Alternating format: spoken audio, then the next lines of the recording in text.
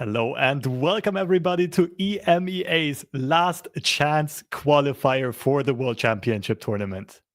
I'm joined today by Caster Gems. My name is Fresh Lobster. We are super excited to bring you the action after the APAC tournament has just concluded. And we saw a lot of creativity there, a lot of variety of decks making it very far. And the tournament winning lineup by NTNN3 consisted of a Poro King deck as well as Timo Puffcap. Some serious craziness going on there. And Gems, are you expecting some similar creativity from our EMEA players today? I sure hope so. It was a fantastic showing from APAC, just showing us the possibilities of what a last chance qualifier can do. People from all rank distributions showing up here and doing fantastically and showing that it's not over until you try for your last attempt. And moving on for today, we're going to have a look at what the format for the tournament is going to be. There are 64 players as usual. We are using what is known canonically as Riot Lock, where they can bring 3 different decks with no duplicated champions and region combinations. They take turns to ban one of the opponent's decks, and then they can't use it once they win with it. And there is a time limit on the matches, and everything is obviously a best of 3. Hopefully, we'll see it's single elimination, and we'll find out who's going to be the winner. And moving on to the prize pool segment, it's a bit special today because there's no direct cash prizing in this tournament. And also there are no Runeterra points to be accumulated anymore. It doesn't matter because most of the World Championship slots are already given away. What the people do compete here for is first and second both get a direct invitation to the World Championship. And that implies they make at least $1,000 in prize money and they have a shot up to the first place prize of $30,000. So still a lot on the line on this tournament, but it is highly unusual because it's go big or go home. You either make it to the grand finals or you go home empty-handedly, and that must put some special pressure onto these players. Yeah, for nearly all of them, I believe, that have qualified here for the top 64, they have to make it to the top 2. I think there was maybe one exception throughout all of it that has a shot with points, potentially, when the points cutoff does happen for ladder in a day or 2 time. But everyone else has to make it to that top spot, or that's it. That's their world's dreams gone for this year. And we are ready to jump into the bracket to see our qualified players and the matchup for today. And we see sitting at the very top of the bracket here, Ricorex versus Major Blazer, our first featured match of the stream. Of course, Ricorex being a fan favorite, the overwhelm god himself. This should be a very exciting one, and I'm super curious to see what kind of overwhelm spice Ricorex is bringing this time around. Yeah, super happy to see some UK representation there with Arachnid and Marshall, and also one of my scrim partners, JNSB, also qualifying here for the top 64. Really, this bracket, it's sad for me to see because everyone I want is on this quarter, so they're going to inevitably knock each other out.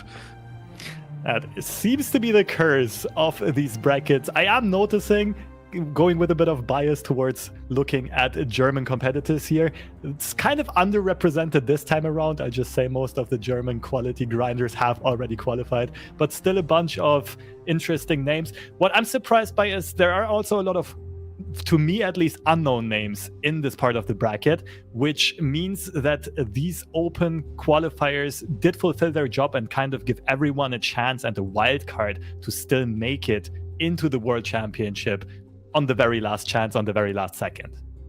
Yeah, I mean, that's the beauty of a last chance qualifier that's open to everyone, right? You're going to have things like this pop up. It's an open field with tons of players being there, and it's going to be just surprising to see who makes it all the way to the finals. For all we know, it could be a player we haven't seen show themselves throughout the entire year. I think we saw in APAC, I believe Pimping Ho came out of sort of semi-retirement and went all the way to the semifinals. Yeah, we did see some legendary stories, some Cinderella storylines almost, of people who still made it into the World Championship. And I do think the APAC tournament earlier was a perfect example of this. The winner of that tournament, NTNN3, actually still was in silver rank in this Legends of Runeterra ranked ladder season, but did impress with a quality lineup and some quality plays, and therefore deservingly still got a shot at glory at the World Championship. Look, going back to this bracket, there's one more matchup that I find interesting. That is Sonic Holic versus Okabe Ace. Two names that pop up in the ranked ladder quite consistently, and especially with Sonic Holic, very consistent tournament grinder and top cutter. Yeah, they've been around for a long period of time as well in the game, have been consistently doing well, and hopefully we get to see some of their matches later on. But as it is with the nature of these big tournaments, sometimes we don't end up catching them and seeing what they've brought, and we're just going to have to hope they go and win as many matches as possible, basically. Yep. And moving on to the bracket, we do see, okay, here's a couple of German familiar names in Timmy and Draislin. A couple of great matchups as well in, for example, Vendorti and Shampo. Shampo is one of the most consistent ladder finishers in EMEA, probably worldwide. Pretty much always ranking top 5 at the end of the season. Just next to Teddy most of the time. And Vendorti also someone who I actually played way back in the open beta of Legends of Runeterra in tournaments already, and therefore just bringing a ton of tournament experience to the table. Yeah, and the Italians are also in full force here with Broken Ball, Patpat, General, and Sir Snashtik.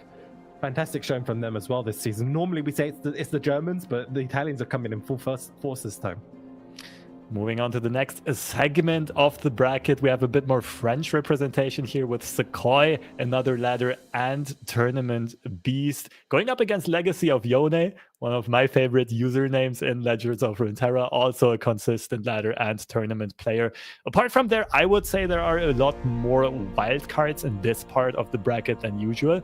A lot of names I don't recognize, but we'll see if one of them can prevail or if the tried and tested and experienced tournament grinders can battle their way through. Yeah, just on that note, Bodystar, one of the player names there, as mentioned, was messaging me yesterday, and they're like, I don't normally play the opens, but I wanted to for the cosmetics, and I accidentally top cut for day 2. Yeah. So it just shows you how open it is, right?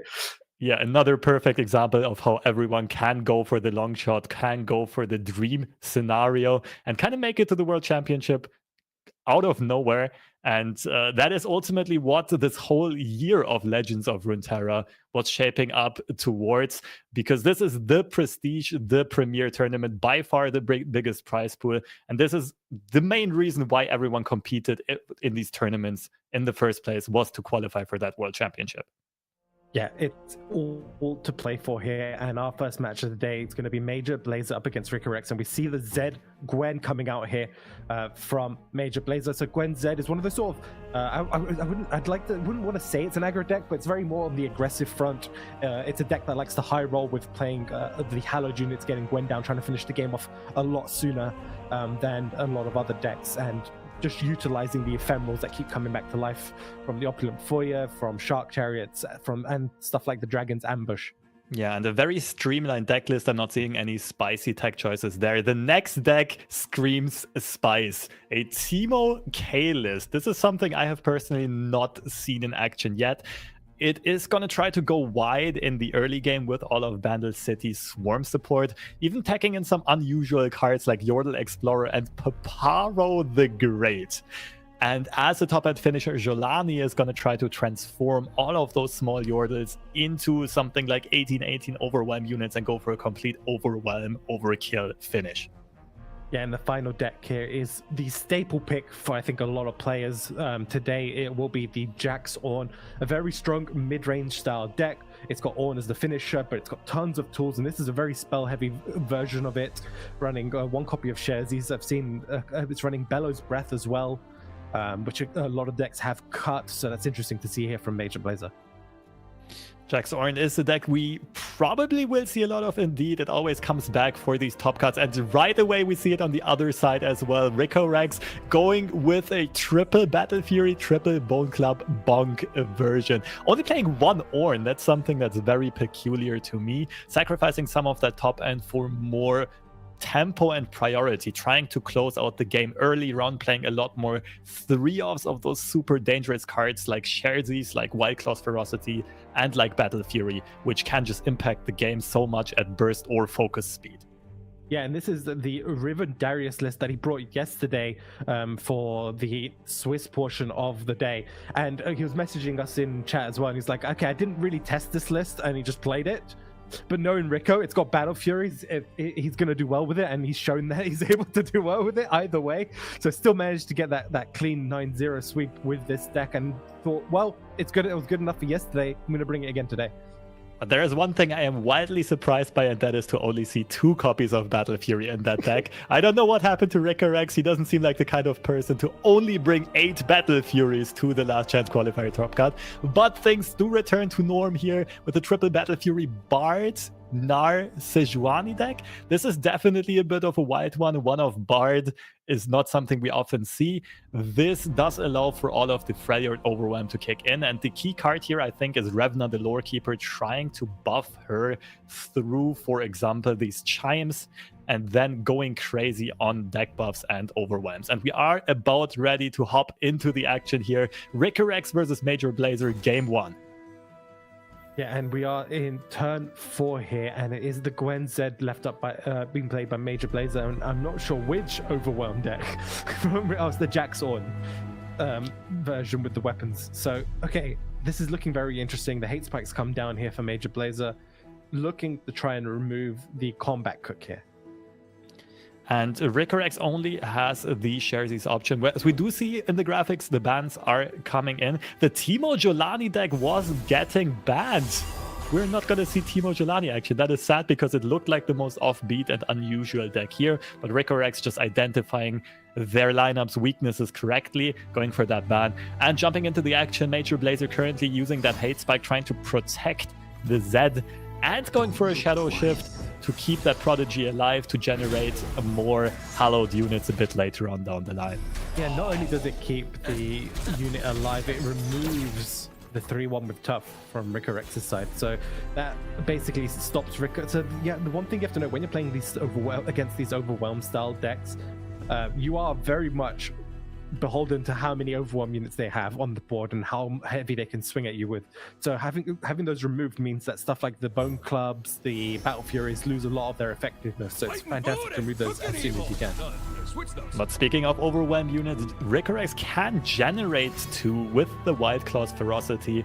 Although no direct Overwhelm units in hand, Ricorex does have access to Overwhelm. So far, Major Blazer making, like, for a very aggressive deck, Zed Gwen has premier removal options because it forces the opponent to block awkwardly a lot of the time, and Major Blazer's deck can add combo tricks like Hate Spike, like Shadow Shift, like Mark of the Isles on top to really go for some favorable trades, and that's what we're seeing in full effect here. Ricorex's board has shrunk quite a bit, and Major Blazer currently is on the gas pedal in this game. Yeah, however, Major Ricorex does have the opportunity of having like the big blowout turns potentially, so and there's no real ways of stopping that in a Gwen Zed.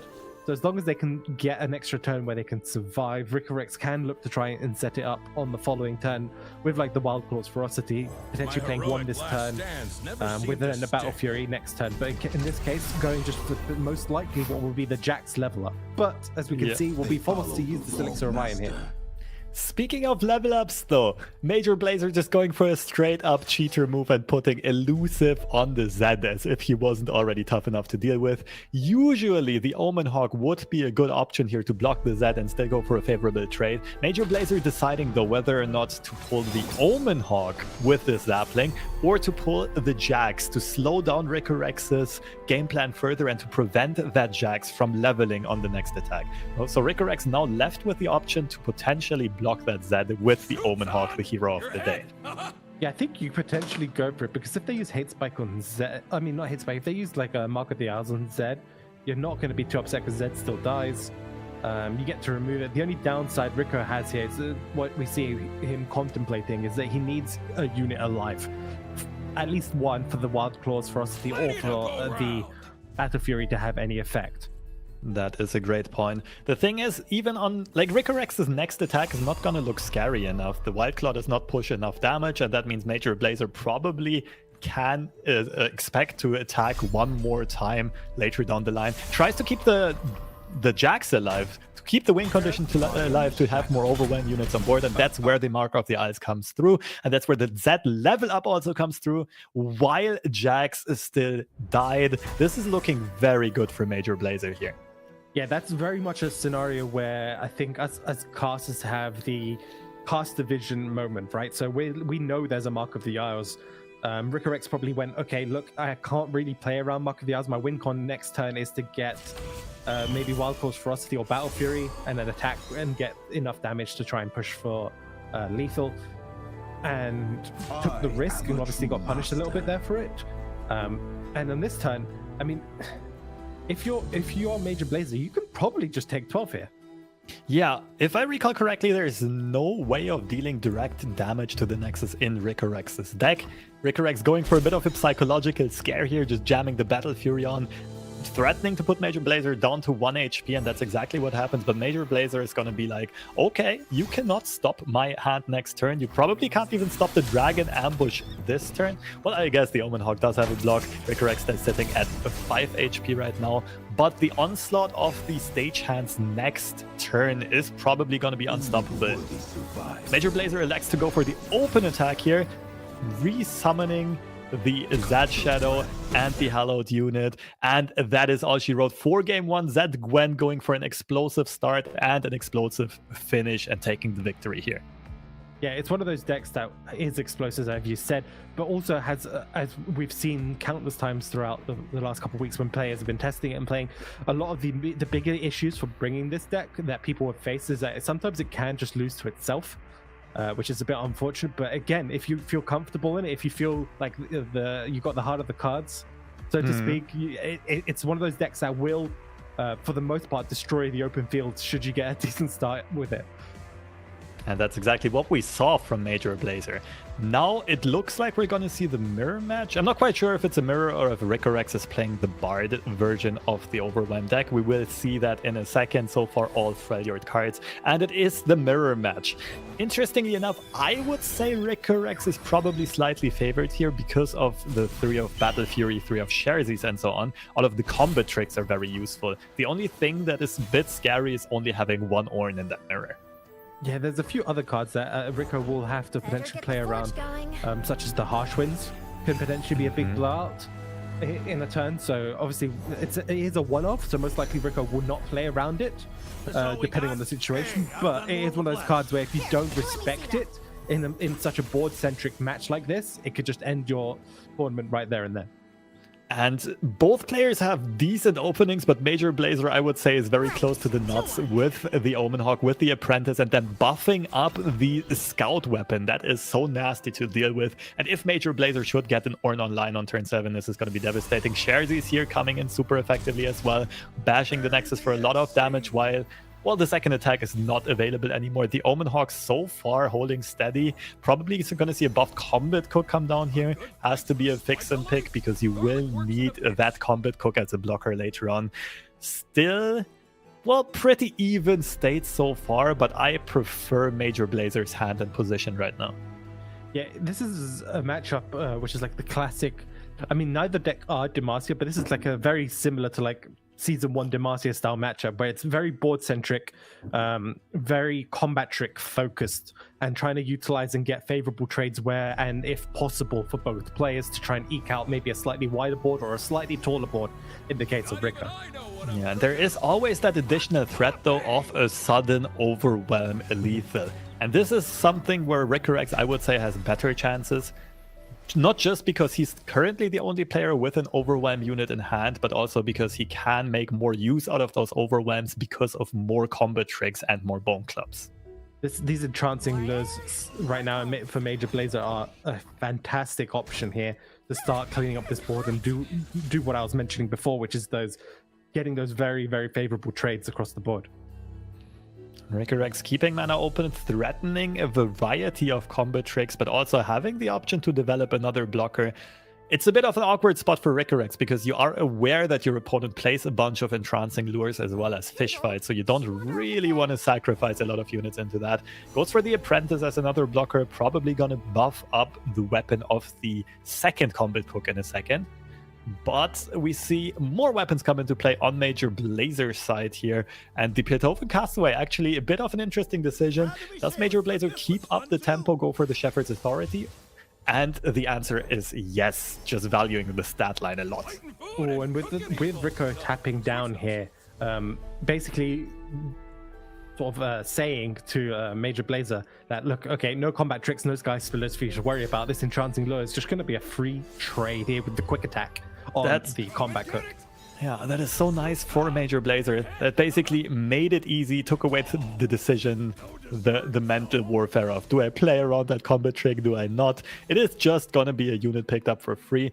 Ricorex now top decking the Wild Claw's Ferocity, and that would make for a good attack. But is that really the move? Ricorex also having the option to either play Bone Club or develop some other units. Yeah, this is looking very, very difficult for Rico. Has the tools to close out the game in hand right now, but we're in a sort of a weird state of limbo where neither player kind of wants to fully commit what they have, because doing that will potentially put them out of like the fish fight mana potentially, or like Battle Fury or Glacial Saurian into fish fight sort of thing are huge issues here for Rico. Yeah, things are not looking too rosy as of right now. The good thing is that Major Blazer is about to run out of units. The bad thing is Jax in hand is quite the powerful units and a variety of useful combat tricks. Even Fish Fight might come in handy very soon. Could be used right here to contest that beefy apprentice with the Bone Club. You would first have to commit a catch though for the +1/+1 buff. So let's see how Major Blazer navigates this. There are a lot of options. Yeah, I'm not against using catch and fish fight here. You still have enough mana to potentially develop the Jax and go for a nice open swing on the next turn, potentially with another entrancing lure. So it's a close call. This is kind of one of the issues the Jaxorn deck can occasionally fall into, where you end up with a lot of spells and weapons in hand, but no units or a lack of units. And for both players, that's starting to become an issue. Mm-hmm. Does seem to be going for the fish fight. The awkward thing about fish fight is that if you go for the unequip a weapon option, then the combat cook is not a great blocker anymore on the board, and you don't really want to tank a lot of Nexus HP against a deck that has so many overwhelm threats. Does go for the fish fight nonetheless. I assume this attack is just going to be let go through. And that's exactly what we see here. Redevelopment coming in the leveled Jax on Major Blazer's side. Yeah, that's going to set up a pretty good opening attack for Major Blazers. However, it's not enough yet to actually close out the game. So it's going to be interesting to see where this goes. Rico's looking actually pretty okay now, purely because Major Blazer hasn't been able to draw into the key, more basic key units for closing out the match. All these spells, while fantastic, aren't going to allow Rico to really, Major Blazer to really close out the game. But on Rico's end, there's also a bit of an awkward thing going on, and that is that these Saurians are not going to draw an additional unit. They're not going to apply their conditional effect because there is no card of another faction of another type on the board for Ricorex right now. No Weapon Master or Bird or anything else. And that's why Ricorex has been so patient with the Saurian so far, but at some point they are going to have to be played. Major Blazer here picking up another combat cook, which is quite useful, but first of all having to decide how this attack is going to be played out. Ooh, the Tellstones is huge for Blazer here, because depending on what Rico does here, you have the option just to flash freeze here and still be okay. If they had one more mana, actually, they could have gone for the Entomb, but unfortunately they don't have that. The Entomb would have been huge. That would have actually been probably a blowout and game breaking, but Major Blazer just 1 mana short and now either needs to go for a flash freeze or a Fury of the North. Fury is not enough. The Jax would still die, so I'm expecting a flash freeze out of the Three Sisters here. Yeah, again, if they had 1 more mana, they could have potentially gone for it with the catch. One thing though, Major Blazer might be on the read that Ricorex is holding Wild Claw's Ferocity. And that means you actually need that Three Sisters on defense to freeze that. It's going to be like a 20 attack overwhelm unit swinging in. So Major Blazer actually with some very good cautious play here with some foresight and really taking some time to contemplate this decision. Yeah, the only issue is you're going to lose your Jax, and that's kind of your only win con currently, which is a bit unfortunate. I guess it's a really, really tough decision because you need to figure out a way to survive next turn. I'm looking through the deck list right now. That is the only Three Sisters. So the other only option really for Major Blazers to draw that harsh winds.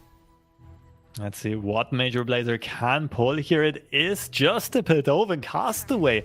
And I didn't quite do the math, but I think this might be enough for lethal. It is a 20 attack Wild Claw swinging in. There's only 3 HP on the blocking side for Major Blazer. And now the lack of 3 sisters really kicks in, and Ricorex pulling the miracle comeback, it seems.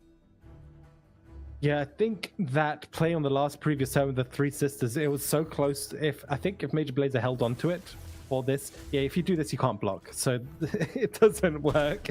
Unfortunately, putting the weapon on, it just instantly moves it back to the back line. But there was no play anyway to save Major Blazer. The commitment of the 3 sisters did ultimately spell Major Blazer's doom, and we are gonna see the Bard deck in action. This is a matchup I'm very curious about, because Ricorex is gonna benefit and be more and more comfortable the longer the game goes because of 3 Revna lore keepers in Rico's deck. Major Blazer has definitely access to more punch-through options, but we already see 3 sisters on Ricorex's side in the opening hand. And it is going to be kept as well, alongside 2 Bird the Bellringers. Yeah, so looking at Rico's list, the Bard, I think, purely is just for access for the Bard the Bellringer and for Esmus, really. For the most part, just getting a couple chimes in. And if you do get the occasional chime, Rico's going to be happy, but I don't think that's what Rico's banking on a lot of the time. I think this was just another way for Rico to play a Battle Fury Overwhelm deck overall, while not basically suffering too much by going into some other cards or regions. Absolutely agreed. The Pautiporo is also a very uncommon pickup here, but of course does make sense if you do want to play 3 Battle Furies and 3 Revnas. The chimes both hitting the Gnar. Ricorex having the power of the Overwhelmed Gods on his side, and the 5/5 Gnar about to come down next turn is gonna be quite a menace to deal with. Yeah, the thing is, one thing that we haven't spoken about is this Bellows Breath. It's a one-off copy. Which will actually remove a lot of Ricorex's board currently. Yeah, until Lorna does end up buffing the whole deck, this Bellows Breath is actually a nasty card, and it's not a very common tag choice in Jank's Ornn. That's why Ricorex maybe not really having it on the forefront of his mind. Will still have a very effective blocker in Gnar, but I could definitely imagine Bellows Breath be played very soon. Major Blazer elects to go for the Combat Cook instead here, going for the what's it called, the refill spell mana weapon, let's say.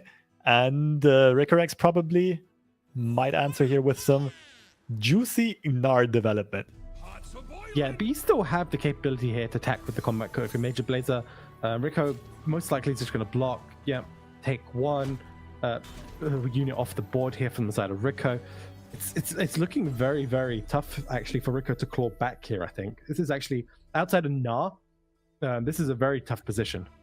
Yeah, you really need that pokey stick to keep that card draw going. I'm wondering, I'm very curious if Major Blazer is going to address this situation. Having the option of a Harsh Winds to get rid of the Gnar and shutting down the pokey stick, so shutting down the card draw, is incredibly valuable here. But it is a hard read for Major Blazer to make, especially after what just happened last game. Maybe Major Blazer will be more cautious and defensive with using freezes in this matchup. So still a lot of ways this game could play out. We'll see whether or not this buffed up Gnar is going to carry Ricorex back into this game. Yeah, I think that's what Rico's going to put all his eggs in that one basket right there. Sejuani, though, again, is a card that can help remove a unit, just keep that board presence alive. With this attack, this is screaming like we're going to see 3 sisters come down here from the side of Rico. Either to freeze or to buff up. Double Sky Splitter? Really?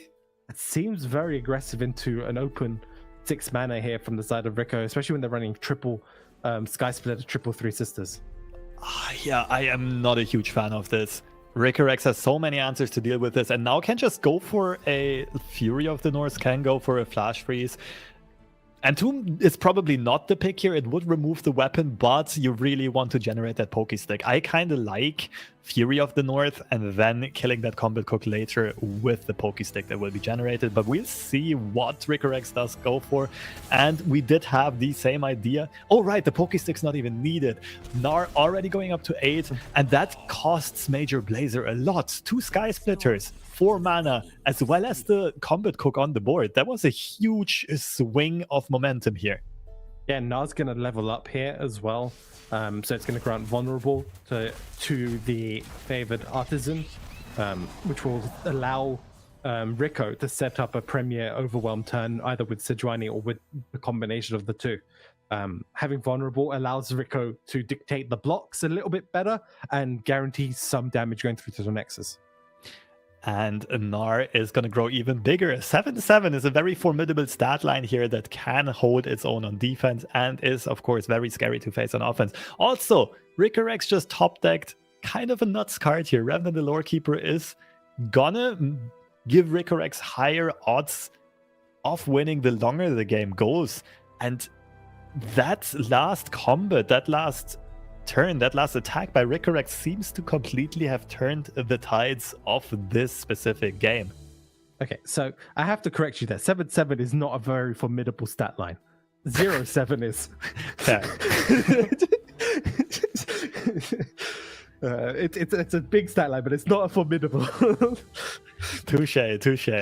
Nonetheless, I do think this Gnar, especially on turn 6, is still going to have a lot of impact on the trading here. Major Blazer picking up some important cards of their own, picking up a 3 Sisters, more combat options here. And we do see Revenant the Lore Keeper come down on Ricorex's side, immediately putting the work and buffing that Ruthless Raider to a 5-3 stat line. And the Sejuani is still a great option for Ricorex's next attack turn. Also, keep in mind now that after Revna has been played, the value of Poké Stick increases further.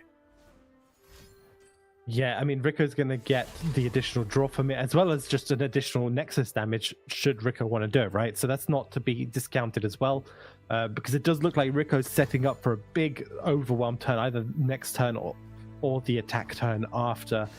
Major Blazer has answers there with the Harsh Winds and the Freezes, so can actually stall it out for some time. And the Bellows Breath is actually hugely impactful and scary here. Major Blazer is threatening to either remove the Gnar or push a lot of Nexus damage. I do think Rico is going to let that Nexus damage slide. The issue for Major Blazer is not that many finishers, right? Not that many Battle Furies and Wild Claws Ferocities, and not that much access to Overwhelms. And therefore Ricorex taking the odds here, going for the Sejuani removal, having both the units on Major Blazer's side marked with a vulnerable tag makes this combat a lot easier. Yeah, it does. However, you end up this weird scenario on Major Blazer's side. The Harsh Winds isn't really doing much, if that makes sense. It's gonna deny the removal on one of your units, but you're not actually removing a lot of Ricorex's side, depending on the pulls here. Yeah, it really depends on how Ricorex pulls here. If Gnar tries to pull the Artisan, it is actually very threatening. Then Major Blazer's Harsh Winds could have a huge effect. And that's exactly what Ricorex seems to be doing. And I do expect the Harsh Winds to come through and some major punishment. No, elects to go for the 3 Sisters Flash Freeze instead. But losing the Gnar here kind of hurts. But we also mentioned earlier on, like, Ricorex is in a position where he can take those risks because the Revna has already put the work in and all of the draws on Ricorex's side are just bigger than Major Blazer's draws and board refill. So this is very close to just straight up lethal from Major Blazer's side. They can forge one of them, their units, and go in and pressure that way. But Sejuani would obviously block, and they'd only push 6. It's like really close to ending the game. Jax comes down, leveled up. This actually puts Ricorex in an awkward situation. I didn't quite math this out, but it's gonna be a significant bunch of damage chopping through here. Yeah, it's +3 onto Jax. You can forge one more here. Depending on the blocks, you're probably going to want to put Bard and Sejuani on the overwhelms. I think if you forge Jax, it's lethal, right? He goes up to 8. if you block him, you still tank 1 damage, and you have to let one of the other ones go through. I think if Major Blazer spots this and forges the Jax, this looks like lethal and goes for the Artisan instead. Yes, good. He would approve, I think. I'm surprised by this. You still had time to think. There's no need to rush this. I mean, Major Blazer still goes for some good board removal. I guess the upside here is... Oh, the impact! Yeah, the impact does The impact! I completely forgot to calculate that in. This looks like an unstoppable attack after all. I mean, it could have been 2 over, and then if Rico did have any of their combat spells, so like the 3 Sisters or Sky Splitters, they could have survived. True, so true. maybe it was worth going for that, but and putting them down to 1 and playing around like a Sky Splitter. Wow, Shiny modes come in and Major Blazer goes for the perfectly calculated lethal after all. Being much more aware than I was here in the caster seat. Factoring that impact damage in, spreading out power nicely, and just threatening lethal on the attack. And this comes down to what we mentioned like 2 or 3 turns earlier, where Ricorex decided to not block with the Gnar and therefore took a lot of Nexus damage, which allowed Major Blazer to draw the right cards, but then also to find the lethal line and go for the exact Nexus lethal to close out that series and to kick the #1 ranked seed out of this tournament. Fan favorite Ricorex. Unfortunately, we have to say goodbye to him. And that's it for the championship, the world championship dream. We Rico, we Rex, we overwhelm, we don't flex. Ah, such a letdown. But we are ready to jump into another game as we see Ace Bombastico, another very prominent community person, going with an overwhelmed list of their own, and it looks like they copied a page out of Ricorex's playbook here, as we see a Darius Freyord list, and we also see a Ruthless Raider with a Bone Club equipped, followed up by a Glacial Saurian, while Demitri is playing another version of that Gwen Hallowed archetype, and that one is focused around Riven and the Noxus Overwhelm package. Yeah, it's a deck that came about practically just in the last week, very recently. It's a very sort of it's an overwhelm deck actually. So I'm surprised Rico didn't bring this because there's a lot of overwhelm in this list. But also Rico wanted to bring 9 Bone Clubs and only 8 Battle Furies. Maybe that was the mistake, you know. Maybe that cost Rico some good karma.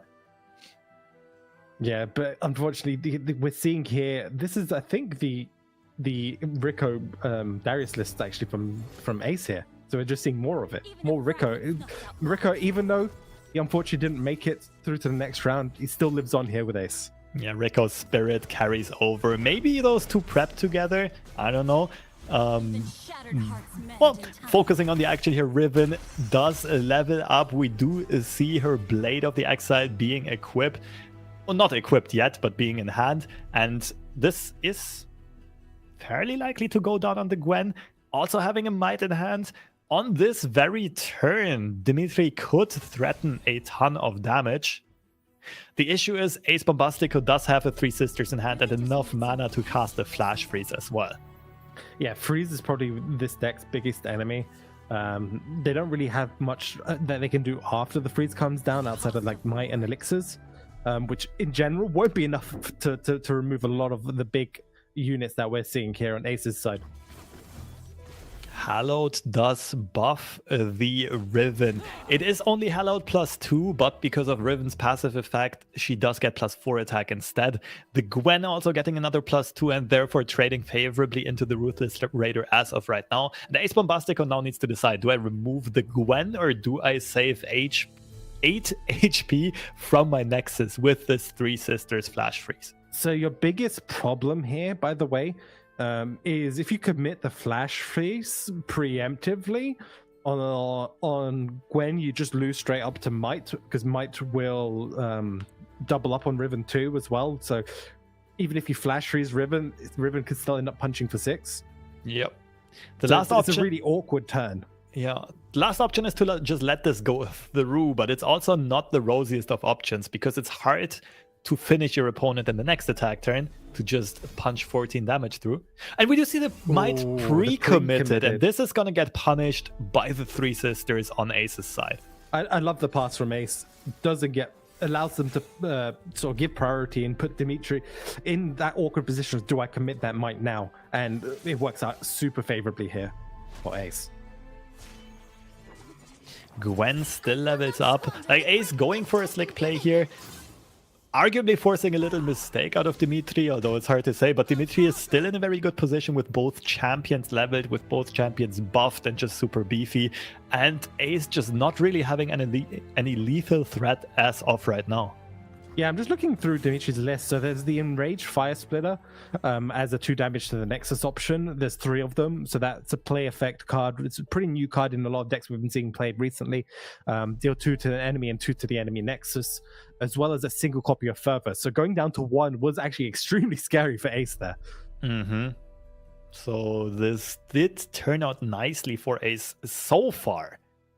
The question is, like, Ace needs to put themselves in a position where they can survive another attack, and then they can realistically look for lethal.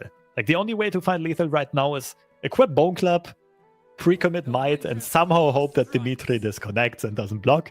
That is not a line we want to go for.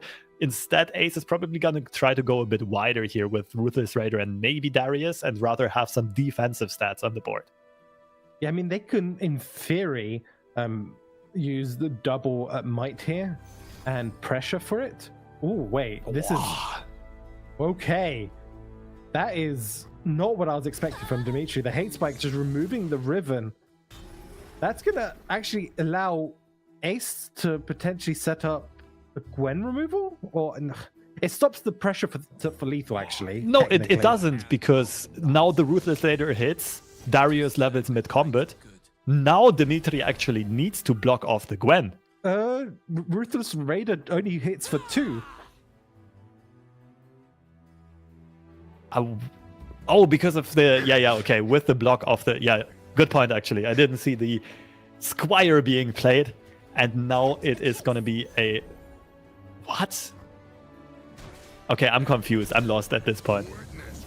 So with Hallowed, how much damage are we pushing here from Dimitri's side? Open attack, Darius is going to have to block Gwen. It's going to be incredibly close, right? You force the block. Yeah, there's Hello 2, thanks to production for showing us that. So it's going to be a 4-attack Elusive and an 8-attack Gwen, which is going to clear out the Darius, and there's nothing that Ace can do defensively combo trick-wise. Yeah, however, though, Ace can... I mean, the Glacial Shard, unfortunately, is not going to draw anything, but you can just play it and set it up for like a big Might turn. So Darius does get removed here, and Ace does stay alive on 1 HP, and does have the option to go for something like Saurian into Bone Club into Double Might. Just hope that Demitri doesn't have Burn, and hope that Demitri doesn't have another Three Sisters, Sky Split, or any defensive combat tricks, basically. Yeah, the issue with that is that it's done over multiple actions, whereas you'd really want to set that up, the Glacial Saurian plus Bone Club this turn, which is unfortunate, and set up for an open to play around stuff like the Enraged Fire Splitter. So it's a little bit scary, but it might just be the Saurian plus the Legion Saboteur and then swinging with the open, not developing a Bone Club. That is also an interesting option. Yeah, spreading mites across 2 attackers is also... It's more just a mana efficient. They can't play Glacial Saurian Bone Club this turn. Yeah. Well, what they could do, though, is play Saboteur Bone Club. Open attack, double might. What would that put them at? It would be 1 direct Nexus damage, so 10 to kill, and it would be 13 attack on the Saboteur. Not quite enough, I guess, only forcing the Gwen block. By the way, I'm just now realizing what confused me earlier on was I didn't realize that Gwen actually had the regeneration keyword on her, and that is keeping her healthy throughout all of these trades. And so Dimitri's playlines did actually end up making a lot of sense without really falling into any danger. And we do see the Task Speaker, which cannot be played this game anymore because Ace's Nexus is at 1 HP. Let's see if we're going to see the mistake of a lifetime come out of Ace. I don't think so, but you never know. So the question is, how much does Ace respect the Enraged Fire Splitter? Because that is the key defining moment. Doesn't respect it, just slams. the Bone Club and is just going in. And I think that's correct. I don't think you have a choice if you're Ace. You kind of have to try and finish this off as soon as physically possible. Exactly, and without the Bone Club, I don't think there was any lethal threat here. Just like if Demitri goes for the blocks, there's just not enough damage being pushed through. But with the additional 5 damage from Bone Club, it's going to be exact lethal if Demitri doesn't swap around the blockers here. And they do not double might. I assume it's going to be pushed out onto both units here. It's still a bit of a mind game, thinking about which combo tricks Demitri could play. They could have something like a hate spike, but double might on the Saurian is also just going to be enough with the 1 direct Nexus damage coming in from the Saboteur, and therefore Ace does close the game out in a convincing fashion, coming back from impossible odds, but also some, I don't know, the hate spike was weird, right?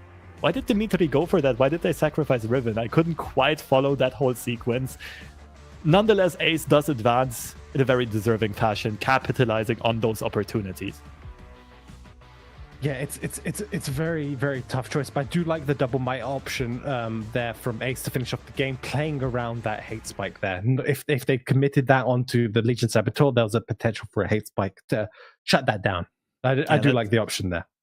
Very good point. Also, something like Fervor would have done, well, it would have been direct and lethal as well, but just playing around all of the removal options, the players actually being very astutely aware of the threats that the opponents provide, and Ace continuing to move on into the round of 32. And so far, some solid players have prevailed. I'm going to be curious to see how many of the familiar faces we see in the next round and how many of these wild cards of the newer and unknown players we are going to see. And we are ready to jump into the bracket, I believe. No, we are ready to jump into a little break first, and then we're going to have a little look at the bracket to see who is left, who we're going to show next, and who is eventually going to make it and secure the last slots for the World Championship qualifier. See you in a little.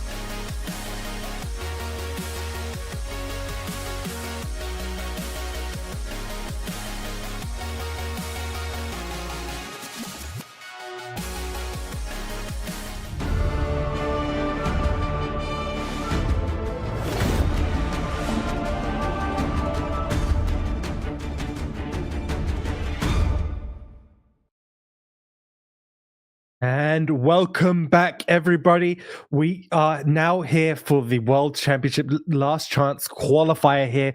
Again, it is me, Gems, casting today with the lovely Fresh Lobster, and what a series of matches we've had today. First of all, we had to say goodbye to Ricorex, unfortunately beaten by an overwhelmed deck.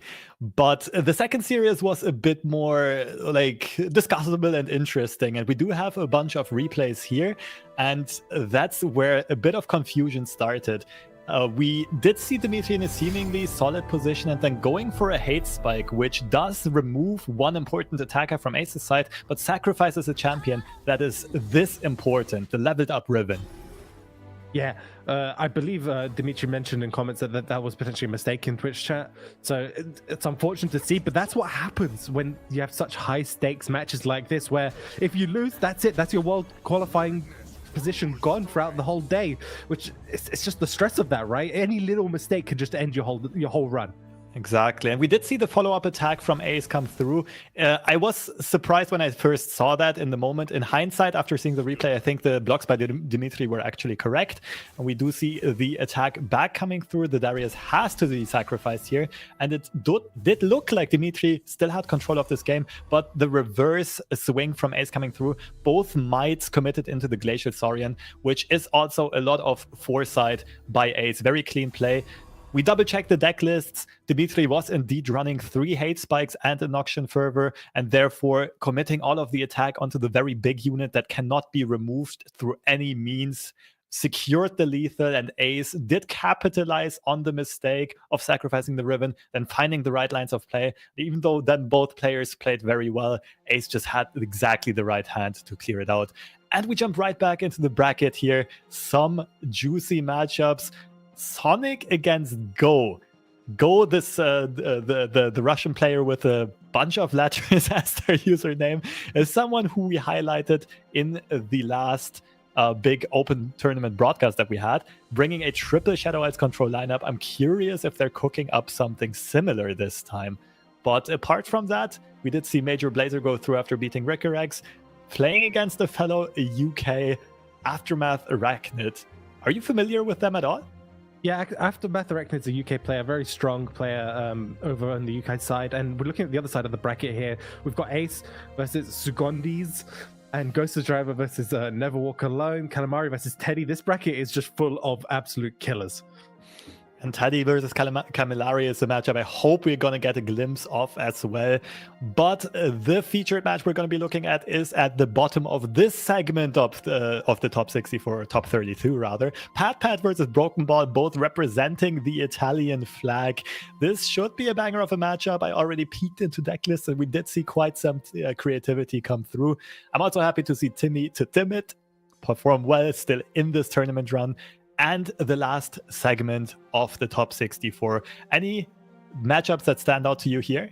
Yeah, Leandro and Red Monty are players I've seen consistently on ladder throughout literally a number of years. Red Monty, I believe, has played in and top guided in previous tournaments throughout the year, as well as in prior years, and done fantastically. So great to see them back. And again, just overall fantastic showing from Bodysnar, because that's their first ever tournament showing, and they've managed to top cut and still make it all the way to top 32. So all to play for these players, and any losses means that is their runs unfortunately over. So all to play for here. Yeah, I'm glad to see that some wildcards are still in this tournament, but now we are about to switch to 2 very known tournament players, Patpat and Broken Ball. And the first deck of Patpat is Riven Gwen, which we just saw in action, but quite differently built. This one has more versatility and defensive capabilities with 2 copies of Vengeance, as well as a Shadow Isles Tellstones, 1 copy of Quietus. So this can finish the game in explosive fashion, but can also go for a bit of control. Vengeance is very good in this Freljord Overwhelm meta. Yeah, it's a fantastic choice. And obviously we also see the Jax on. Again, this is a deck we're going to talk about countless times. We're going to see different sort of variations of it. This one's another one of the more spell heavier versions with no sharesies from Patpat here for this one. But 3 Sisters and 2 Wild Claws Ferocity. These are all sort of like the tech choices really you see is how many copies of certain cards you're going to be playing in that spell slot. This looks more like a traditional Jax Ornn list, very different from the one that Ricorex showed us earlier. The third deck, I was actually curious about, PNZ Bandle City. This is going to be a Jinx discard pile, a pretty aggressively built one, just saying no to a second champion. I won't need that. Pretty nasty amount of burn in hand, triple in deck rather, triple Electro Harpoon, triple Mystic Shot, triple Blowback, only one Rummage, but 3 Sub Dredgers, 3 Zonite Urchins. Still enough draw potential, and cards I really like to see are Squeakers and Arena Promoters for generating some Mecha Yordles. And this is sort of the main first sort of control-based list coming down here that we've seen today from Broken Ball. Surprising to see there's a lot of the control decks in the meta, but they haven't had a great showing in the tournament. So great seeing the Nora Najin, which is sort of like the, I guess, the off-meta control list you could bring, doing fantastically here for Broken Ball. We see a lot of spicy one-offs here, not only in the champion split with the 1 Nar, but 1 Solari Sunhawk, 1 Avenging Vastaya as a deny option, 1 Enraged Fire Spitter. Lots of versatilities and tough to play around if you are in the opponent's shoes, if you're in Patpat's shoes. Second deck from Broken Ball is kind of familiar to what we saw on Patpat's side, but using the cannon as the second champion, generating discard fodder in the Mark of the Storms. Also going for Squeakers and Arena Promoters for some Mecha Yordle generation. Also going for a filthy amount of burn with triple Electro Harpoon, Mystic Shot, Blowback, and a copy of Lightning Rush. 2 very explosive decks. And the third deck is one that we haven't seen yet today. No, it's the El Clasico Scouts brought here from Broken Ball. It's a deck that's constantly come in and out of favor in the meta. Very strong. This is the more, I guess, I would like to say the more combo style oriented version where you basically try and develop a big board. But in this case, we see triple Genevieve from Broken Ball, which is something a lot of lists had potentially cut down a little bit on. And actually only 2 champion strengths, not 3, which is a bit surprising. The bans have already gone through. Cannon Jinx banned on Broken Ball side. I know this is one of Broken Ball's specialty decks, and Patpat should very much be aware of this. I think they're both friends, IRL and online, and also have prepped a lot together. So it's unfortunate that they do run into each other so early into the tournament, but we're also happy to see this banger of a matchup, and we do see the Scouts deck against Patpat's Jinx discard deck. Yeah, this is, so one thing to note is obviously this is a standard version of both of these lists. They both have Eternal style versions, and that changes the matchup a little bit, actually. Makes it a little bit worse, I think, in standard for Scouts overall, because they don't have access to keycards like Ranger's Resolve, which actually is crucial for like the early couple of turns to get some favorable trades, and also to do with stuff like Jinx Rockets. So it's going to be interesting to see how this plays out. I would also see Patpat being favored here. A couple of factors. One is Patpat's deck has more access to value generation. Just picking the very big Mecha Yordles will make sure that Broken Ball eventually runs out of steam. And the other big thing is Broken Ball does not have any fast removal or even slow speed spells to remove Jinx. Broken Ball can only remove Jinx on attack turns, and that might allow Patpat to level up Jinx easily and generate 1 or 2 rockets and a bunch of card draws and then run away with the game. So Broken Ball here, it's something key to know, is passed without developing any units. The reason that you would be doing this as Broken Ball as a Scouts player is you're trying to float mana for this form up for protection on the Duran Sculptor, most likely. In this matchup, if you can start getting that +1 HP across your board, across a couple of units, that's going to make it very difficult for Patpat to actually push for damage. And Broken Ball was worried, obviously, for any type of removal coming down on that Duran Sculptor here. Yeah, you cannot afford to lose the Duran Sculptor to something like a Mystic Shot. Therefore, a very wise pass by Broken Ball. Next turn, the Sculptor would have been much more safe due to being protected by Form Up. Broken Ball identifying how valuable this card is right now and developing in a bit of a delayed fashion. Patpat just going for some aggressive development of their own, pushing in for Nexus damage here, and Broken Ball now has to catch up on the board and starts doing so with the Petricide Broadwing. Yeah, because you have to remember, as I mentioned, this deck, instead of like being sort of curve-based orientated, it kind of is in the sense that you kind of want to develop the board over a period of turns. The main way this matchup is going to end is usually from a singular big champion strength.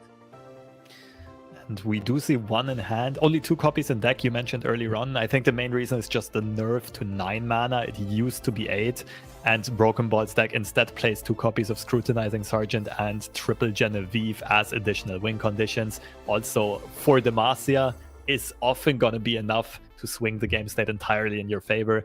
Broken Ball picking up the Morai Warden, which you are happy to see with a Durant Sculptor on board. Low rolls a bit here on the Lurk unit, just a bland 1/3 being generated. While Patpat already has mana to play Jinx, but of course doesn't want to do that into a 4 HP formidable challenger unit. Yeah, it's going to be a bit difficult, but again, this is the thing. Broken Ball doesn't actually necessarily need to attack or take trades, can do it on their defensive turn. There's not, the only real concern is obviously quick attack from Jinx. The other stuff can just trade on the following turn. Has got the Scrutinizing Sergeant available, which is again going to be another two units in 1 card type of play. Can hit a number of very valuable cards such as Misfortune, which would be ideal here because in this matchup, yeah, Misfortune is very key in the sense that a lot of the Bandle City cards only have 1 HP.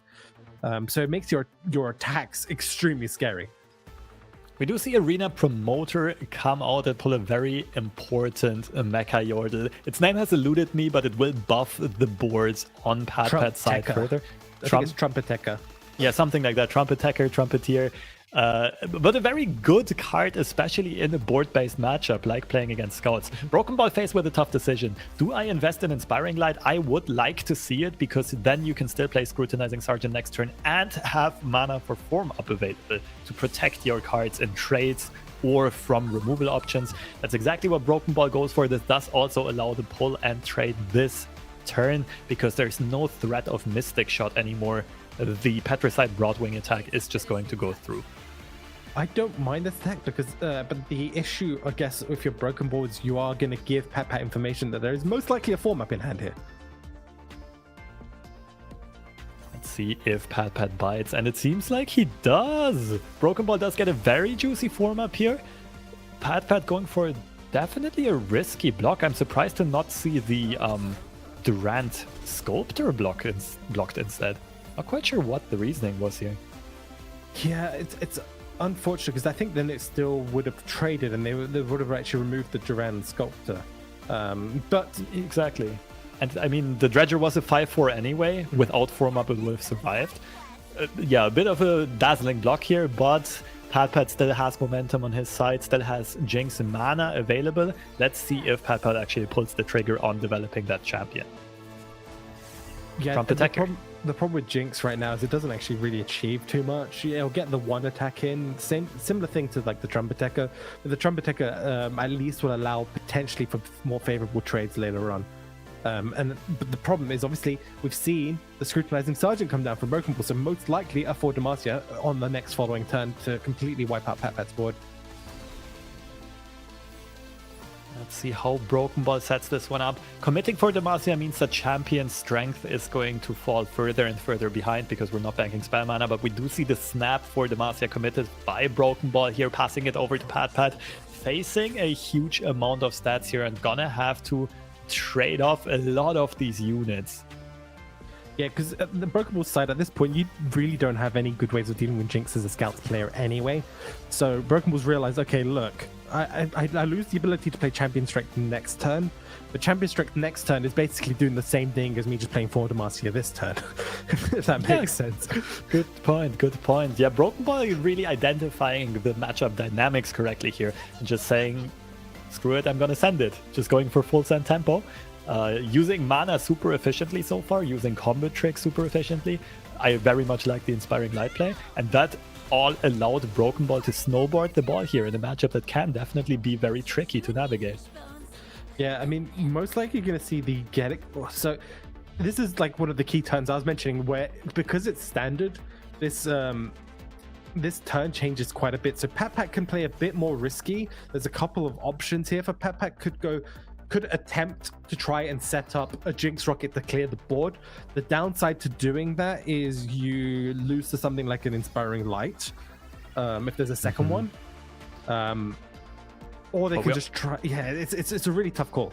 I really like this by Patpat. We already saw an Inspiring Light. I think we're not in a position where we can play around another one. I really like using this whole hand for removal. The Get Excited, also shuffling another Jinx into deck can be valuable later down the line. And now Experimenter, probably onto the Vanguard Sergeant. And all of a sudden, Broken Ball is going to have 4 units at 1 HP. Perfectly set up for a Jinx Rocket. I very much like what Patpat is doing here, and simultaneously is going to be refilling their hand.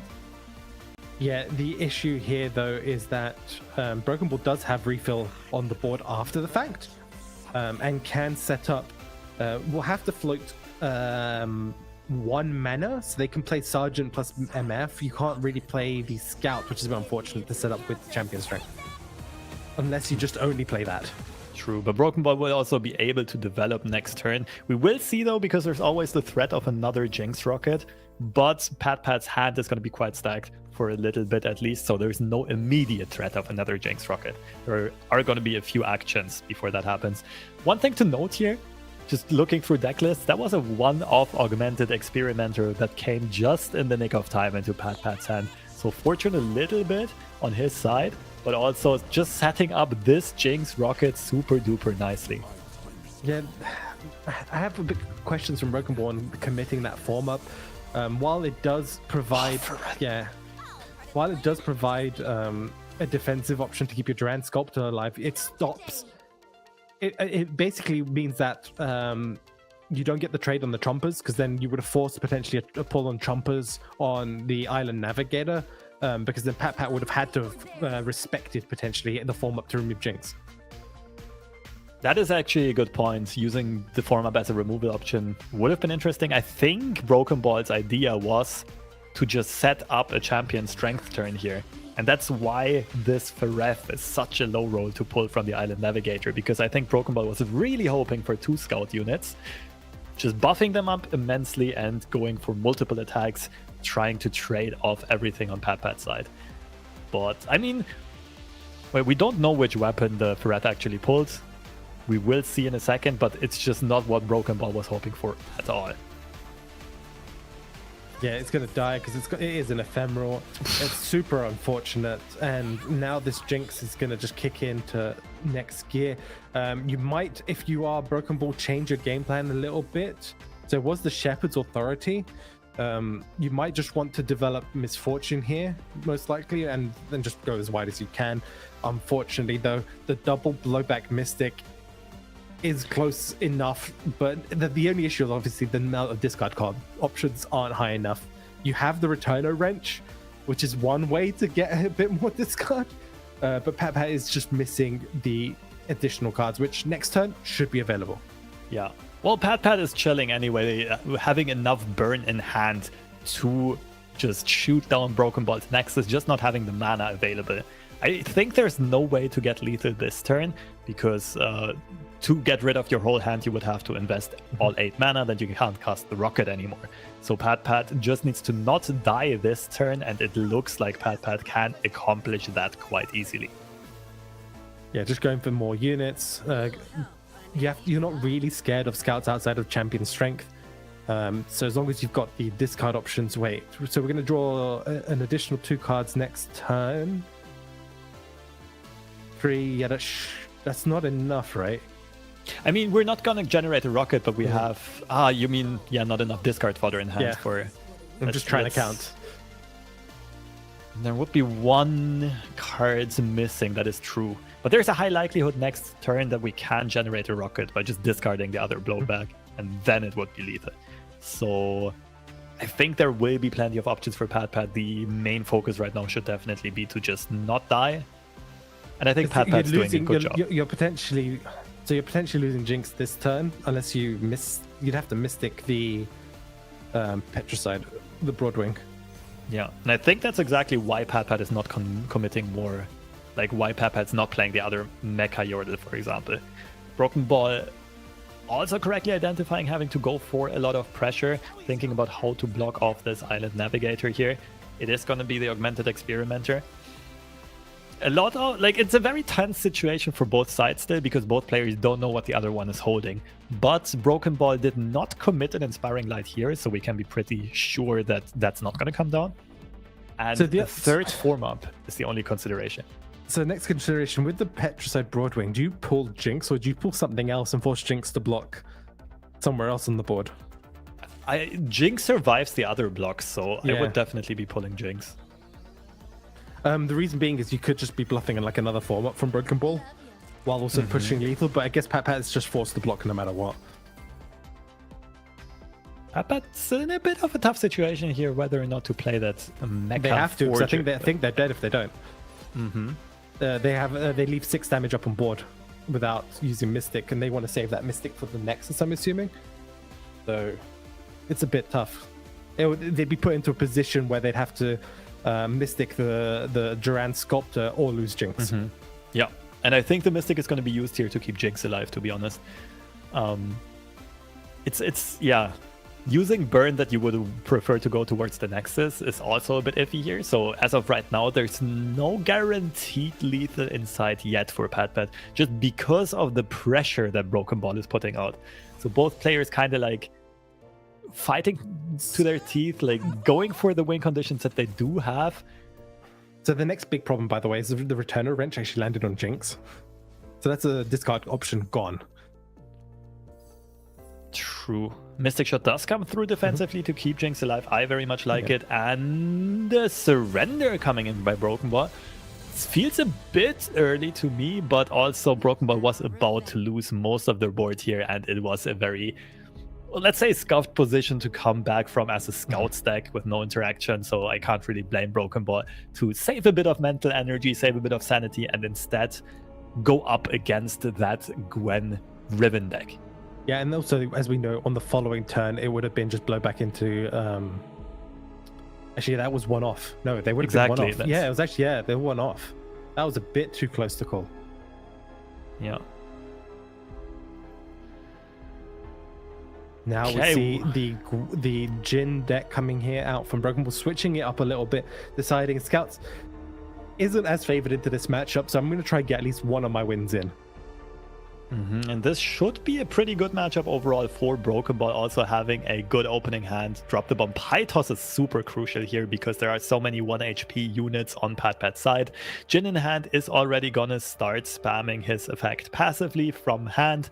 Junk Construct, perfect blocker. I don't know if Broken Ball could have pulled a better starting hand. This is looking super juicy. Patpat also having a good start, but just Patpat's early units are going to be countered by Broken Ball's deck and by Broken Ball's Pytosses.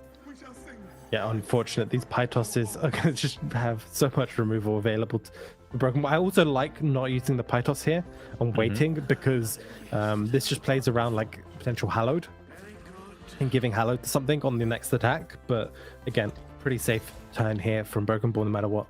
Everything looking great so far, getting that portal shuffled immediately, and you are gonna draw that mysterious portal in time to generate another blocker. Skip is also a card that is not only gonna give hand info, but also drain Patpat's deck of resources, and it already doesn't play a ton of card draw. Yeah, you're really gonna want to hit cards like the Might and the new Dragon that's coming out, like sort of the big, you can't hit champions, but you can hit like Vengeance is another good one to hit, because I know Patpat's running a couple copies of that too. Riven gets developed here. There's no clean removal option on Broken Ball side. Decides to not play the skip. Potentially let that attack go through. Bot bank 3 spell mana. And okay, 2 Holloweds does come through. 5 damage pushed. Are you... I'm a bit confused to not have seen that skip be played and used as a blocker. Maybe just saving it for later on, just in case, to maybe hit a more key sort of end game turn, like the Enraged Fire Splitter, because Patpat's going to have to develop and play a lot of their hand out. Maybe. But we do see Jhin get developed, which of course can accomplish a lot just as a backline engine by just triggering the passive effect over and over. Avenging Vastaya does get played as a shadow in the bush. Of course, Patpat has full information over what this card is because it is an open decklist format. Both players know what the other one is playing. Yeah, so Avenging Vastaya, it's one of those cards we haven't seen for a while because it's very common in... so it's the ambush card. It's a 3/3. It generates a card in your hand to transform it, and when it does, it will stop all fast, slow speed, and skills on the stack, very similar to Rite of Negation. And you additionally get a unit on the board. Yeah. Of course, it is more tricky to play around in a niddly deck, because then your opponent actually does not know if you do have deny access available or not. But in this case, Patpat does have information. The Jhin does swing in, put some more skills on the stack, get closer to that level up trigger. Yeah, there was a line, I believe, where Broken Ball, in theory, could have potentially removed Riven. I mean, for sure, it can be like drop the bomb, Pythos, and pastry. No, I think that if you Pythosed the 2-1, it would have potentially stunned the Riven. How close are we for the Jinx? Right. Yeah, and then you could have just dropped the bomb and attacked. Okay. I didn't fully think this through. So yeah, maybe we can get that on a replay later on. We'll see. That is definitely some mental gymnastics to do with Jhin, as always. And we do see the Mysterious Portal generating a... What's the name? I don't remember the name. But an elusive blocker. It's the brash card that everyone wanted to work, but doesn't unfortunately work. Yeah, but is too expensive. Generates another fleeting brash card, which is gonna be a good blocker here, actually. Yeah, Knuckles is the card of the first one. Thank you. And the third, like the next elusive is the next fleeting card in hand is gonna generate another card in hand that is actually gonna make you rally as a player. That's the big payoff for going down that line, but Broken Ball does not have any mana generation and will not have access to that, although rally would look good here. Yeah, we're going to see the Riven level up most likely coming down here. All 3 Blade Fragments coming down, which is going to generate the Blade of the Exile, which levels up the Riven. Now, the issue is obviously Riven now gets double the bonus damage from Hallowed, double from Might, doubled from everything. And I don't see a way for Broken Ball to really deal with Riven here. Yeah, no Wallop has ever been found, no hard removal. In hindsight, like, maybe you were onto something. The Riven was actually a pretty high priority card to remove, and her just getting one attack through already put so much pressure on Broken Ball's Nexus. Now, in a bit of a tricky situation, never having played that skip as a defensive option. Broadmain does get picked up, and that is huge for removal. Yeah, that's sort of the key deck. This deck was known as basically Broadmain Jhin, essentially, for the most part, or like a Broadmain for the longest time. Really relies on the Broadmain from turn 6 onward, because you run a lot of cheap 1-cost spell removal, which doesn't remove most units in the game. It's fortunate, obviously, in this matchup, there's a lot of like 1 HP on the side of SI, but yeah, Wallop, again, another fantastic pickup here from Broken Ball. Will allow very easy survivability on the next couple of turns. Back-to-back nuts top decks. Broken Ball just going for a full swing here, hoping Patpat blocks with those valuable champions, and then Broken Ball can follow up with some removal, like Broadmain, as well as all of those pings and slow damage spells. Big problem here, though, is that Patpat is practically 1 turn off from a potential lethal, has that Enraged Fire Splitter in hand, which will do 2 damage, and if Patpat's able to find a second one, that will be it. Might is also generally scary. Of course, it will get blocked by Wallop, though, but if like Gwen survives with Overwhelm and another card gets mighted, and the Ballista is there, skip pulls the might away. That makes perfect sense. That is the card you would least like to be surprised by mid-combat. Skip being the annoying little fellow that he always is, giving a lot of information as well as just game control. Okay, so the issue with that is obviously Fire Split is going to remove Skip here. You can deny the 2 damage here if you're Broken Ball, but the problem is now Broadmain's not on the board. So how does Broken Ball actually remove these units? How does Broken Ball remove the Jhin? The Riven and the Gwen? Well, it's fine because only the Gwen has Overwhelm, and that card is going to get stunned. Right? Riven doesn't have Overwhelm right now, and we do have enough blockers for all of the units swinging in. So we're not in huge. Depends on the weapon, threat. right? Doesn't Riven generate a weapon? Good point on the shard that she generates. Yeah. So there is a 1 out of 3 chance that an overwhelmed fragment is going to get generated. Broken Ball also with an interesting option whether or not to swing here, because the follow-up with Drop the Bomb and or Pastry is going to be quite clutch. Jin also generating more abilities on the stack. Yeah, I think you want, if you're on the side of Patpat, you want to remove Jin just to play around stuns potentially. You can then have the option if you're Patpat to develop further without having to worry about that too much. It does set you up obviously for the broad main. The other key thing is even with the broad main, Broken Ball's units are all sort of spells are all very much slow speed apart from the wallop, so it's going to take a couple turns setups. But now Broken Ball is actually not in the worst position. I'm curious to see whether Patpat open attacks or develops the Ballista. I would like to see some development come in. The open attack has to happen, because otherwise broad main comes down on Riven and then the stun happens on Gwen, and that will shut down the entire turn here. That's actually a very good point, but developing also gives you one more overwhelm unit on board that can be buffed with fragments and so on. So it is a tough call to make. My intuition is with Patpat here. I think developing is fine, especially not knowing what Broken Ball is actually holding. But I do think the Broadman is going to come in quite clutch here. Well, you can't really play Broadman right now though, right? No, you have to, but on one of the overwhelm units. You have to play it on Riven, right? I mean, that would remove Riven, but then you have 2 overwhelm units swinging in. It's a tricky one. So I think that's what Broken Ball's idea is here, already trying to ping off 1 overwhelm unit to set it up for Broadman removal, or drop the bomb removal, actually. So in theory, it depends, because Patpat can just end it here though, right? Depending on the shards. Yeah, now it's 2 shards. Yeah, it's 2 shard options here, and that could just end the game completely here. If Patpat finds the overwhelm fragment, I'm not quite sure what the left one is. I think that looks like a quick attack fragment, but it's hard to say from this POV. And with the huge hallowed buffs as well, this is going to be very scary. The other question though is, does Patpat pre-commit all of these fragments and the Riven champion spell? I assume this is what is going to happen. Their focus speed. Yes. And like, you don't really want to give Broken Ball more time, because that deck will eventually outcontrol you. It was an overwhelm fragment all along. So Patpat did have full control of this game. We just didn't see it. We didn't know it. And that is it. That was a 2-0 victory. A quick, roll through by Patpat.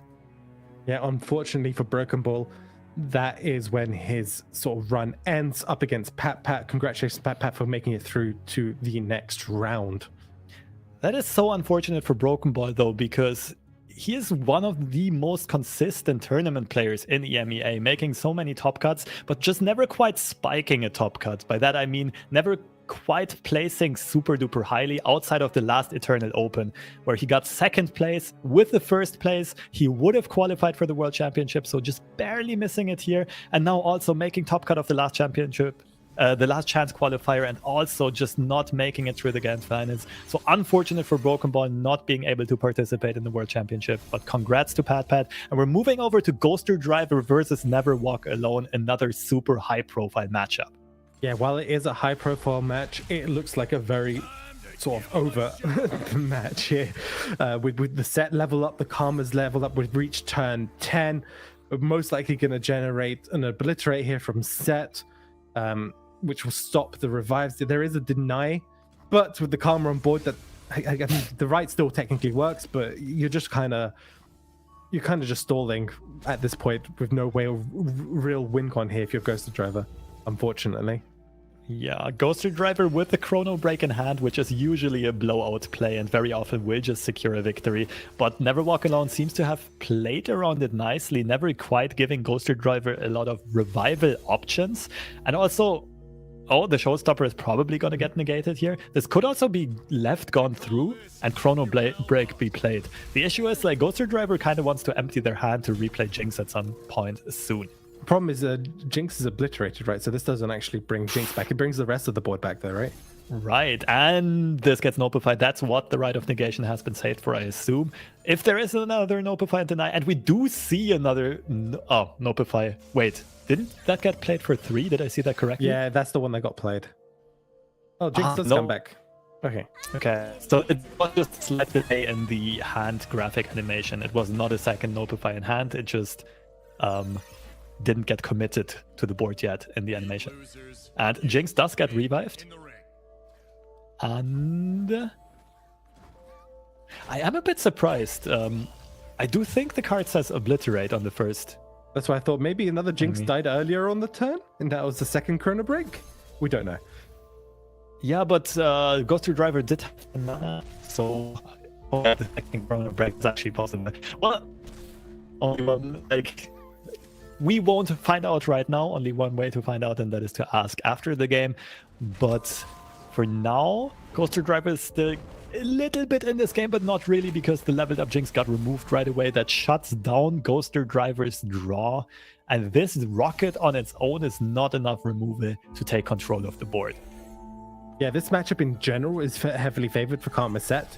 As long as they can sort of survive the first couple of turns and deny the Chrono Break, they're usually in a fantastic spot. Ghoster Driver is drawing these Jinxes, which is going to help clear up a lot of this board, but there is a deny. And I think this deny is worth it. It keeps your set And alive. Karma's It keeps inside your of two Ages, so we're concussive just going to see a taunt. million spells. Wow, Spirits is Yeah. huge. And this is usually what ends up happening in this matchup. Yup, and you can just double cast big scrap traptions as well. Deny does come through without even too much thought, and I very much agree here. Never walk alone, keeping the board alive. That was Ghoster Driver's only chance to really bounce back into the game, and I think now we just see those level up. Karma and Set duo take over. Double Scraptration. Unfortunately, you only get one of them. We get the next show shot stopper here from Never Walk Alone, and that is going to secure this first win here for Never Walk Alone. Yeah, been there, done that. No need to see this play out. This was a full controlled, there's just no way coming back for Ghoster Driver. And now we are going to see the final matchup here. The score is one apiece. I was going to say Heimer Jace. This is a triple control lineup, and Never Walk Alone bringing back the good old Heimer Jace. We thought it was dead, but Never Walk Alone saying, nope, watch me bring it back. On the flip side, Ghoster Driver is still gonna need to win with this Jinx Echo deck. Not the best matchup. I prefer to be in Never Walk Alone shoes. It of course depends a little bit on how these lists are tagged exactly, but Never Walk Alone has the option to just not play too much into a Chrono Break most of the time. Ouch. And 2 drop borders being drawn by Ghoster Driver, that is so massive. Is that massive? I'd argue that's not that great. You kind of want to get this for free. Yeah, no, my point is this is massive in a bad way. Because not only are you not going to get these for free later on, but also you're basically starting the game down 2 cards in hand, or 2 super low value cards. And you have no way of discarding them. You have no way of shuffling them and cycling them and making them useful. They're just kind of 1/3 buddies that are hoping to get buffed later on. Yeah, but as we can see, Ghost Driver is hitting those predicts, so it's super crucial. So in the Echo Jinx game plan, usually the first couple of turns is to find predict into predict, and then try to look for Echo and get Echo down on the board pre-leveled, or at least 3 out of 4 with a predict in hand, like a burst speed. And that looks to be the case here for Ghost Driver, which is fantastic. We do see the first production surge out from Never Walk Alone, gets triple units here. And there's another Echo and another Scrying Sands. There's a good number of options here for Ghoster. Yeah, Ghoster can assume that one Echo is going to get cleared out. Actually, you have to kind of assume that all of your Echoes get cleared out. Yeah. Augmented Clockling gets drawn instead. I would say for Never Walk Alone, that was a very good production surge pull, because you kind of needed a lot of blockers, and these, with tough keyword, I actually present great blockers to not let drop so it's still alive. So the tough keyword might come in handy very soon. Most of all, Never Walk Alone has to just be happy to have 3 blockers side by side. Yeah, but the thing is, if you're Ghost Driver, you don't actually have to attack yet, right? You can pass, keep passing, sort of waiting until you hit the turn where you can find the Chrono Breaks, and then set up the sort of attack Chrono Break style turns, which this deck is known for. Yeah, Ghoster Driver's deck is pretty aggressive, but it's very very much a combo aggression deck, and therefore there's no rush to put out pressure and get Nexus damage in yet. But I do think Ghost Drivers want to accelerate their game and level Echo quickly, and most importantly also not let Never Walk Alone's champions stick around, because both Jace and Heimerdinger are so impactful if they stay alive for a few turns. Yeah, I mean, Jace most likely is going to level up very soon. We do see the Echo level up. Voice of the Risen is huge here. Unfortunately, we see Never Walk Alone has got answers with that, with the Hex Splitterator, which is also super key here. Hex Splitterator as well as Vengeance, so Never Walk Alone can take care of quite a few of the key cards on Ghoster Driver's side. We do see the Echo level up animation. He is, of course, still gonna die. That is why the Aftershock has committed and not the Mystic Shot will play by Never Walk Alone here. Yeah, also one thing to note is Hex Splitterator as well. If it does kill the unit, if it does die, it will obliterate it. So again, plays around the revival options. Do see a bit of chip damage come through, a bit of board control. Still, I'm liking Never Walk Alone's position here. Also, like having access to Vengeance and Hex Splitterator, having the Challenger Jace as potential removal for a champion or a Voice of the Risen. We do just see Heimerdinger get dropped though, because at 4 HP this is very tough to deal with for Ghoster Driver. And Voice of the Risen was the card that got chosen instead of another Echo. I very much like it because Echo is just too easy to remove. But this is also, like, this is probably not going to stick around for long. No, you're probably just going to pull with Jace here onto the Voice of the Risen and hope for no revival, right? That's what it looks like. Ghost of Driver is sort of posturing, right? I've got the Chrono Break here. Do you want to play into it? Mystic Shot does get played. That kind of speaks towards not pulling, actually, in my Yes, I agree. opinion. Yeah, because you just remove one unit pass, and then that one unit can't get revived. Yeah, but if you Hex Splitterate, it should not be able to get revived anyway, right? Shadow in the Brush gets played for 1 mana here, a nice little discount. This is very useful for Ghoster Driver, because you know that Never Walk Alone only has clunky removal options. They're all gonna cost 6 mana. That means after one gets negated by the Avenging Vestia's ambush, the second one cannot be played this turn anymore. The question is, do you go for the removal on the Voice of the Risen now? Your only real concern, I guess, is if there's some sort of cost reduction on it, but it's very unlikely to have been the case, right? Yeah, I mean, I think the only cost reduction that came through was from the Clockling, and you know that a 1 mana Shadow in the Bush has been played, so the cost reduction is gone. I like this play by Never Walk Alone. It looks a bit sad to throw away the Jace just before he levels, but it's just so key to take out this Voice of the Risen to stop the pressure coming out from Ghoster Driver. The attack with the Forge Chief, because now you can remove the Vestia here with the Quietus, which allows you to then be safe with the Hex Splitterator and the Vengeances on the following turn. That is a great point, but they don't go for it. Huh. So they seem to value that mana generation highly. I'm not quite sure why. Because now they can flip it and stop the Quietus, and they still keep a 3/3, whereas last turn they could have just removed it. Yeah. Yeah, I do agree with you, James. I would have liked the other line of play more, but they're just letting it go through. Yeah, in this case, it's only a tiny misstep. It doesn't matter too much. I mean, I like letting this go through because then you can level Jinx this turn. Otherwise, you couldn't have. It's true, yeah. But it's just I guess it ends up not mattering in the grand scheme of things. But yeah, I think it would have been slightly better to have done that last turn just to play around anything potentially this turn.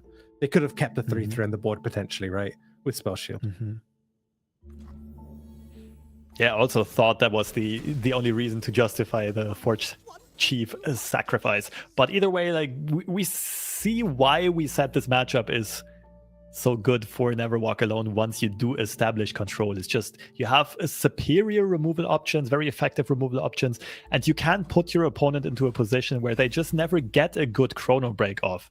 Like, no matter if they actually drew it or not. Okay, now it does get top deck. That is like the one chance that Ghoster Driver has to get back into this.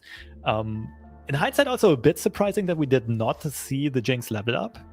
But of course, Never Walk Alone also left a lot of mana open, threatening those Vengeances and Hexobliterators.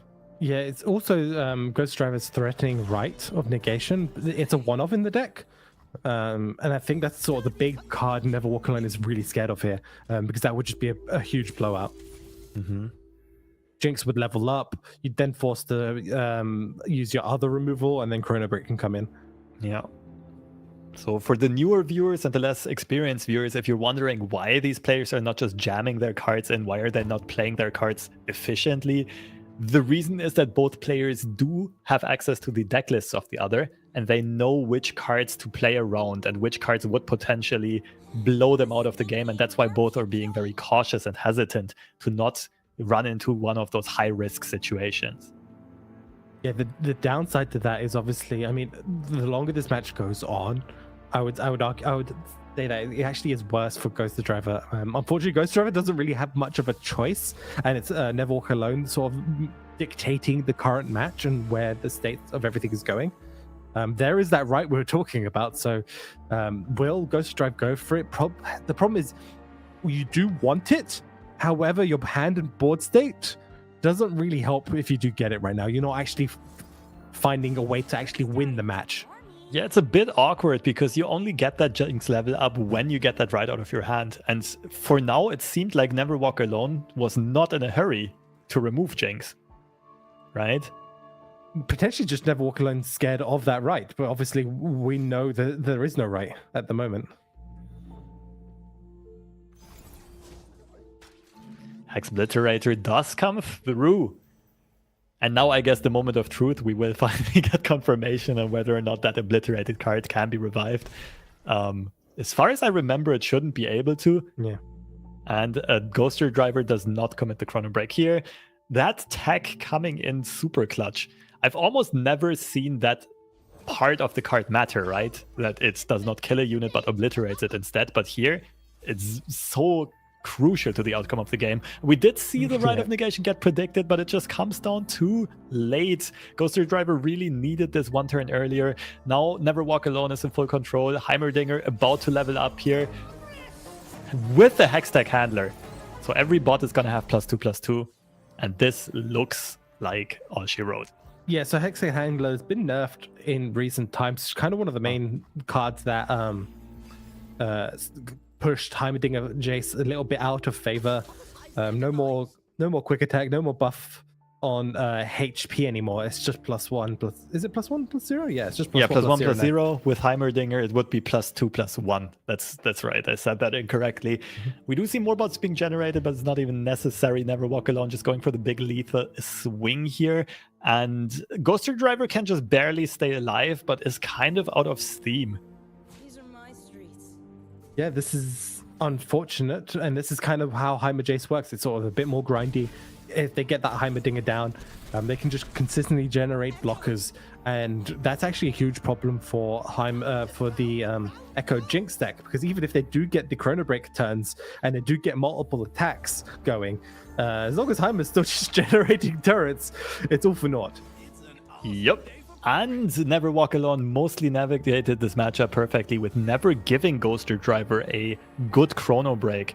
And there was this one turn where Rite of Negation would have come in clutch, but it just wasn't in hand. You also said it was a one-off, so some good risk-taking, I guess, by Never Walk Alone. And it does pay off here. Mariam used to cycle, Voice of the Risen does get found, but with no board to buff, she's not that scary. Yeah, I mean, even if you go for the Chrono Break turn on Ghost Drivers this turn, you're not actually achieving anything. Super unfortunate. Ancient Preparation, again, and a bit too late. Unfortunately, that is going to be it for Ghost Driver. Never Walk Alone will be making it through to the top 16. And Yeah, Ghoster Driver, another very consistent tournament player, unfortunately kicked out here. The chances and hopes for a World Championship qualification of many players ending today, but that does make way for Never Walk Alone and some other success stories. With a triple control lineup, well, finding some good matchups here and not letting that Jinx deck get any win. I very much respect the creativity and the risk in bringing that lineup, but also Never Walk Alone navigated it quite nicely. Yeah, fantastic player from all the players we've been seeing today. And Ghost Driver, what's been your sort of favorite moment so far in terms of deck lists? Honestly, still from the APAC tournament, the Teemo, Caitlyn, Puffcap deck that won the tournament. But from today, it would probably either be Broken Ball's Jhin deck. I think that was a very interesting piloting. But I also very much like this control lineup by Never Walk Alone right here. And we are going to see more spicy decks a bit later on, but we are about ready to hop into a little break here and then follow up with the round of 16. Stay tuned.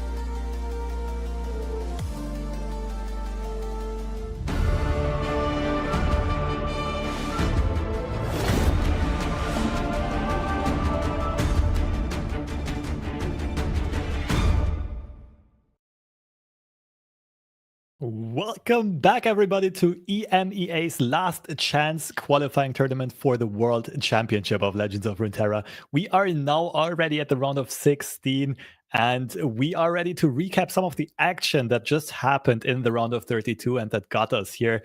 I think the first replays we have are of Broken Ball versus Patpat, the Italian showdown. What did you see here after that menacing Jinx rocket was played by Patpat? Yeah, this is sort of the game-deciding turn here against Broken Ball. This Jinx rocket completely demolished the board. Broken Ball elected to use that form-up to protect the Duran Sculptor, and then I believe we ended up going for a concede here. When the match, in theory, technically wasn't over, although it was very close. Depending on the number of actions available, Broken Ball potentially had a chance to turn it, but they did lose most of their board here. Yeah, if Patpat's draw would have bricked, maybe there was still a little glimmer of hope, but losing the MF is very frustrating, of course, while the Jinx stays alive. But that was it for the first game. And the second game, Patpat going for that huge Riven swing. A lot of foresight again on Patpat's in Patpat's shoes, realizing this is probably a situation where Broken Ball doesn't have great answers, going for that early damage, which set up this beautiful Overwhelm development with the Overwhelm fragment in hand, with another Riven champion spell in hand, so a lot of potential backup for pushing more damage, and Broken Ball just not having the blockers here, only one wall up, no way of dealing with this onslaught, and that was it. Patpat advanced, Broken Ball did drop and leave us here. But in this replay, perfect use of Hex Obliterator, right? Yeah, we mentioned it time and time again. The Obliterate means it's not a death. It doesn't go into the death pool, so the Chrono Break doesn't bring it back. And we saw a great match there between Ghost Driver and Never Walk Alone very shortly at the end of that match, where we saw Never Walk Alone take it and put themselves through into the next part of their bracket. And speaking of brackets, we are now going to go have a quick gander here as to where everyone has been getting here. And we see here Sugon Dezizi versus Never Walk Alone, and Calamari versus Cope Dagger here in the top 16. Okay, and I think we do have to mention here that Sugon Deez is in fact Hash, a very well-known and respected tournament player from the LoR community, just decided to make our lives miserable here by renaming their account to Sugon Deez, and therefore gonna be showing up in this bracket. But on the other half of the final 16, in the other quarter rather, Aftermath Arachnid is still in here representing the UK, gonna go up against FXXF, and we see Go, aka Coupon, which is another nice new name that you just mentioned for this player. And our featured match coming up shortly, Timmy to Timid here, gonna be going up against a French ladder legend Shampo, who's also very good and solid in tournament play. High profile match there for sure, and we see Patpat again, who just advanced against Broken Ball earlier on. Yeah, up against Rono Arc. Yeah, this is going to be a fantastic series of matches. Again, a reminder to everyone tuning in, only the top two will qualify here. So as we look at these brackets here, we've got Red Monty against Bodysnar. Again, Bodysnar player never played a standard open, making it all the way here in their last chance qualifier, might end up making it all the way to Worlds. As I mentioned before, the top two that make it through today are the only people going through to Worlds. If you lose, that is this year's Worlds run over. So all to play for here to get those last couple of spots. And it's such a weird dynamic, right? Because in any other card game tournament, you are already happy to get into the top 16. And all of the other opens, you were already happy to have accumulated some Runeterra points, to have a bit of prize money in your bank secured already. But this tournament is special. It is go big or go home. You either make it to the grand finals or you go home empty-handedly and just with a little bit of bragging rights about, oh, I was so close, but not quite there. And that's why it's still such a high pressure situation for all of these players. You had all year to show your consistency. You had all year to get those points. And now for everyone who was unable to do that, or maybe didn't have time, or for whatever reason, this is their last chance to play well, make no mistakes, and try and make those last couple of spots. And we are ready to jump into the next matchup. The decks are ready here. We are going to be looking at Timmy to Timid's decks first. Another run at Echo Jinx, a bit of a different build than the previous one, playing 2 Rites of Negation, no Avenging Vastaya. But this is mostly a very streamlined list with a lot of 3-offs. The more or less optimal version has already been solved, and that's what Timmy is bringing here. Yeah, I do like the double rights. It's maybe just sort of a tech pick, maybe expecting a bit more control. But we haven't actually seen much of it actually today. The double right would help in the matchups with Karmaset. And we see the next deck is this Riven Gwen. Again, this is the deck that came in sort of a bit more recently, and it's just been tearing the tournament scene apart. Very, very strong deck. It's got the Overwhelm package with Riven, the weapon package as well, and the Gwen hallowed combo that works in tandem with Riven, doubling up the attack bonuses. And this is an even more aggressive version than we've seen earlier on. No Vengeance and triple Opulent Foyer, double Noxian Fervor, making space by cutting 2 hate spikes, only playing 1 hate spike. And the third deck, another take on Teemo Kale. I did not even notice that this deck had an upspring recently, but I love to see it. I hope this goes through this time. I hope this won't get banned. The idea here is to swarm the board early on, go for early board control with all of those Yordles, with Bandle Cities, unit spam tools, and then eventually finish the game with a Jolani, the Bloodweaver, transforming everything into huge overwhelm units. And we also see the Karma set. Again, this is one of the control decks I was expecting to see more of today. And it's showing itself here with Shampo. We saw it a little bit in the previous matches round as well. Very strong control deck here in the meta. It's very much a, I would say, it's like 50-50 into most things in the meta right now. So it's just a very sort of safe pick in terms of a control deck. And we're seeing 2 copies of 9 Lives. Again, the tech choice there. 9 lives allowing some burst speed development, blockers or attackers. But moving on, after seeing a control deck, we now see a very aggressive board swarm aggro oriented deck. Jinx with no cannon option again, very similar to a list we saw a bit earlier on. Triple promoter, triple squeaker, generally very streamlined, almost only 3-offs with 1 copy of Mariam Caretaker. Yeah, it's just a very solid discard aggro deck, and leading us up to the third deck. So Shampo here going for 3 different deck styles instead of like triple control, triple mid-range. They've got sort of a mid-range, an aggro, and a control list. Just sort of spread their styles across these 3 decks. Jackson again, we've spoken about a number of times. However, this one's running a single copy of Buried in Ice, which has been a tech choice in the past for this list, but has been cut in most recent times. Most likely, you bring that when you're expecting a lot of the mirrors. Yeah, what's interesting about deck building on Shampo's side is also that the aggro deck Jinx is very streamlined on almost only 3-offs, while the 2 slower decks, the mid-range and the control deck, had a lot of 1 and 2-offs tagged into them that just make the opponent's life more miserable in a longer drawn-out game, because it gets more and more likely that you draw your offbeat situational 1 and 2-offs. So very curious to see what bans are gonna come in here. Did you already theory craft a little bit in this specific matchup? So Karma set in general should be okay into Jinx Echo, but I don't know how well it fares into the Bandle Swarm. Similarly, I think the Bandle Swarm should do well into discard aggro, and it's going to be tough, right? So it's like one deck beats another deck, and then the other deck that's left open beats the other one, sort of thing happening here.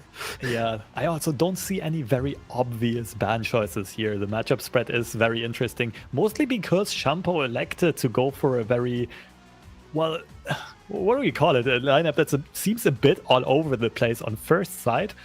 But all 3 decks are very strong on their own and have interesting matchup spreads. And I do believe Shampo is very, very proficient at piloting them.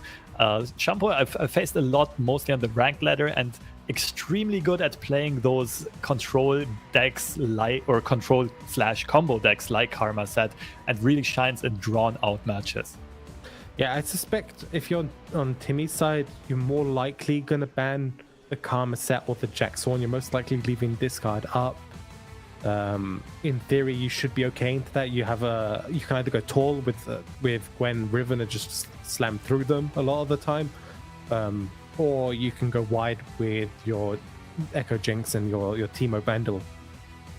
I agree with you. Shampo's Karma deck is the only one that has very, very effective defensive options. That being said, there's a case to be made for banning Jax Ornn because it's the only one with access to freezes. And especially in the Riven deck, you really don't want to face a freeze. At the same time, against Ionia deck, you can also get stunned, you can get your big units recalled, you can get them straight up removed by the PNZ portion of their deck. It's a bit of a pick your poison here. Yeah, it really depends on, I guess, what these players have sort of predicting people to bring. I think this is probably one of the harder pick bans of the day that we've seen, because of how close a lot of these matchups actually are. I just hope to see that Teemo deck in action. That is my only wish for today. Please don't ban a Shampo. That is potentially an option. I can see the Gwen Riven being the target here to be banned. That's a bit surprising to me because I think, like, on Shampo's side, you're like the only deck that really doesn't have answers to Gwen Riven is the Jinx deck. So no matter what gets banned, you'll at least have one good matchup into the deck.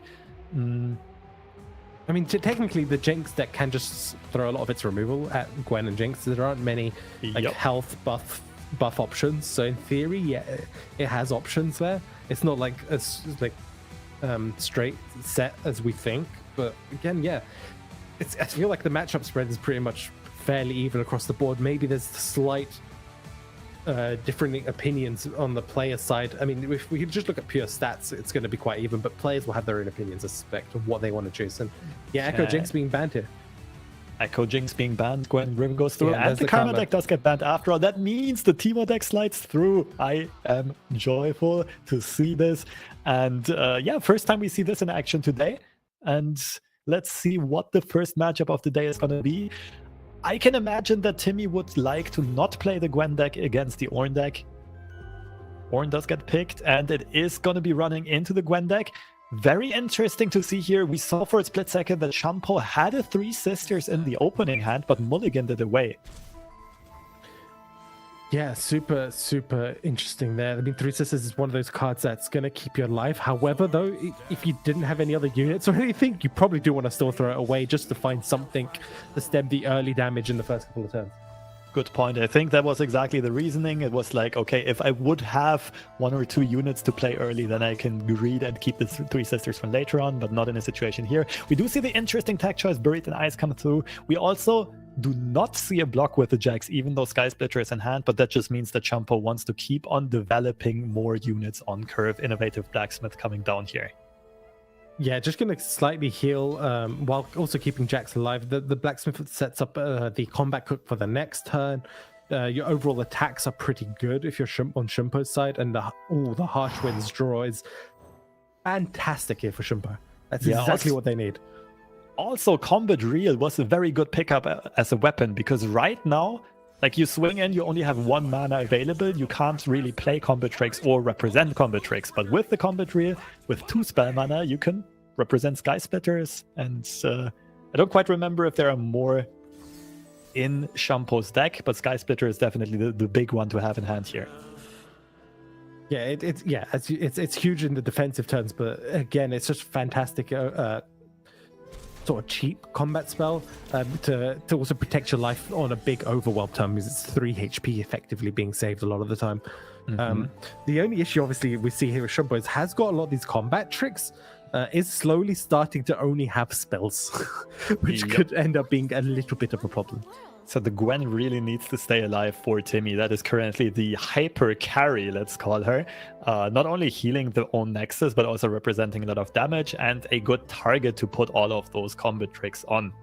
Shampo elected to let the Innovative Blacksmith die on the previous turn. Very cautious with the Sky Splitter. Another consideration here might have been banking mana to play that Buried in Ice later on. We see Jax is already very close to leveling up. Even if he swings on his own next turn, he is probably gonna get that level up through. Yeah, so Shampo had a number of options here in terms of what they wanted to do.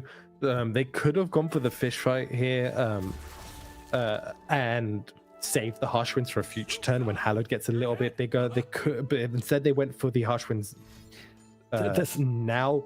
But they have a Sky Splitter backup in this line. This is such a huge turn. I actually love this from Shampo, banking that 2 spell mana to have this Harsh Winds plus Sky Splitter combo. But Timmy can invest a Might here or a Noxian Fervor, and I think that's exactly worth it and what Timmy should do. Take out that unit, saving the Might for later for a big overwhelm hit. But like we said earlier on, the Gwen is the hyper carry. She needs to stay alive, and that's exactly what Timmy did. Both players made perfect use of their mana and all of their combat tricks, but it's just the quick attack keyword that prevails here and gives Timmy the favorable trade.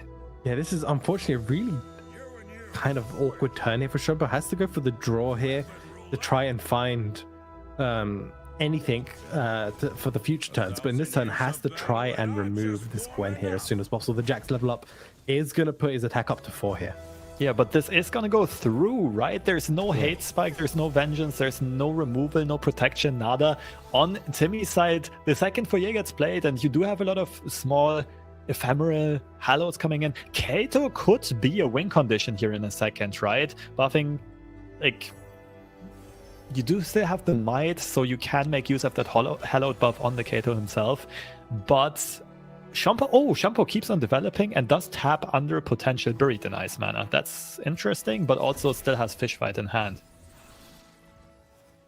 Yes, the Glacial Saurian's huge here. That allows the draw. This is a lot of damage here, but again, Fishfight can just remove Kato here. Yeah, Kato has to die. Otherwise, you're putting yourself in a risky position unnecessarily. Yeah, it's a lot of commitment in terms of mana. Kato sitting at 5. So, most likely the worst outcome that Timmy can really do is like another 2-drop, like the Redeemed Prodigy, or what we see here, the Rune Squire. And Shampo has a few options here. Could re-equip a weapon. I'm expecting the Saurian to be played on defense. I think Shampo is already looking at lethal here, right? Shampo is currently trying to map out, okay, how do I get a White Claw's Ferocity open attack lethal? I didn't quite math it out. It so might be possible. Heal by equipping a weapon for 1. If you're Shampo, I'm trying to think how much damage Timmy can represent here. There's a lot of Halloweds that have died. Yeah. 5 of them here, so that's... And you're able to drag one of the units off to the side using the Rune Squire here too. So both players having some tough decisions. For Timmy, it's mostly just which unit do I pull, which unit do I give Hallow to. I expect the Weaponsmith, the Blacksmith, to be pulled by the Challenger and one of the Ephemerals to get that Hallowed buff. Now for Shampo, it's really tricky. Like, do I develop Glacial Saurian on defense? Overwhelm Fragment on the... Ooh, that is actually the absolute maximum damage that can be pushed. Outside of using Might, of course. But goes for the Jax removal and therefore trying to take out Shampo's win condition. It's not that much damage represented, though. Shampo could just let this go through. Yeah, I was wondering if we just go for the Might this turn, but I guess not. Yeah, I'm still on worried board. about... what combat tricks is Shampo presenting right now, right? So you've seen the 1 Harsh Winds. The 3 Sisters is your next worry. Mm-hmm. Because there's 2 of those still left in the deck. Shampo is low-key kind of happy that the Jax died, because now the other one can be redeveloped while having the Scout Blacksmith can be turned into a Wild Claw, into an Alpha Wild Claw here by the Wild Claw's Ferocity. And that means 2 big attacks. Yeah, it's a huge turn here for Shampo. I think you just send it. Yeah, and I don't think Timmy has anything in hand to stop that. Well, Quietus, actually. But it's focus speed. You can't just stop the first. That allows for some Quietus action. But Timmy does not go for it. Instead develops a blocker, and this should close out the game. I assume we just forged the Scout weapon. We turned this into an Alpha Wild Claw. And that means Timmy had a tiny little window of staying alive, staying in this game, but did not use that Quietus in time. To be honest, it probably would have just prolonged the inevitable anyway, because Timmy is just not having any scary units on his side of the with board. Hallowed being very at 7, you didn't really need anything other than a unit plus Might to really start pressuring lethal. It was actually incredibly close with Rune Squire. I mean, you're probably losing the Rune Squire this turn, but if you could have kept it alive and pulled the Alpha Wildclaw off to the side, there was a potential open attack lethal type of scenario. But again, this is very sort of like nitpicky lines here. Yeah, that's a very tough call to make as well. Like, of course, Timmy doesn't have that knowledge. I think Shampo also still had Ornn mana up. I don't quite remember. So it's a very tough call to make for Timmy. It would have to be a soul read to go for that Quietus there. Did not go for it. Shampo capitalizes, gets the win with the Ornn deck. That freeze turn did come in very clutch after all. Even though Shampo did lose that Jax, or the combat cook on that turn, even though Timmy did get the better of the exchange that time, overall it just made sure that Shampo outvalued Timmy in a way, because it did cost Timmy a lot of resources, cards in hand, and that means Timmy eventually ran out of steam, and Shampo just found the window for lethal and knocked in the Nexus. And we go into our next match here, and it is the discard aggro from Shampo here, being played up against, again, the Gwen Riven list, and looking like a fairly good opening hand for both sides here. Solid Urchin discarding the Chompers, giving an early challenger, which is probably not going to be sacrificed this early on. But yeah, good opening hands for both players. Currently, again, this favors Shampo because Shampo has access to draw, while Timmy would like to have one of the champions in hand already and continues to draw very low cost and low value cards. Generally good for the opening hand, but Timmy might run into a similar situation of running out of steam at some point soon, which I really don't want to see happen because I want to see the Teemo deck in action.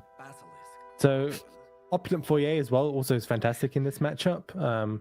Will just generate a blocker when it's played on the defensive turn and will generate attackers from there on. I remember when it used to... Do you remember the time when it used to just generate units all the time? Before it got nerfed? That was horrendous to deal with. Unfortunately, that's not the case anymore. It's round based, I believe. Yeah, very justified nerf, and now it is much more fair. It's still an interesting card that does see play, but not as, well, annoying. We did see Shampo shuffle in a Mystic Shot after some thought. So Shampo currently valuing just board development and swarming and pressure over the potential removal option of Mystic Shot plus Electro Harpoon to remove a champion. Yeah, there's a couple of options here. The Yodel Squire has to sort of generate the removal options, which is a bit unfortunate here. You'd really want to play the Sump Dredger here, this turn on 3 on curve, but doesn't really have anything to really throw away. Nonetheless, Shampo is kind of chilling here, does have effective removal options. Could go for an attack, probably not worth it because we would sacrifice a unit to the ephemeral 2-1 on Timmy's side. And here's exactly what I meant earlier on with Timmy's deck just not finding the value needed. Oh, actually it sacrifices the Chompers to push 6 early damage. Shampo going pedal to the metal. Yeah, I was going to say you wouldn't really use the Pytos there unless you were going to go for the attack. Because you don't want to give them the Hallowed. So it was very much a setup there for that attack, which is a bit, I guess, a bit of like a tell here from Shampo on what they wanted to do. Yeah. One thing I will say, though, is I'm a bit surprised that the Tiny Spear was equipped on the Octopus. Like, usually, I would agree that just spreading out power is the cleanest way to attack and spreading out power evenly. But knowing that your opponent plays fearsome units, I kind of would have liked one of those 2-1s be buffed to a 3-1 just to have cleaner blocks here. And now we are going to get punished by this. 3 hallowed units already dead. We're going to tank 6. That hurts. Yeah, it does. Yeah, you could have okay. You could have done that before the attack, right? You already had a prank. But I guess they wanted the attune from the Octopus, but I guess you could have waited a turn, right? But I guess this sets up a better open attack for 1 more damage. Yeah, I'm not quite sure. You take the 6, but you set up a better open. But in this line now, I'm a bit confused because now you don't set up the open. You're not doing an open. Yeah, I'm developing. I'm with you on this. I think a few plays here looked a bit unorthodox. I'm not sure if it's some super deep Giga Brain strategy or some inaccuracies coming in from Shampo, which I mean, it's also not the end of the world. Not like actually, no one can play perfectly all the time. But we did see the Squeaker generate a Professor von Mech, and that is absolutely huge because Shampo's hand is also running out of steam and value. And here it is so nice to have some unit refill. Even though they are randomly generated, it is so good to just have some cards on the board. And on Timmy's side, just as they are about to run out of steam, the Gwen does get top decked and maybe can put them somewhat back into this game. Yeah, so the Gwen is fantastic, but they're just going, nope, no need to go for the Gwen. The benefits of Gwen obviously would have been the healing from the snip, potentially stall out a little bit longer. But with 6 Hollowed and Kato and everything being on 1 HP, Shampo's just looking for some removal here. Yeah, and is that the Overwhelm fragment in the middle? I do believe so. Yeah. It does get put onto one of the ephemerals, and we will see a big attack. I am so surprised that this Overwhelm fragment, that's what was just a huge misplay, I thought it was going to be on Shampo, right? I mean, on Kato, right? Sorry, wrong order. And I think both players realizing this the shame not like this comes through. And we won't see the Teemo deck! No!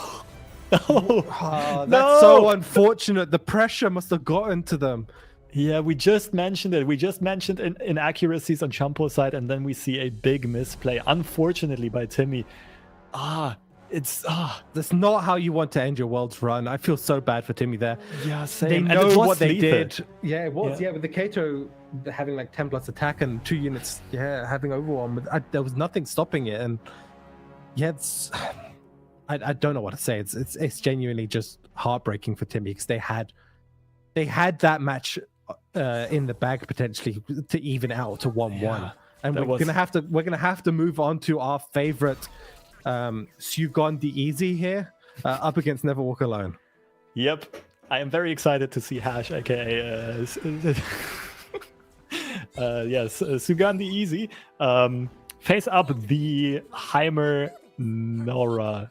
Wait, no, it's Heimer Jace again, right? It's the deck that we previously saw. The hipster Heimer Jace pull with the nerfed Hextech handlers. Never Walk Alone seems to still be liking the odds here, but no removal for this level Jinx. So for Hash, this could generate some serious value and some serious Nexus burn. The good thing is that like the Nexus, the Jinx rockets line up so incredibly well with Heimerdinger's bots. All of them still get removed because the Hextech handler does not buff HP anymore. Yeah, it's the nerf is actually kind of crucial here because I mean, the other thing is to note is there isn't actually removal here for Jinx on the side of Never Walk Alone, so this Jinx is just gonna steamroll a little bit here in the next turn and just go wide, keep generating rockets hopefully, and make it very difficult for Never Walk Alone. Mm-hmm. We see Sugondes trying to refill the board. It's going to be able to empty the hand this turn, but no mana left for a Jinx Rocket. Also, Never Walk Alone did not give the opportunity of a board wipe here. Attacks in with these 2 Hextech handlers, realizing that right now, this Sugon the Easy cannot get any good blocks going. But this, like, the biggest issue for Never Walk Alone right now is not having removal for the Jinx, and Hash is just gonna get more board refill than Never Walk Alone here. Yeah, Sugo D's is going to be able to get another rocket here too as well this turn. Big Nexus hit, and that should be it, right? Electro Harpoon is going to come down. The hand can be emptied very easily, and the Super Mega Death Rocket should spell disaster here for Never Walk Alone's Nexus. I don't really see how they can stay in this. Let's see if Sugon the Easy can find the lethal line here. Electro Harpoon gets put on the Heimerdingers and damages the Nexus at the same time.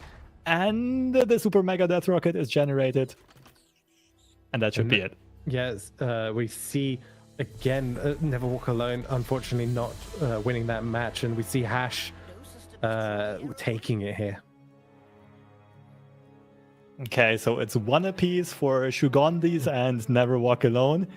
And the last matchup left is, I would say one that should very much favor the Heimerdinger deck. We are going to see another red Gwen, so Riven Gwen Noxus, against a deck that runs a bunch of Vengeances and Explorators. Yeah, we see John D Easy again here against Never Walk Alone for the top 8 position here. Again, the positions in this tournament don't matter. They're all playing to get into that grand finals. This is basically high stakes, single best of 3s all the way, and it's looking very favorable here for Never Walk Alone. Miss Call, probably don't want to keep that in your hand in the opening hand. You probably don't want Heimerdinger. We're going to see what. Yeah, okay. Unfortunately, I think that's what they got from the mulligan. Yeah, that looks like a post-mulligan hand. Forge Chief being picked up is very useful here. In like when facing such an aggro/combo type of deck. Does get met by Quietus right away. Sugondis has some pretty good development options here with Rune Squire? No, Rune Challenger guy. And Riven coming up very soon. Also does pick up a Prodigy. Could go for some hallowed unit generation right away. Not the easiest choice to make, but I do think we will see some hallowed generation come in. No, it is pass end round. Yeah, I mean, there is the Vengeance, one of the key sort of 6 cast cards. Not only does it remove like the Riven or the Gwen, it sets up and starts to get that Jace level up online too. And one thing that is absolutely huge to note here is that the Forge Chief did not regenerate its value, right? It did not create that spell mana, and that means that Never Walk Alone did not have Vengeance mana available to deal with Riven right away, and they had to waste 2 mana on turn 3 already. That really hurts, and that was some good foresight by Sugo just to remove that Forge Chief before it can do anything with a Quietus. Yeah, it's super unfortunate. The Jace, however, though, does get a nice clean removal here on the Riven, and the Quietus again going to remove the Prodigy here, just going to slow down the Hallowed generation, something Sugon is struggling with right now. Hate Spike does answer the Quietus quite nicely, and it does take out a key unit on Never Walk Alone's side, but that also means there's not going to be any good way to deal with Heimerdinger later on. Never Walk Alone also banking some spell mana, having that Vengeance available for that Gwen that will eventually come down. Yeah, one thing to note is they got the Tough Husk. There was the option of potentially hitting something like a Spell Shield, which would have been disastrous here for Never Walk Alone.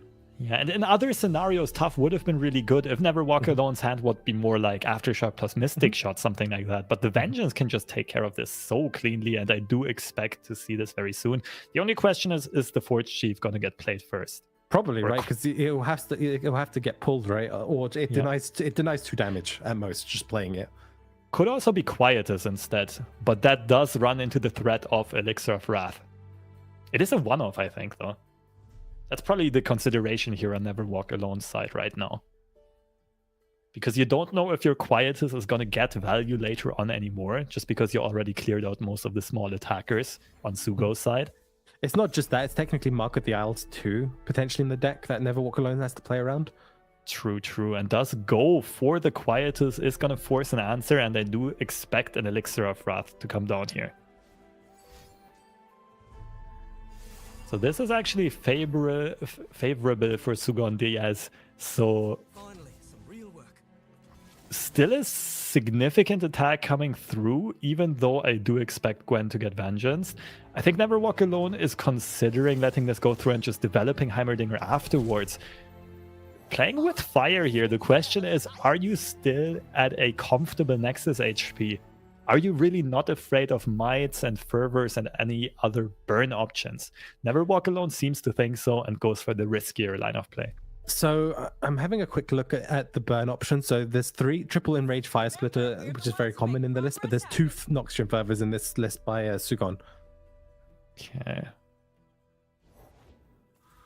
So all of these decks are slightly differently built, but they all still follow the same game plan. It's just like it does make a difference what to play around and what not to play around depending on what frequencies your opponents have these crucial burn cards.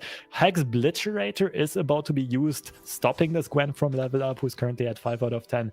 The good thing for Never Walk Alone is that another elusive turret is going to get generated. The bad thing is Sugon DS could answer with Thread the Needle, but is going to go for Gwen redevelopment instead. Then again, Never Walk Alone still has answers. Yeah, the other Vengeance puts Never Walk Alone in a very, very stable position here. and the ruination should anything untoward happen on the following other turns. The other option, I guess, the missed call here, not like ideal, not really going to be doing that much here. And Sugon is kind of just forced to just go kind of all in here a little bit, which will get punished very quickly. Soul Harvest does get picked up. It's not a card you love to see in this matchup against a deck that plays like 10, 15 different attack buffs. So Sugon can try to remove Heimer. The problem with trying to remove Heimer will be that Neverwalk Alone will be able to have 2 elusive turrets on the next attack, which is going to be incredibly scary. Yeah, so Neverwalk Alone going for that riskier, but also more aggressive and offensive play, having generated big elusive attackers, trying to put Gondes on the timer here, and threatening to close out the game over a couple of attack turns as well. Heimerdinger is going to get pulled. That does scream like a Might setup. Yes, but again, Vengeance is going to shut down most of this turn here. I guess the question is going to be how the Might, when do you commit the Might? Because there's been no Hallowed, right? So this is the thing, like, there's no Hallowed bonus that you're scared about here. That is so unorthodox to see. It is a turn 7 attack, and Sugondes still does not have any Hallowed buffs. No pre-commit coming through whatsoever. This lack of pre-commit is also, I mean, Fervor you have an answer for, you can always Vengeance, so you're not that scared. You can wait to hold this Vengeance for a Fervor, but I guess you are scared of Fervor Might here. So if you try to pre-commit the Vengeance, you can get blown up by Fervor plus Might. That is some high-quality rock, paper, scissoring, like mental rock, paper, scissoring coming through. So blocks get committed, Might does get played onto the Gwen threatening the lethal and will be met by a Vengeance. I would have been curious, like, Hash could have tried to just let this attack go through and not give Neverwalk Alone a spot for a Vengeance, and therefore not really give the turret generation. But of course, this is Vengeance after the attack. But yeah, it would have lost 1 turret. So it would have lost 1 turret and not died to lethal. Well, it's not quite lethal yet, unless the Soul Harvest will be played, which I expect to happen. Therefore, that was probably just one of those caster vision moments, like, because we can see the hand, this line of play pops up into our heads. Yeah, there was maybe an opportunity for Hash to stay alive a bit longer here, but I can't really blame them for going for the finish here, just being met by the perfect answers on Neverwalk Alone's side. And this Heimer J stack will prevail. And unfortunately, we have to say goodbye to another one of our fan favorites, Sugondis. Yeah, that is the brutality of this tournament. Congratulations to Neverwalk Alone for winning this, but unfortunately, that is the run end here for Sugondis for today. And for this year, most likely. Yep. It was a wild card. Hash did go for a YOLO moment, kind of just trying to wing it and qualify in that last moment. But at some point, the competition just gets so tough. Neverwalk Alone not letting any opportunities slip up and getting W's with this control lineup. That was also a tough lineup to face for Hash, I'm not gonna lie. Good run. Unfortunately, this is just this one tournament where a good run is not good enough. You need a great run, you need a perfect run, you need to make it all the way to the grand finals. Otherwise, you're going home empty-handedly. Yep, that is unfortunately how this all plays out today. Again, congratulations, Neverwalk Alone. You've got a couple more matches still left to go. Don't let up. Hopefully these players keep up the consistency we've been seeing throughout the day. And we are about to see some more of that action of the round of 16. I'm not quite sure which game is going to follow up. We will see in a second. But I'm curious to see if we'll see more spicy deck lists. I think it might be Go next. It might be the player whose name looks like a coupon code. That's why we baptized that player as Coupon. Shout outs to Caster Gems for the creativity here. I mean, don't credit me. I read it in somewhere else and just stole it, as you do as a card gamer, stealing deck codes.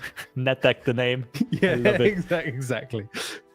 Going up against Diogenes and Joyer 1. The name seems somewhat familiar.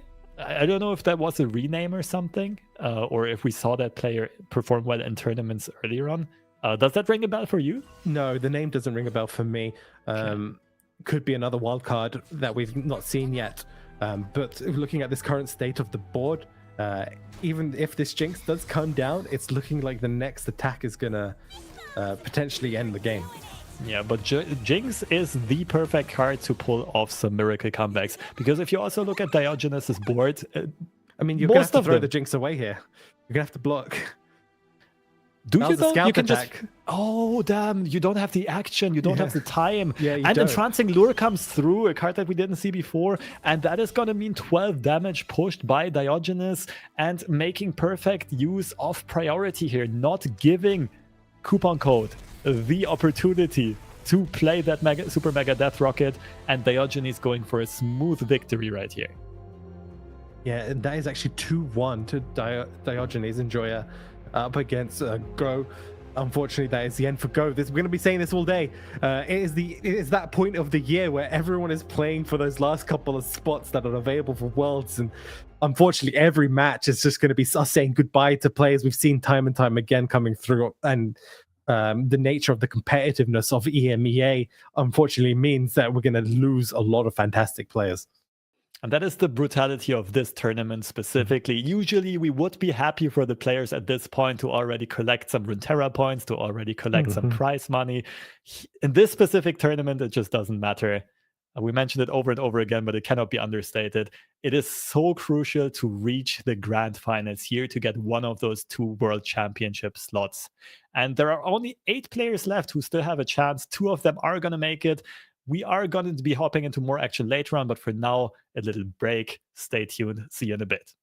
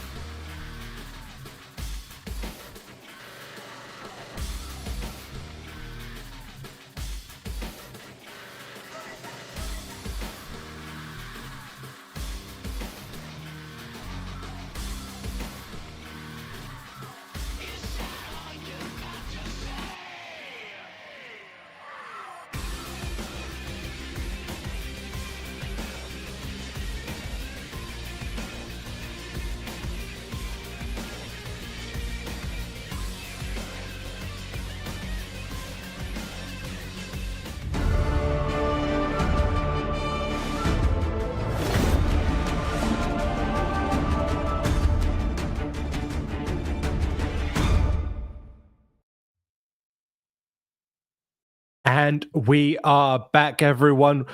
Those tuning in, you just missed the top 32 here for the World Champions Last Chance Qualifier. I am Gems, and joining me is Fresh Lobster. And what a series of matches we've been having today. And there's a lot of unravel from the last round, a lot to peek back into. And we do have a bunch of replays available to us right here. And it all starts out with Ghoster Driver and Never Walk Alone, who had a bit of a strenuous game because Ghoster Driver just running out of resources, not really putting the board together. And we see a big Heimerdinger attack coming through, closing out that series, kicking out Ghoster Driver, but ensuring Never Walk Alone does continue. And this is a very clutch and important replay right here. Yeah, a fantastic. This was the turn that we saw, I think, leading up to Timmy.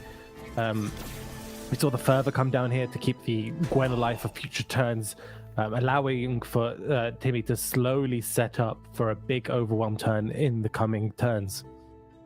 And moving on, I think this is one game further. Shampo going for a big board swing, going for the power spread out with the tiny spear, electing to push early damage in this matchup, and it eventually really paid off because it all culminated in this specific unfortunate moment. Yeah, unfortunately, he quick to hit the pass button, quick to hit the commit action, didn't unfortunately put the overwhelm on that Kato, which ended up losing them the series, which was super unfortunate.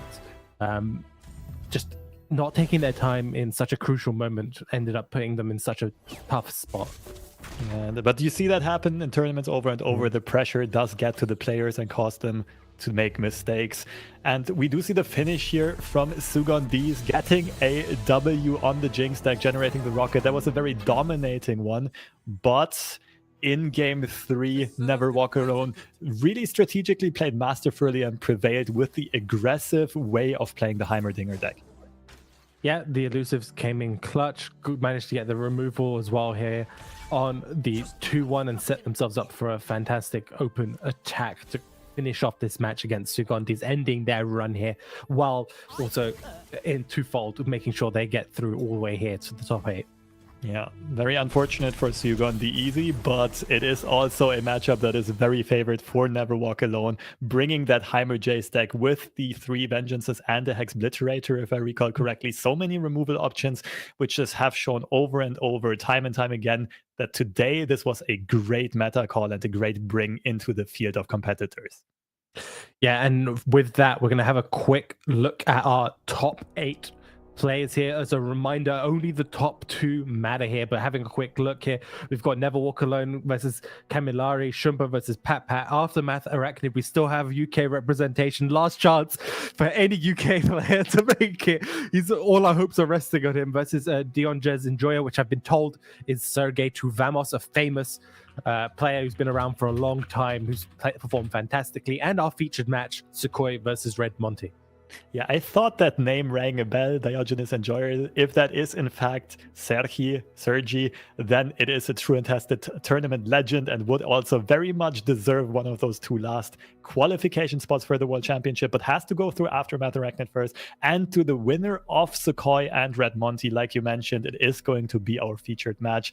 And we see another strong showing from another strong French player from the LFR team next to Shampo, Sukhoi. I think they have been prepping together a lot, so it's good for them that they're on opposite sides of the bracket, and both of them have been putting up beast mode performances on the ladder as well as in recent tournaments runs. And as far as I know, Sukhoi is also a very young player and only recently started making splashes in the competitive scene, so a bit of a prodigy scenario here with a lot of potential and promises moving forward. Yeah, hopefully we get to see the matches up shortly. It's going to be a fantastic match here between Sukhoi and Red Monty, and we're going to have a quick look at their deck lists. We are first going to see Red Monty's decks, and one that we haven't seen yet today, and I also wasn't expecting, to be honest, is a Kayn Aatrox build. Another mid-rangey archetype that does very heavily rely on these darkened weapons being played to pull out Aatrox from the deck. The interesting one here is that it has a surprising amount of interaction and combo trick. We see 3 copies of Furious Wielder to remove something like Jinxes in the backlines, and 2 Unforgiving Colds, and Frostbites have proven to be super valuable today with the amount of big overwhelm hitters that we've been seeing. Yeah, we'll see the Karma set here brought back again here from Red Monty. We've seen this throughout the day a little bit, and good to see it brought back again. We see the double Portal Pioneer, which has been kind of common in this deck, and the 9 lives again. It's been a 1-of or a 2-of sort of choice in a lot of these lists that we've seen with Karma set. Again, great control list. Yeah, what stands out to me here is that there are a lot of 3-offs. Most of the Karma set builds opt to go for more optionality, play more 1-offs and 2-offs and more situational cards, but this list by Red Monty is pretty streamlined. And the third deck is another Jax Ornn, mostly a pretty classic build. I do see 2 copies of Harsh Winds alongside the 3 Sisters, so also well predicted the meta that freezes are going to be very important in these mid-range mirrors as well as against all of these overwhelm / big hitter piles. Parts Made Whole stands out a bit as a unique tech choice. Yeah, the Parts Made Hold was there as well as a tech choice with the weapon for the additional draw. And we see Sukhoi again, another Aatrox list here. This is shaping up to be very interesting because we haven't seen any of these. It was not really on anyone's radar to bring Aatrox style lists for standard at all. And yeah, it is very surprising to see 2 of these in the same matchup, but this is a very different take on it. With the Demacia, mostly, well, it does allow a very different unit pool. We barely see Darkens, and it does also allow very different types of combat tricks. The second one, Gwen Udyr, another one that we haven't seen at all today. This is some serious spice. I see 2 copies of Yara All-Seer for some explosive Udyr stand swapping, level ups, big hits. And I also see a copy of Harrowing in case you ever do run out of steam to just get a surprise Letha. This is where all the spice for today is gone. It's all in this match here. We started off with Rico with the Overwhelm spice, and now we've got the Gwen Udyr spice, and the final deck is a Kennen Ari list. I know some players watching this are going to be super happy to see this, but this is a list that's heavily fallen out of favor recently, or quite a while back, and this is the Noxus version, so there's 2 copies of Might in there. Wow, this is some serious bravery coming in by Sukhoi, going for, well, offbeat, off-meta decks that used to be kind of played in different metas, but just thinking, okay, this is a perfect opportunity to play these decks. And in the current meta, I would kind of agree. The Ionia deck, the Ari Cannon deck, actually plays, what was it, 6 recalls or so? Or rather, like recalling the opponent's units with tag outs, with Will of Ionia, with concussive palm stunning those big hitters. So I think this lineup is going to be pretty happy, mostly to play into a deck like Jax Ornn, as well as Aatrox Kane, to be honest, and just, well, annoy the big hitters with freezes, with stuns, and with recalls. I think it's potentially even okay in the Karma set, right? You basically just recall their removals most of the time. I suspect it could take the ban, right? Maybe. I don't know if that might be a bit like presumptuous of me to say that, but it might genuinely take the ban. I'm not sure. Such a unique lineup. I have no idea where this is going to go. And what makes it interesting is I can guarantee you that all of these players and all of the players that Sukhoi has faced so far, we're also not expecting to see decks like this. Like, this is not something that goes up in comes up in scrims or theory crafting. So now, you say that. I definitely have some players here in the top 64 I know that would have definitely scribbed something like a Kennen Ari list. Kennen Ari list. Maybe. Well, it is uncommon, I think. I'm just trying to say that for Red Monty, I think you don't really have good matchup stats, and you might also not be that comfortable piloting into these decks, and that's what makes this pick and ban phase incredibly tough. Yeah, there's the uncertainty of whether or not you'll do well into it or not, which might end up swaying you. It might end up swaying you the wrong way in your bans. And we know historically as well that Sukhoi was one of the bigger sort of ladder players of the Kennen Ari this back in the day too. So maybe it's just a comfort pick. Yeah, it might be a mixture of comfort pick and just having seen and identified a niche in the meta. What I do, like, it seems to me that Sukhoi and Never Walk Alone made good calls with this deck as well as the Heimer Jace deck that plays a bunch of big card removals. Plays cards like Vengeances, Hexbitterators, and here like Recalls and Concussive Palms that can take care of those unique big hitters. And they probably just dodged the matchups that go very wide, like they dodged all of the discard jinxes so far. And that's what allowed them to really succeed on their tournaments run here, already making it into the top 8. And even here, like, just looking at lineups, I would think Sukhoi is going to be favored. Yeah, but again, it really depends on the ban strategy, right? I can most likely see something like the Karma set being the ban on Sukhoi's side, most likely. And leaving up the 2 mid-range decks, it's a tough call. Mainly because I think the Gwen Udyr list is a bit slow, so Karma set can get a chance to sort of get the ball rolling, so to speak. Yeah, it's tough because again, a lot of speculation, especially when us as casters, we have not prepped for a Ari Cannon. Yeah, let's be real. Yeah, another thing about that Karma into Gwen Udyr matchup is, even if Udyr doesn't get hard removed, even if he just gets recalled, all of the stand swaps and the buffs disappear. So it's almost like hard removal. So I think almost for all 3 decks, like, Karma might be the toughest one to face. The only one that would be kind of happy to play into it is the Demacia deck, I think.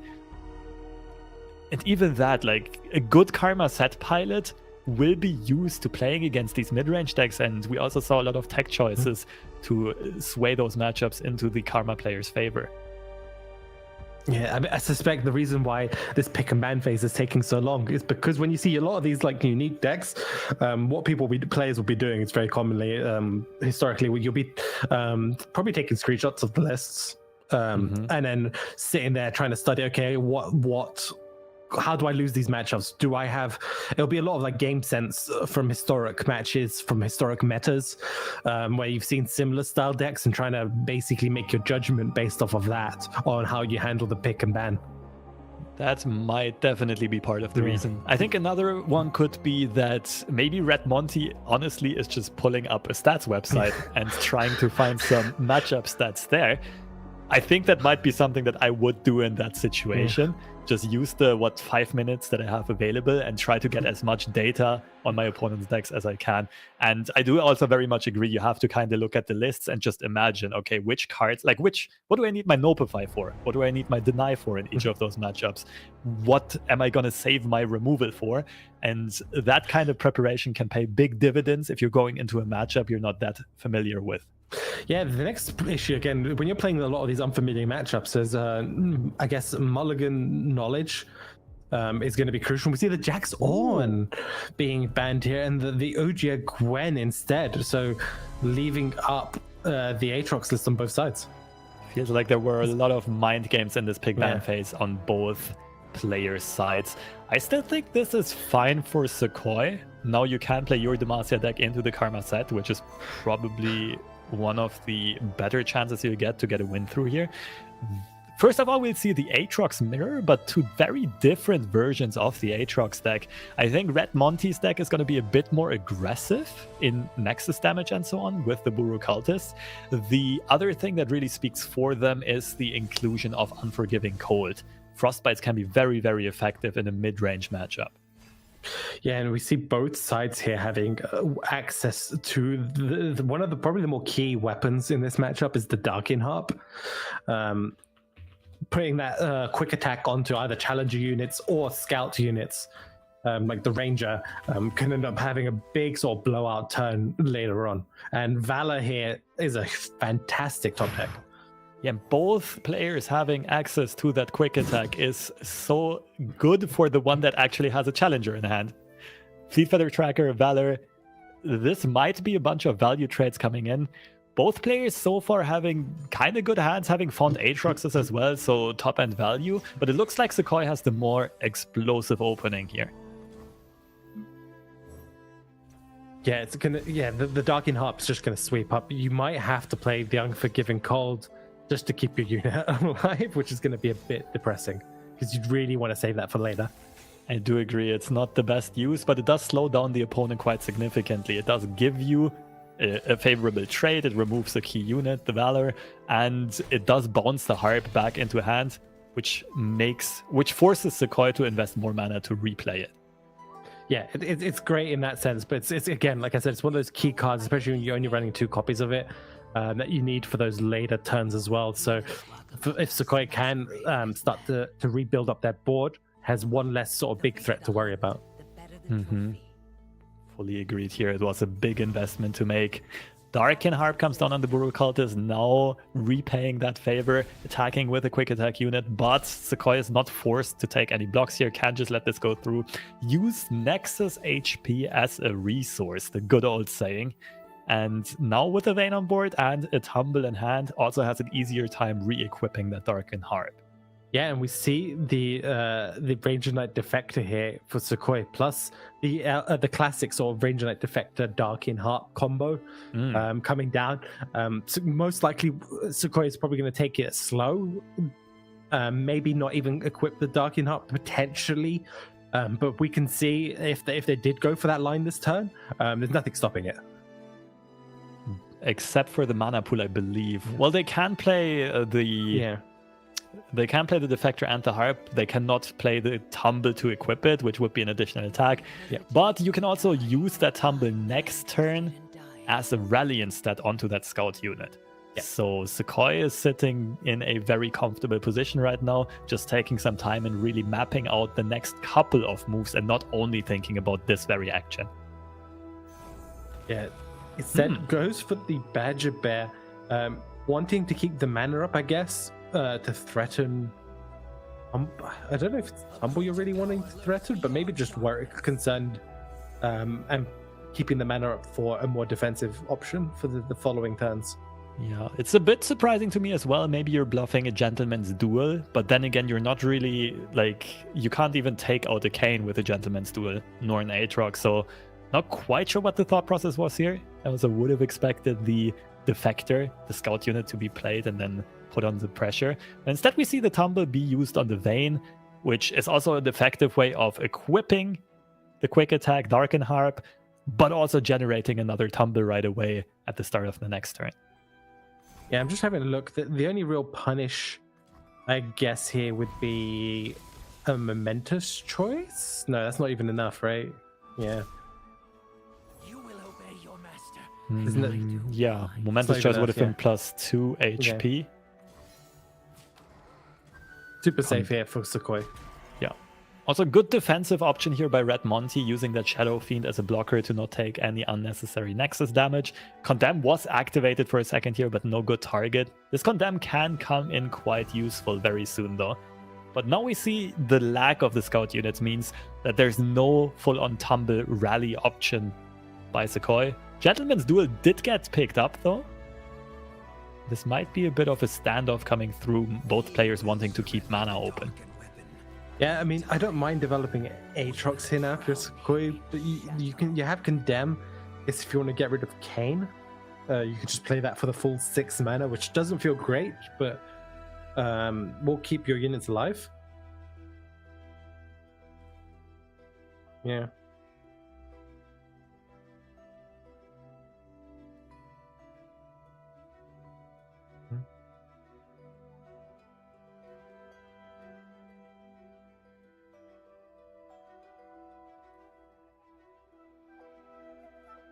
Yeah, the momentous choice will potentially be a problem. The other option is you can just slam Aatrox, just get it down. It's just a big unit. It stops a lot of Red Monty's attack. With the Brutal Cultists, they will still trigger, but it will slow down the overall damage. He will surrender the darkened weapon or die. We will drown him in shadow. Okay, and there is the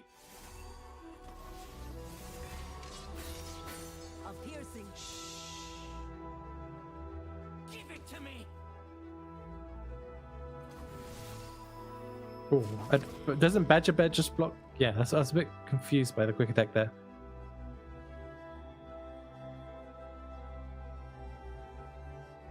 The Fnatic is just gonna get removed for free, basically.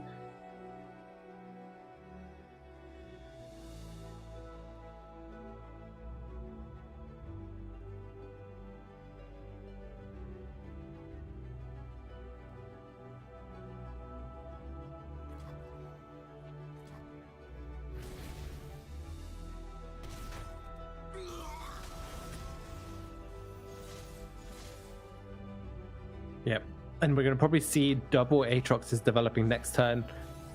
Do you ever consider putting Darkin Harp on Aatrox for the attack over the regular weapon?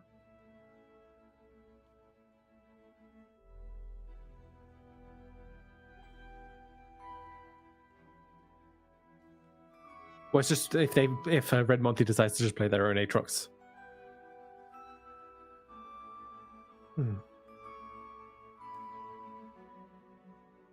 Yeah. No.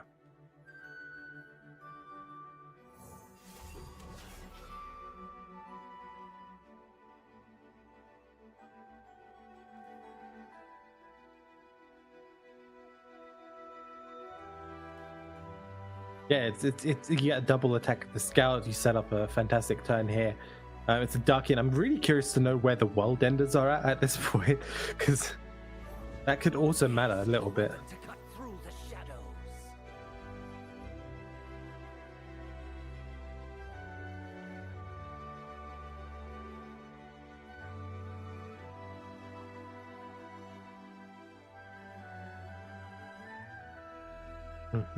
Yeah, it's a very fantastic line, but it all kind of goes back to, I guess, the turn like 3 or 4 turns ago. These defectors have been sitting in hand for a while now. We could have this sort of double attack combo could have just been pulled off turns ago. What is Sukhoi deciding this turn as opposed to 3 turns ago? A servant of the dark.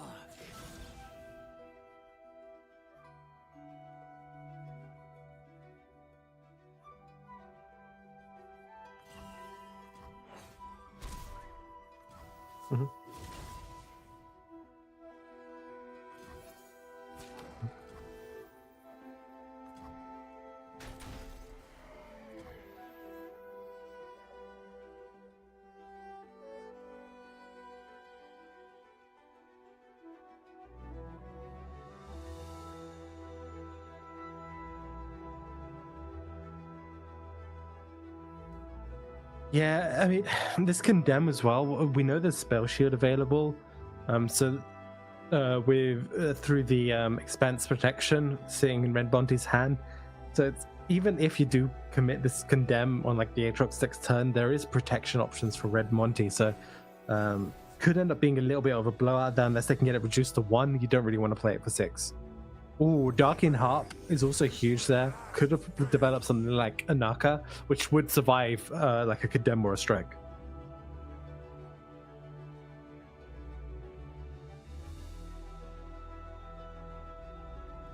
Mm-hmm.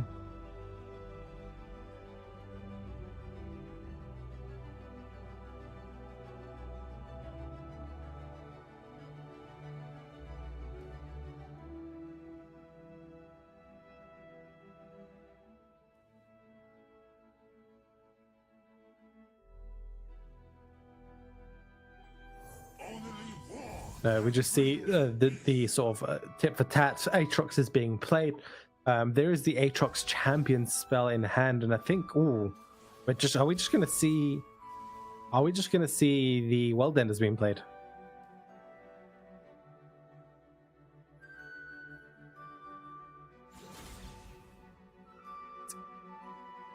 It's huge on Monty's side though.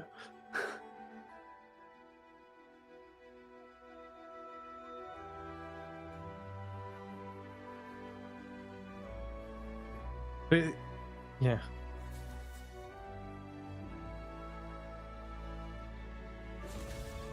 Yeah, it's a very tough turn. I mean, this 6 damage will most likely need. If you're Red Monty, there's a chance you just take this 6. I have waited for long enough. Yeah, I mean, yeah, it's tough, right? Because your hand. I mean, and then Sukoi's obviously left with the decision of, do I use Condemn or do I just play my own World Ender?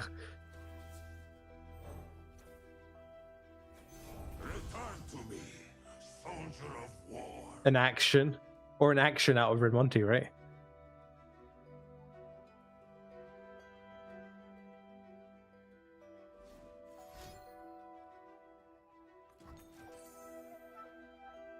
Yes, it's the Aatrox spell, yeah.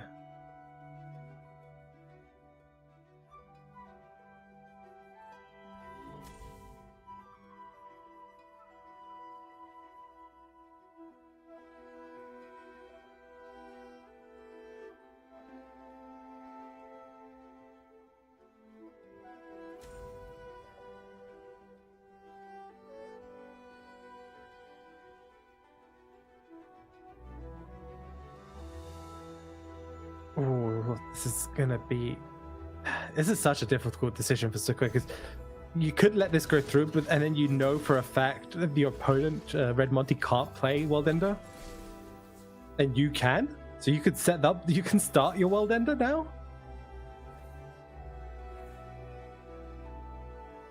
Yeah. Not even realms could divide us, old friend. Whom terror must die!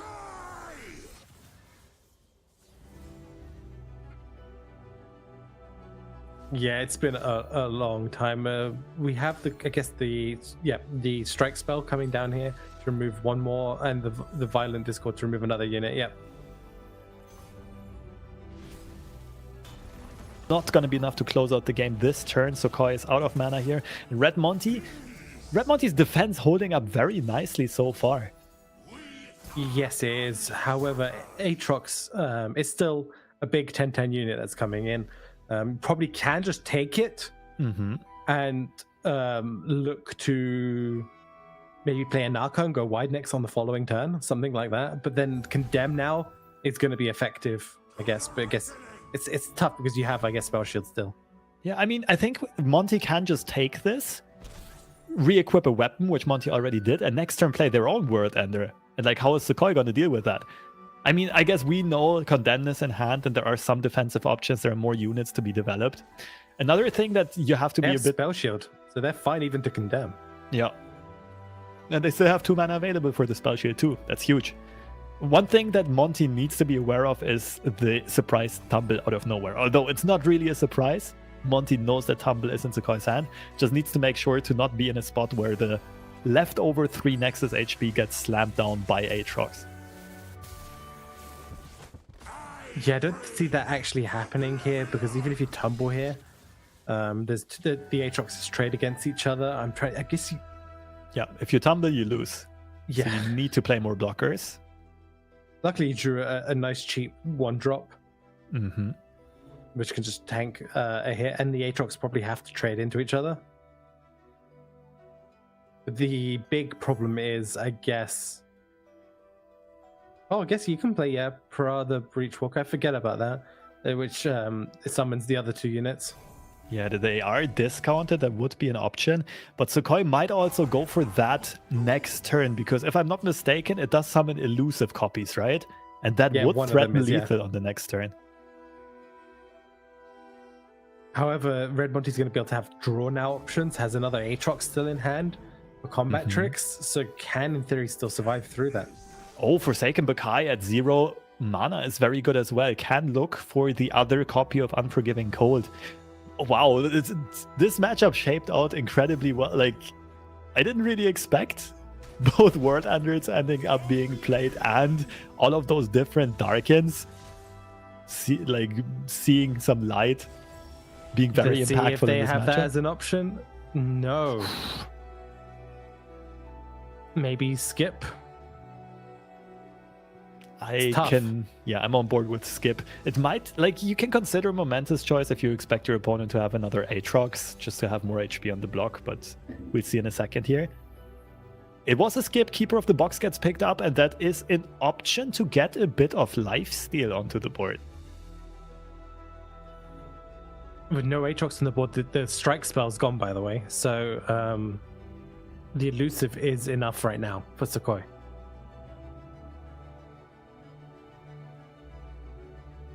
Monty is currently out of defensive options besides that one lifesteal unit that can be played. Sukhoi is playing it slowly, going for the Ranger Knight Defector first. I do expect that this is gonna be a setup for the elusive unit. To me, Aatrox being played does equip the Darkin Blade. Big hitter, but no possibility for strike effects. Sukhoi could also go for the Aatrox of their own, but it's not really threatening lethal. Oh, but with Red Monty having played the Aatrox, the Nexus also got healed by 2, so they're now at 7. But the elusive could also get another weapon equipped. I think it would have been at 7 attack. Sukhoi instead electing to go to play Aatrox of their own. This is so tough. I'm trying to figure out how Sukhoi gets back into this right now. I don't think you can. Going for the quick attack. Yeah. This gets a single trade. It's not enough to push lethal. You can block quite comfortably, with any of your bigger units if you're... I guess this just gets a bit of heal and a slight trade. Yeah, I think you just can't really stop the back swing coming in a second. It just plays the line here again. After, also important to mention in the bottom right, we just saw a graphic that Diogenes Enjoyer, aka Sergy, actually got the 2-0W over Arachnid and is therefore in the semifinals, and the dreams of making it to the World Championship very much alive. But now, going back to the action, Red Monty is setting up an incredibly wide and large attack, and I don't think there's anything that Sukhoi can do about this. Yeah, I think this is going to be game number 1 heading over to Red Monty. Sukhoi unable to find ways of closing out that match, and the World Enders, the draw specifically, just giving Red Monty tons of options there in the later stages of the game. And we do have to wonder whether or not there was a potential missed lethal by not going for that elusive Pra, the Breachwalker, and then equipping a weapon onto it, right? I think that was on the table. Yeah, technically would have been lethal that turn, yes, technically. Yeah. I'm surprised because it looked like Sukhoi was thinking about it and going for that first, but then did elect to go for Aatrox instead. But it is what it is. Red Monty going up 1-0 and now has to win one of those 2 games, chances, bullets, opportunities with Karma set with the Ionia PNZ deck. Yeah, and Sequoia's drawn probably one of the more like annoying weapons for Karmaset to deal with in the 0+1 tough variant, because giving tough in this matchup in a deck that like Karmaset that tends to have more direct damage makes it basically need to have double the number of spells usually to remove that unit. Instead of one, it'll usually be two. Yeah, tough. The tough keyword is the nightmare of PNZ and of some Freljord Shadow Isles control decks. Especially here, it can be quite the menace. Not only the weapon itself, but also the Darken that can be summoned. The challenger that makes spells more expensive while he's attacking. That is also something that a Karma set deck would not like to see.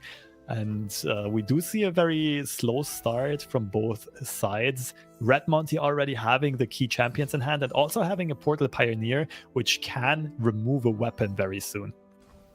Yeah, the new Explorer cards giving you a total of like 5 different card choices. One of them, as you mentioned, being the landmark, the weapon removal. There's landmark removal, there's healing, and there's also another potential crucial one in the keyword removal as well. So can potentially in this matchup happen in removing like something like Scout, but most of the time I suspect we'll see the weapon removal. Yeah, the keyword removal can also be very useful to remove an overwhelm for Aatrox for a while, even the regeneration, and then remove him eventually. But I do also expect most of the time seeing that Darken equipment destroyed by the Explorer spells. Red Monty going for an early formula, really valuing the draw highly and not very happy with the options currently presented in hand. Does get kind of rewarded with a high note as well as Concussive Palm, very useful in this matchup. Currently, things are not looking too poorly for Red Monty, considering that they are playing an aggressive snowbally mid-range deck, but now Sequoia is also putting out some pressure with the Defector, one of the most important cards in this matchup. I suspect we're going to see the Concussive Palm come down here straight away. It denies the additional attack, I guess, from the Vayne, denied the Vayne level up. The other option is just block and Mystic. Yeah, block and high note would take care of this, yeah. and I think this is a card that we really want to get rid of the board. So I'm totally on board here with Red Monty's decision making so far, but unfortunately for them, Sequoia is holding a second Defector in hand. Yeah, I guess for the second one you're gonna have to play Concussive Palm. It's a bit unfortunate. So the Mariam can block the Elkin, just get one chip damage in, I guess. The other option, I guess, you could block Vayne, but you don't have any burn spells currently in hand. You use the high note already. It's a bit tough. You could view it softening up, but I don't think you can risk that yet. You're most likely playing Set next turn just to try and remove it. Yeah, and Set is also an effective answer, stopping the Ranger Knight Defector from being developed.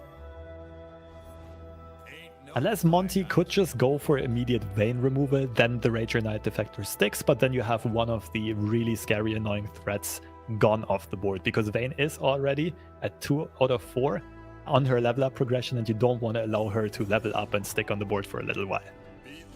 Yeah, so now, since the Ranger Knight Defector mana has sort of been tapped out by Sequoia, Red Monty just goes straight for the easy removal on the Vayne. Double Broadwing is going to make it a bit awkward again for Red Monty to keep the set alive. Could try and use the champion spell from Set to stun 2 units, but we'll have to wait and see what Sequoia develops here, if anything.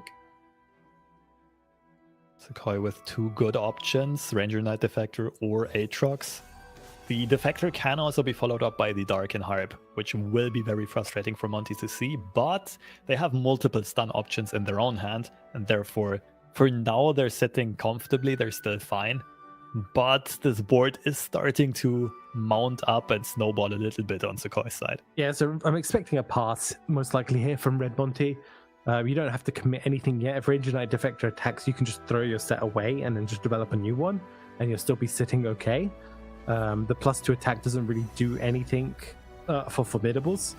And you're not actually that scared. I don't mind this as well, because this will remove the weapon. You set the Pioneer up in advance. That's a good point. You're now not scared of the Darken Harp anymore. This line sets up for what's most likely going to be a tumble, which I quite like, because then that stops the weapon It delays the weapon remove, I should say, because you don't get that action with the slow attack. I like it. That's some very astute play from Sequoia. Really making Red Monty's life miserable and making their options as unvaluable as possible, if that makes sense. Mm-hmm. Yeah, it's making it really awkward. They're going to get the rally here with Darkin no matter what. There's no deny. Which is a lot of damage being pushed. I mean, we're going to probably see the concussive palm come down after the fact. And then that will hopefully stabilize the board for Red Monty a little bit and set up for the set on the following turn. Or we just see a pass.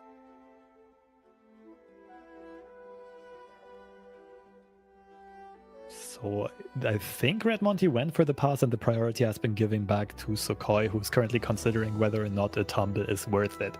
There are quite a few cards to think about, like denies and notifies and so on. Sokoi is electing to click the end round and make Red Monty just burn 3 mana, which is also a little bit of a tiny victory going towards snowballing the game.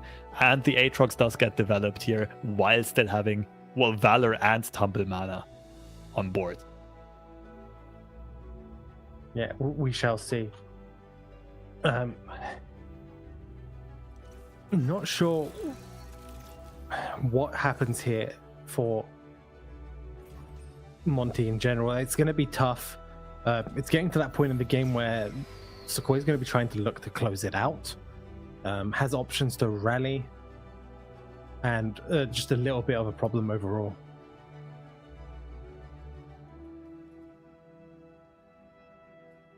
And okay, so if you're Sokoi, you're looking to finish off, as I mentioned, this turn or as soon as possible. And not sure exactly how Red Monty really survives. Has the concussive palm as an option. Oh, drew the 9 lives, which is perfect. So can generate now actually 2 additional blockers. These 2 additional blockers are going to be huge, and just to survive an additional turn. It's one of those games where the game plan for Red Monty is to get to like that turn 10, get to that Karma, and from there on in, if you can get Karma plus set on the board, it's usually game over. The Obliterates will remove the weapons and basically stop all of Sekoi's pressure. But again, it's going to be a race to that point. We're going to probably see a rally coming down again this turn and setting up another attack here. Sekoi's board lead is snowballing here. Mystic Shot does threaten to take care of that Aatrox, but Catch is an incredibly useful defensive combat trick. Red Monty is trying to seize the opportunity here, but Sokoi does have an answer in hand if they elect to go for it. It is not an easy decision to make, because Sokoi could be worried about further removal follow-up. Do you go for the Catch here with the Darkin? Oh, no, just takes the... Okay, just takes the Mystic.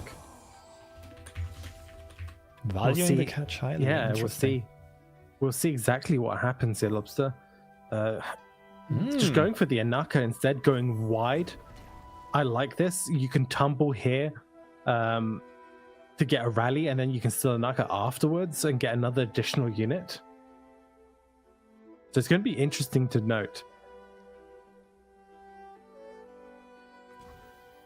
What do you think, Lobster? Did you just rip the tumble here? I think you do, right? If you're Sokoi.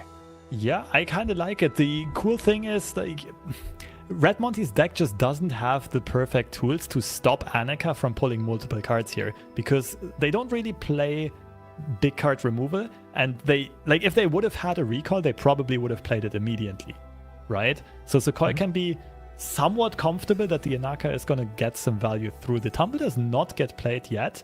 That does give Red Monty a higher mana pool again, but it does also give the opportunity of using the tumble to activate a rally if played on the Defector instead of Anaka.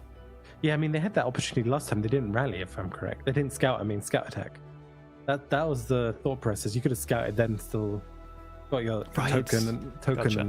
and attacked again. Gotcha. Okay. We see an event They clocking hit the being Notify? And let's see if that also is the pull. And it is the pull. And being so like overly patient with the tumble might end up getting punished really, really hard. We see the weapon removal coming down to play around World Ender. No more Aatrox coming back. Doral coming down here for Sequoia means that they're going to try and go as wide as possible, maybe on the open, most likely. But Set coming down here though is going to shut a couple of these attacks down.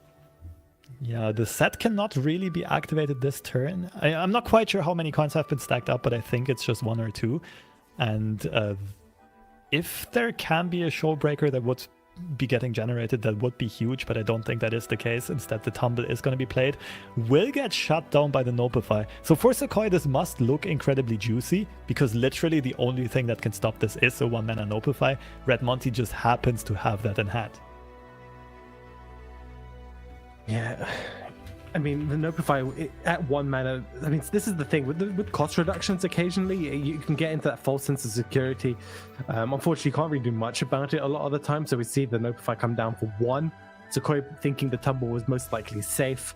Unfortunately, it is not, and now this Set will probably remove Doral and just swinging for a little bit of damage. The other option is you can potentially just try to remove the Ranger Knight Defector, but yeah, it's a tough decision to make. Set going for the cool invulnerability effect during the challenge, taking out an important attacker on Sequoia's side, and the showstopper does come through after all. So my math has been off, and it was exactly 12 mana being spent throughout this turn, taking out the Anaka, and all of a sudden the momentum is swinging super hard in this matchup.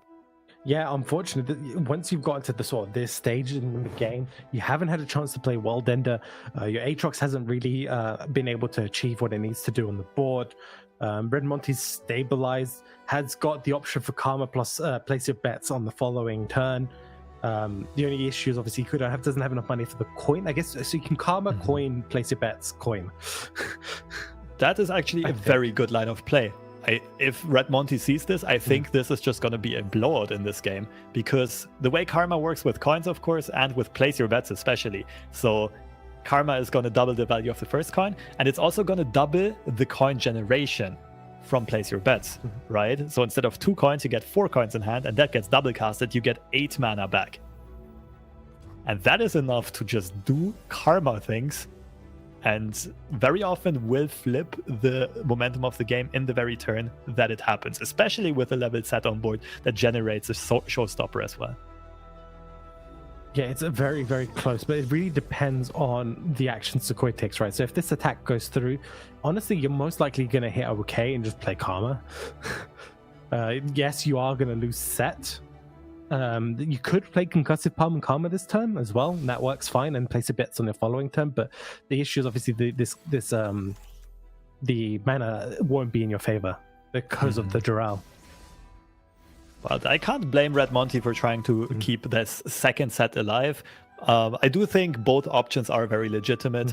And Red Monty just electing to go for the more conservative and less flashy line of play, and going for a more traditional use of Karma and to place your bets with some mana banked. Yeah, unfortunately though, since we've had the change to the coin being now focused instead of burst, you can't really do like the big explosive thing Karma Set used to be able to do, which is place a bet straight into the coins and then play your spells in response. You're actually a bit more committed now when you do the Karma place your bets. You have to spend 10 a lot of the time, and especially when there's like something on the stack anyway. I should say you can't necessarily always play the coin. But I am very glad this change happened. I think that was a very important quality of life change when facing Karma Set type of decks. And it does make it to allow for a bit more interaction, and not so that Karma just runs away immediately. World Ender is being played, not scared of a deny, but also it just happens to not be in Red Monty's hand. Instead, we are going to see this explosive place your bets turn come up very soon. Yeah, I mean, it looks like, we have the score of Never Walk Alone beating Camillari. Never Walk Alone doing fantastically this tournament. Great to see how far they've been able to take those decks that we've been watching earlier on. Unfortunate for Camilleri again, dropping in quarterfinals, so close, but yet so far. Only grand finals matters in this tournament to secure one of those world championship spots. And we do see the fancy coin action refilling back to 12 mana again and just allowing so many more plays here.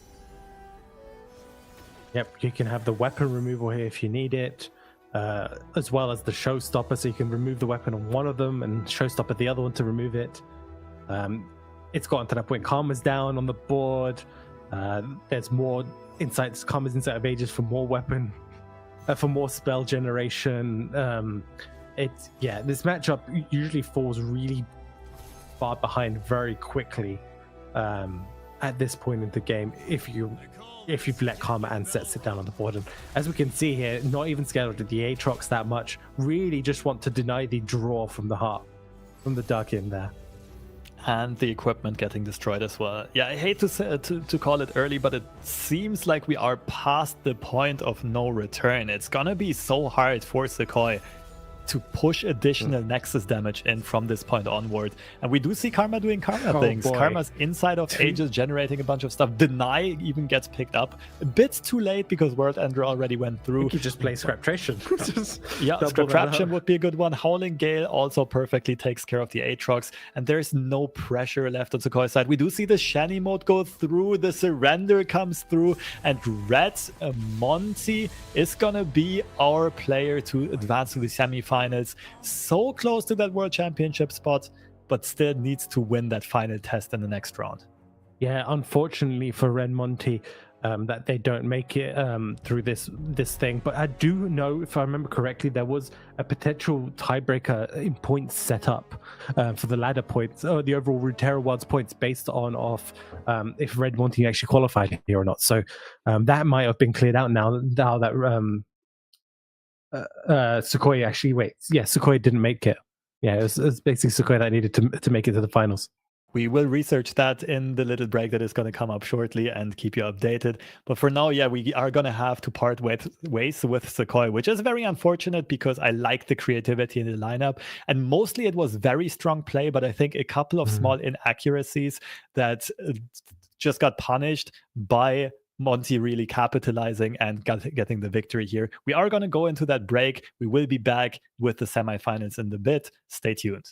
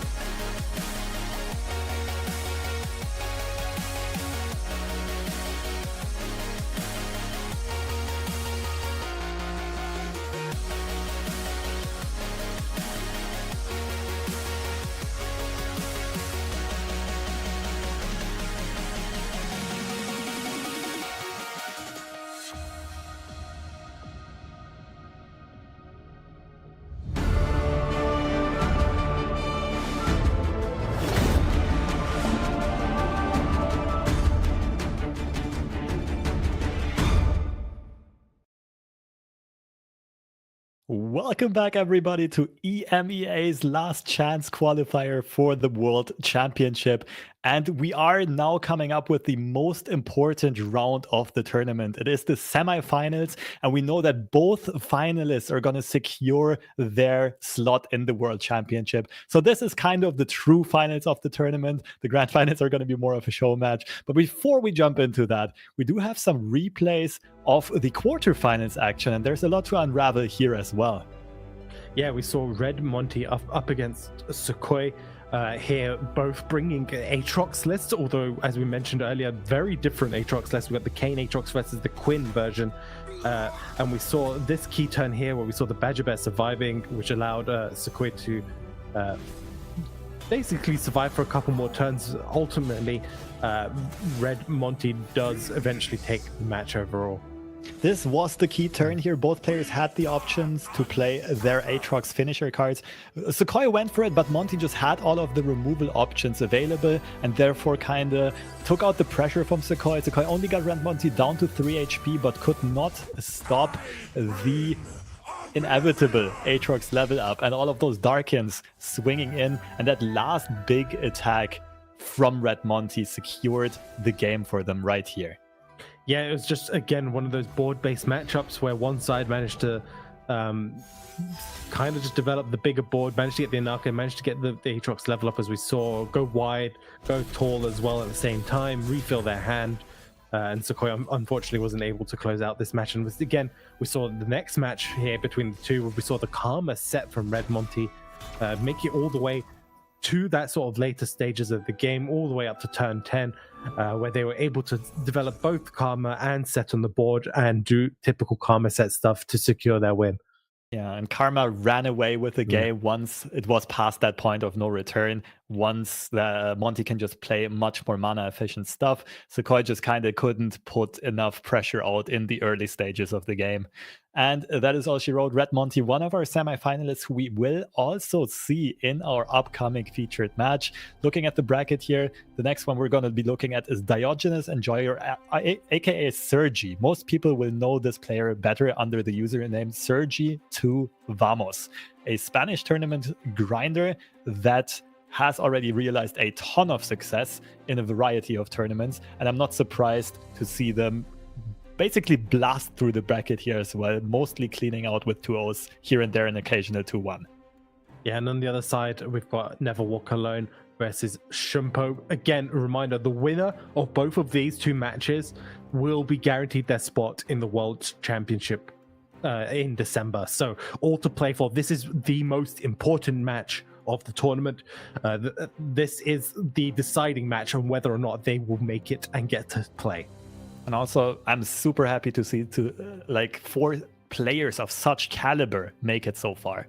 If we would have looked at the bracket at the beginning of the day, these are 4 of the names that would have stood out as people who really deserve to represent EMEA on the World Championship level. And this is, again, do or die for all of these players. It sucks that we're going to have to say goodbye to 2 of them, but I am also going to be happy that 2 of them are going to make it through and secure that prestigious slot in the World Championship. Yeah, and we're moving on to our featured match of the 2 sets, which is Red Monty versus Sergy. And Red Monty, we saw it before the break.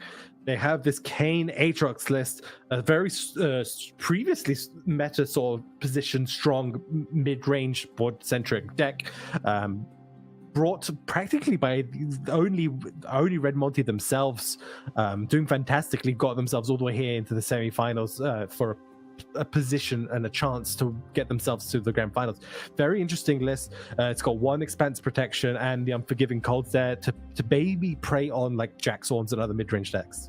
Yeah, and while the Aatrox Kane list might be a surprise performer, Karma set is something that has been on the radar of a lot of tournament players and top pilots, because this deck allows for so much skill expression. It kind of always just makes a comeback in the top cut of tournaments, and this very streamlined version of Red Monty seems to have put the work in so far. 2 denies, and most importantly, stuff like 3 tagouts, 3 concussive pumps, 3 aftershocks, so many removal and stalling options.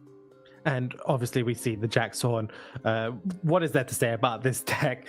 We've seen this time and time again in Eternal, in Standard. It is a very strong mid-range deck. Relies heavily on the weapon synergies with Jax and Ornn. The only real sort of standouts, I guess, is the Parts Made Whole, a one-off copy, which will allow Red Monty to discard a weapon to draw a couple of cards, maybe, and develop a 3/2 at burst speed, and 2 copies of Harsh Winds. And here we see a new deck that we have not seen yet today, and we haven't really seen much of on ladder neither. Teemo Riven Smorg. This is just trying to go wide and tall at the same time. In the early stages of the game, push a lot of damage and finish off the game with plenty of burn. We see 3 copies of Blowback, Mystic Shot, and Enraged Fire Spitter for direct Nexus damage. Ideally also a couple of Teemo Puff Caps, but we can also push quite a bit of damage on the board through these Overwhelm units as well as Riven's Overwhelm Blade Fragments. Yeah, and we see the Jinx Cannon as well coming back here in full force for Sergy here, Dionis. Again, very strong, aggressive list here, running the Cannon version instead, which will potentially enable more discard targets. Again, very fantastic, strong triple blowback, triple electric harpoon, Pytos is in there, and also that arena promoter, just giving a little bit of extra reach. And rounding out that very aggressive styled lineup is another iteration of Jax Ornn, main decking a Flash Freeze here, also 2 copies of Three Sisters, so also having plenty of options for the Jax Ornn mirror or against big hitter type decks, but still running enough removal in entrancing lures and fish fights. Sharesies as a very tough to deal with combo tricks, Sky Splitters. This is really an annoying list to face because you don't really know all of the options that your opponent is going to go for in the middle of combat with 1, 2, 3, 4 mana available. Yeah, if you're Sergy, you're actually, I think, potentially quite happy overall here. You're most likely going to ban Jax Ornn or Arcane Aatrox. I feel like you kind of want to play your aggro decks into this Karma set. Both very aggressive lists here that will potentially rush it down before it can get to do its job, especially with like the changes to cards like Caustic Rift. A lot of the lists have cut Caustic Rift in Karma set. So that's potentially not there to remove a lot of the cheaper units on aggro decks. Yeah, this Karma set list looked like it was very teched against mid-range.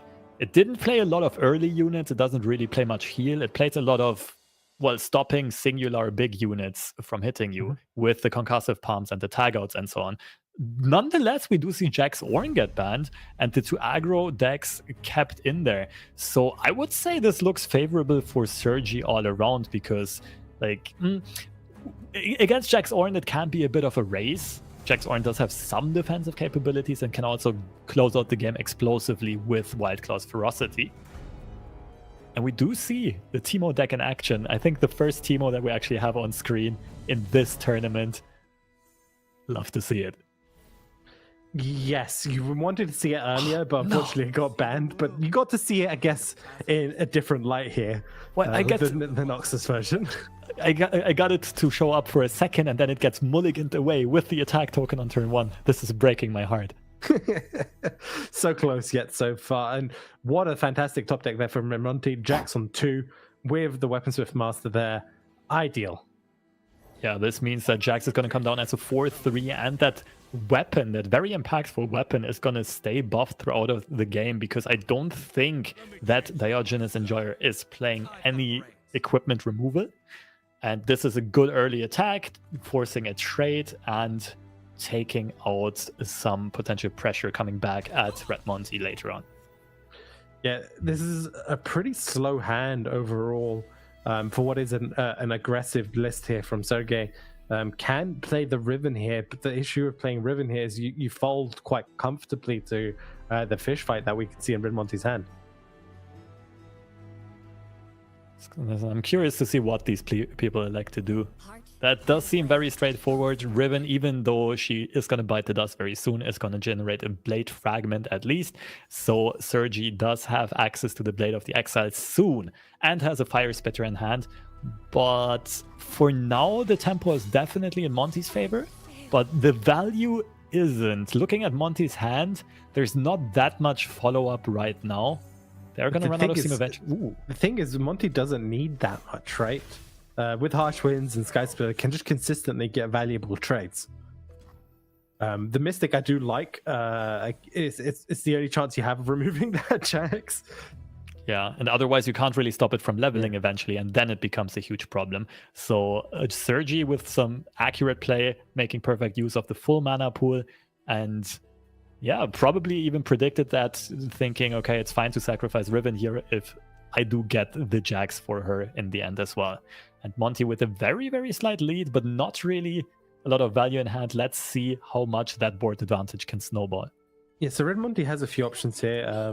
Can try getting the Jax weapon forging extra times, or can just choose to go for the Pilt over Castaway and have the value spread across multiple weapons. It's the Pot of Pain. Overwhelm is fantastic, but Pot of Pain was also great if you want to go for more survivable game plan. But as we can see, Red Monty's like, nope, just going to go full swinging this turn. Yeah, I think especially against a burn-based deck, it's more of a race. Like survivability, you won't really be in a position where you just want the game to go on forever, because Sergy's deck can always top deck more burn. So I like Monty going for that more aggressive option and just going for the face race instead. Clocklink Chain does start here, and it looks like Diogenes Enjoyer is currently pivoting to elusives as a game plan. Yeah, it does. However, that might be a little bit too slow. We know Red Monty has the Harsh Winds available, so can just stop a lot of this damage coming through and then set up a nice, fantastic open swing, or not even an open swing, can develop. So the thing is, against a lot of aggro decks, you can just freely develop. You don't have to worry about open swinging as much, because most of the time the only interaction they're going to have is some fast speed spell, which they can do when you attack. So you can just full on develop, go as wide as you want, and then swing in. Sergy seems to want to remove some of the threats here with this challenger unit. Red Monty did not go for the Piltover Castaway development, which means I'm a bit surprised to see the Omen Hawk develop first. I think it was very important to get the Attune down first from the Castaway, so that you can also Sky Splitter this turn and still play all of your hand. But nonetheless, Sky Splitter is still available. That is the most important thing here, and this can stop the Castaway on board from dying to the challenge attack from Diogenes. So yeah, Sergy is in a bit of a tricky spot here, not really being able to alleviate enough of the pressure on the board. Yeah, the thing is, if you're playing like an aggro aggressive deck and you're trying to alleviate pressure, you already know you're not in a great spot, right? At that point in the game, you are basically hoping to try and basically get anything you can to try and find that one point of damage here, that 2 point of damage here. Even as we can see here, going for Teemo instead of another Clockling. Maybe banking on the 5 puff caps pushing in an extra 1 or 2 damage before the game ends. Might be the idea. That might also just be keeping spam mana open. I'm not quite sure what exactly in this current hand state that spam mana would be kept open for, but going for the Omen Hawk pull aside, a rather low value unit. Of course, it's a bit futile to challenge the Piltover Castaway here, because the Overwhelm weapon is going to bounce back to hand and can be replayed. Sky Splitter keeping that Hawk alive. It's an elusive blocker, so you have to pull it so Teemo can hit. True. Do you really value that Teemo hit that highly? I think I don't know. It seems like it, right? Otherwise, this is going to be close to lethal already, with Wild Claw's Ferocity just being top decked, and can put that on the Weaponsmith's Apprentice with that quick attack weapon. Gonna push in a lot of overwhelm damage. You also, I don't mind it on the one on the end of no weapon. It's just better overall stats on the board. Good point, good point. I also liked Monty's defensive use of Sky Splitter. It usually is a waste to put that on an Omen Hawk, but Monty is correctly assessing that Sergy is currently going for an elusive game plan, and that is Sergy's only way of dealing enough damage to still win the game. And therefore, this elusive blocker, just chump blocking 1 or 2 attacks later on, is going to be super valuable, and therefore is being kept alive, and does not attack here, is being kept back in the back line. I suspect we'll see the blowback most likely coming down this turn. It will keep both elusives alive, push 3 damage. The only punishment, I guess, Oh, okay, just hitting okay here instead. Worried about another sky splitter, I guess. Yeah, and this allows Sergy to still play the Fire Spitter and remove the Omen Hawk. And the Fire Spitter itself can challenge the Alpha White Claw. That does look good on paper for Sergy. We, of course, know that there is a Harsh Winds available for Monty, and that is going to be devastating for Diogenes Enjoyer here. Yeah, the Harsh Winds is going to really set back Diogenes' game plan here. Let's see what these two players still draw. Another Teemo drawn, another Wild Claw's Ferocity, 1 HP and a Dream here for Sergey. Can they find their route out of this? So Sergy is gonna be looking for as much damage as possible this turn and then close it out with Blowback and Burn. I assume, well, this is either gonna be an Urchin or a Skip. Let's see what exactly. I think Urchin makes more sense because it's free anyway. So Sergy is going to be going for a Blade of the Exile and just going to try to get one really big overwhelm hit in with this Fire Spitter. But Monty being very wise to not tap under Harsh Winds mana. Sergy is just playing as if like, okay, if my opponent has a freeze, I lose anyway. So I gotta play as if they don't have a freeze to have any chance to win. And we, of course, know the Harsh Winds is available. But Sergy is still trying to maximize their own odds of winning this game. I'm trying to think, is there a line Sergey can take here that plays around the Harsh Winds at least a little bit, or at least sets them up to be okay for their next turn? And I'm struggling to find it. I don't think so. You just can't remove these Overwhelm units. They're too big. You can blow back one of them. And that's kind of it. Mm-hmm. Yeah, the other option is quick attack, I'm assuming? Yep. Oh no, overwhelm. And keeping the mana up for blowback, I guess? Yeah, not going for the Blade of the Exile, but instead keeping the blowback mana open. Still, unfortunately, the Harsh Winds is going to come down, and only 2 damage will be pushed.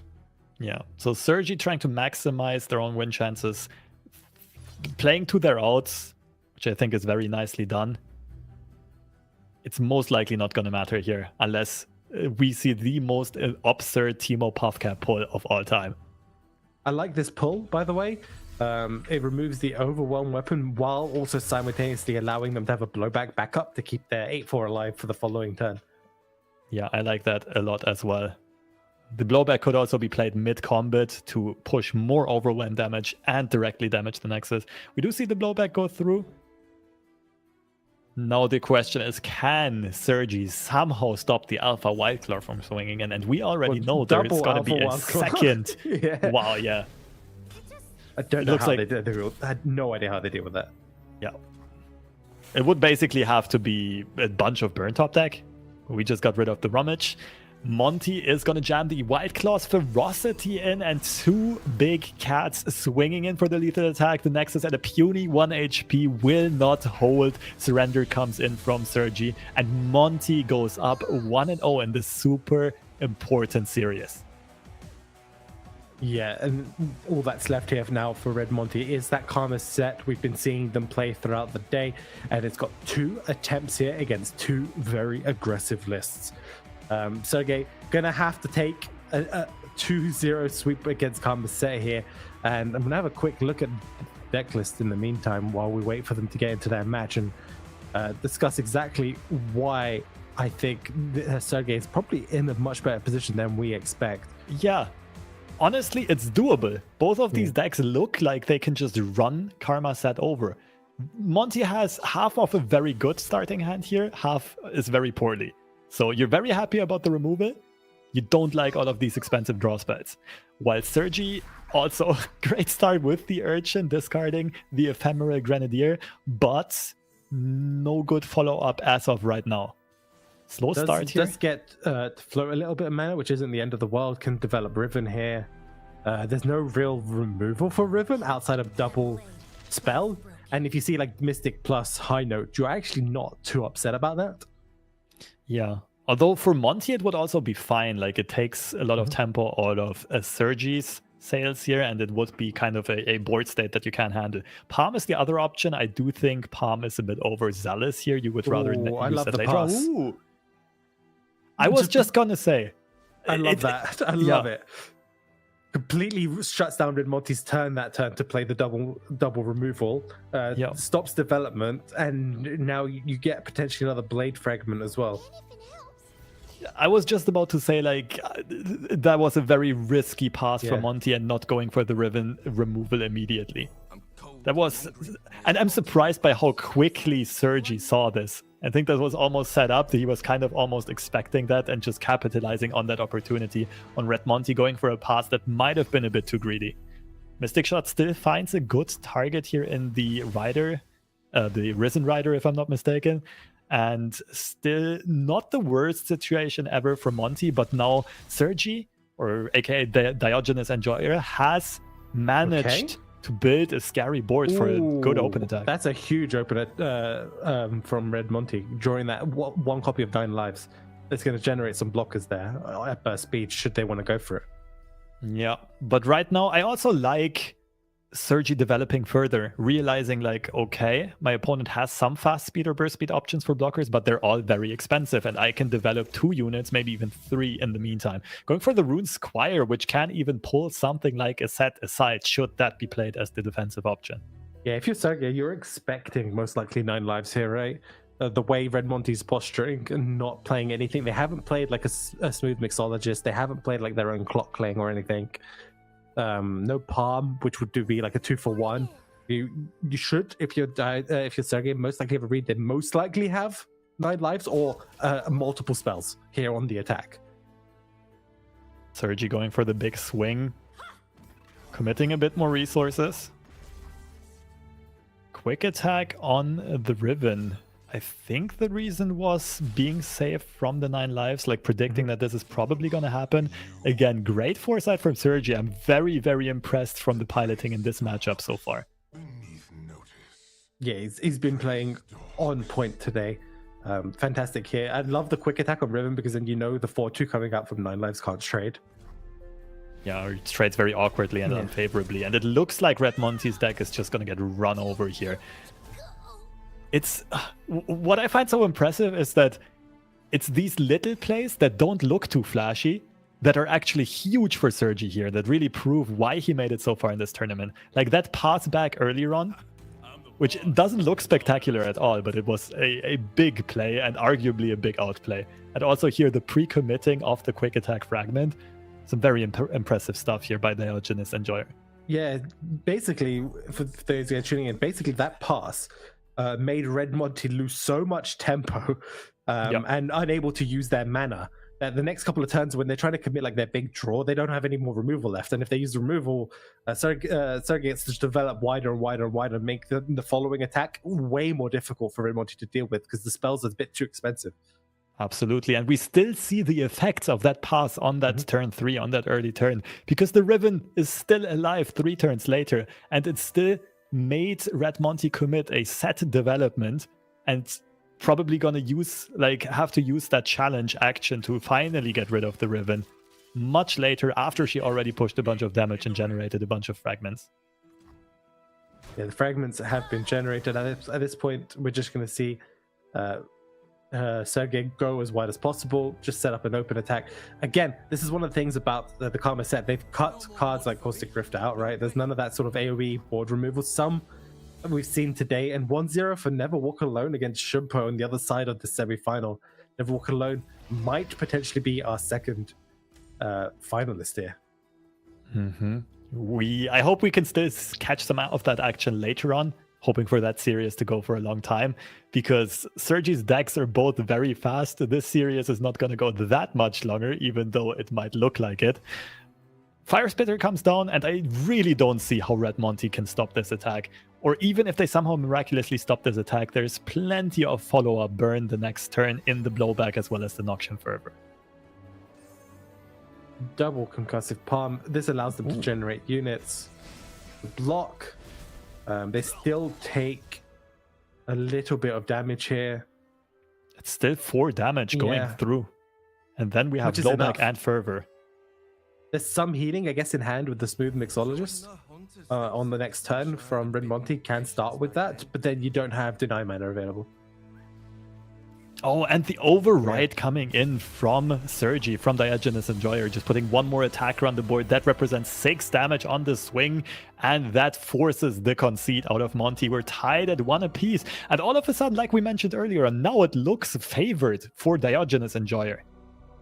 Yeah, historically, Karmaset would have been okay into some of these aggro decks, but I guess obviously the changes in this current variation, not having the ability to deal with really wide, small boards effectively. And it's gonna, I mean, the only options are high notes and mystic shots, basically. Yeah.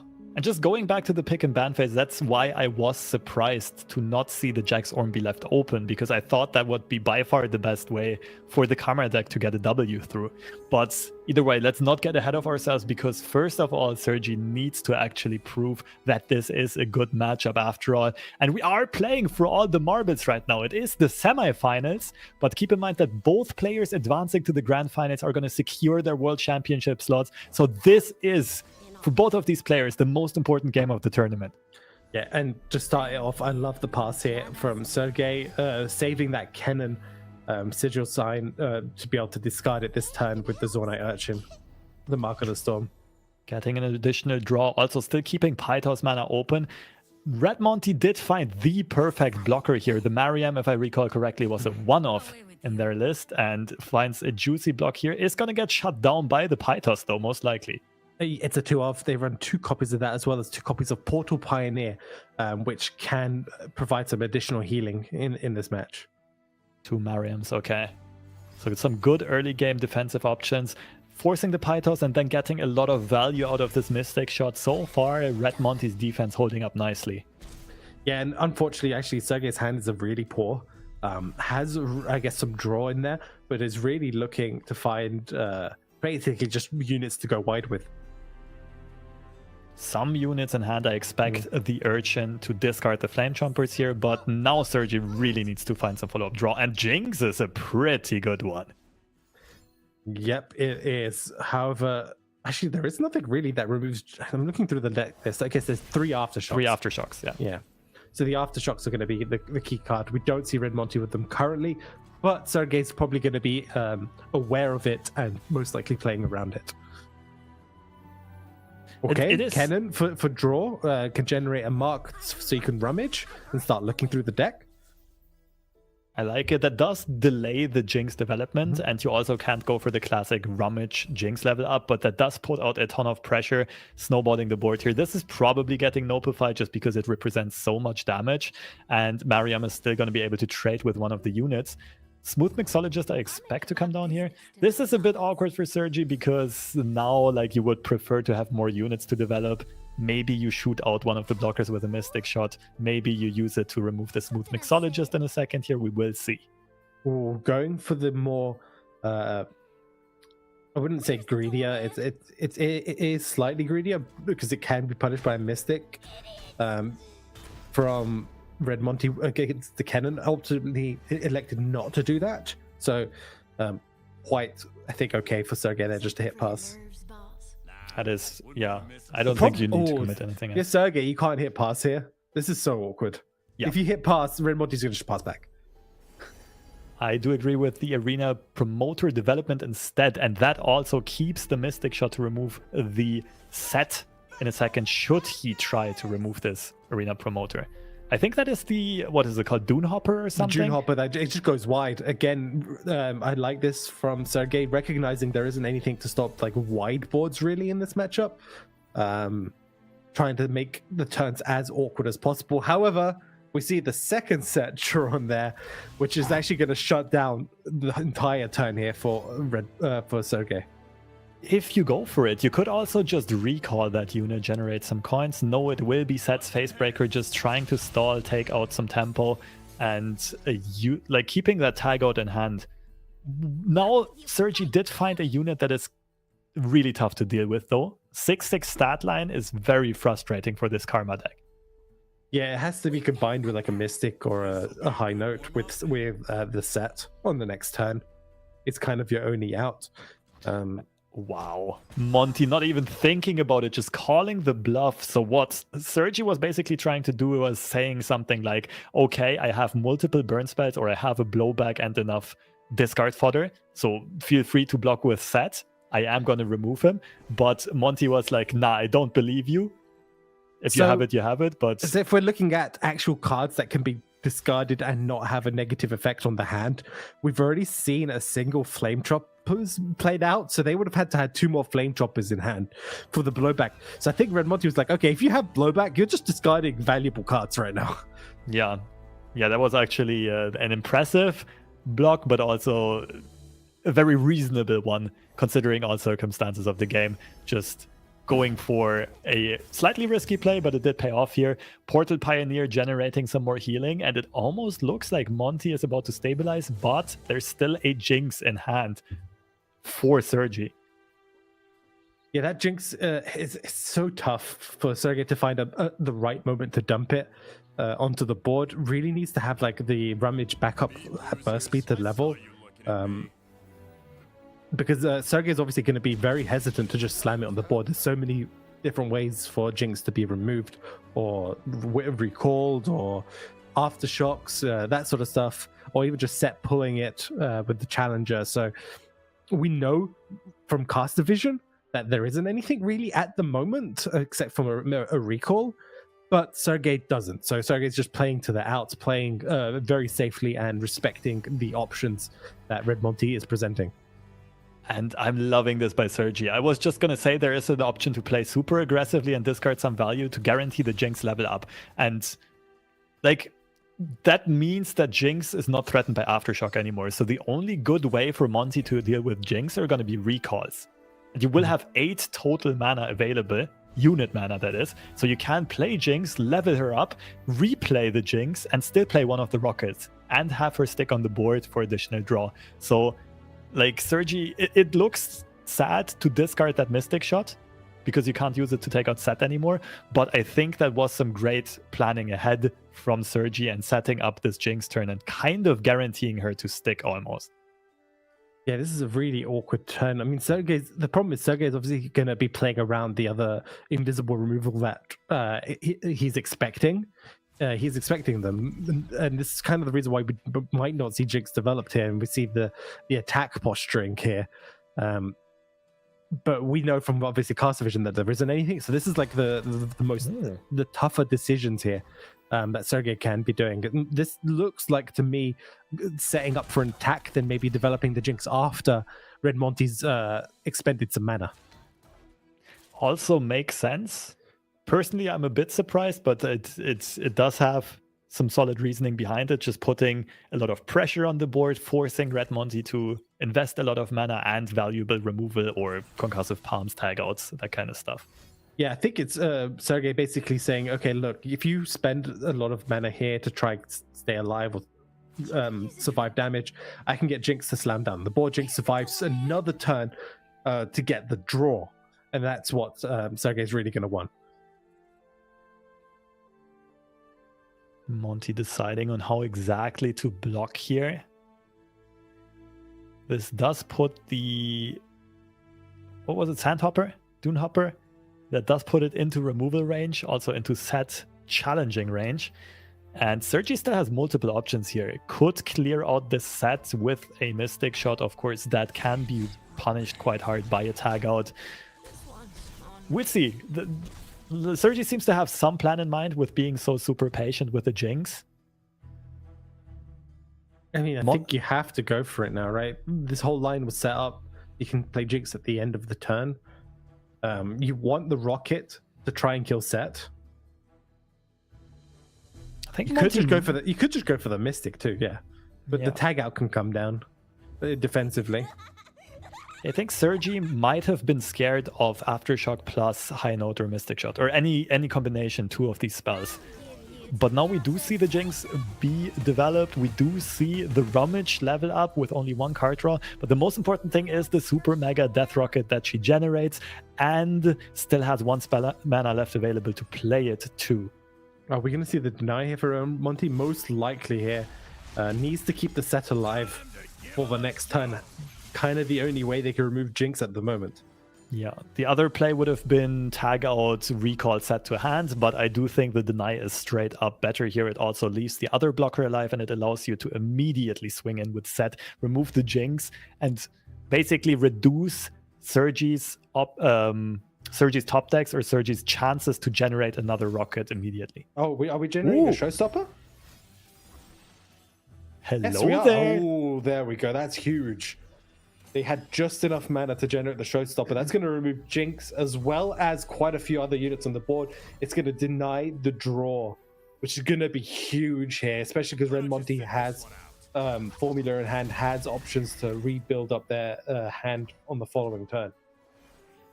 And all of a sudden, this board does not look that scary anymore. The Sandhopper, Dunehopper mech will also die to the next showstopper. We are probably not going to see it this turn, though.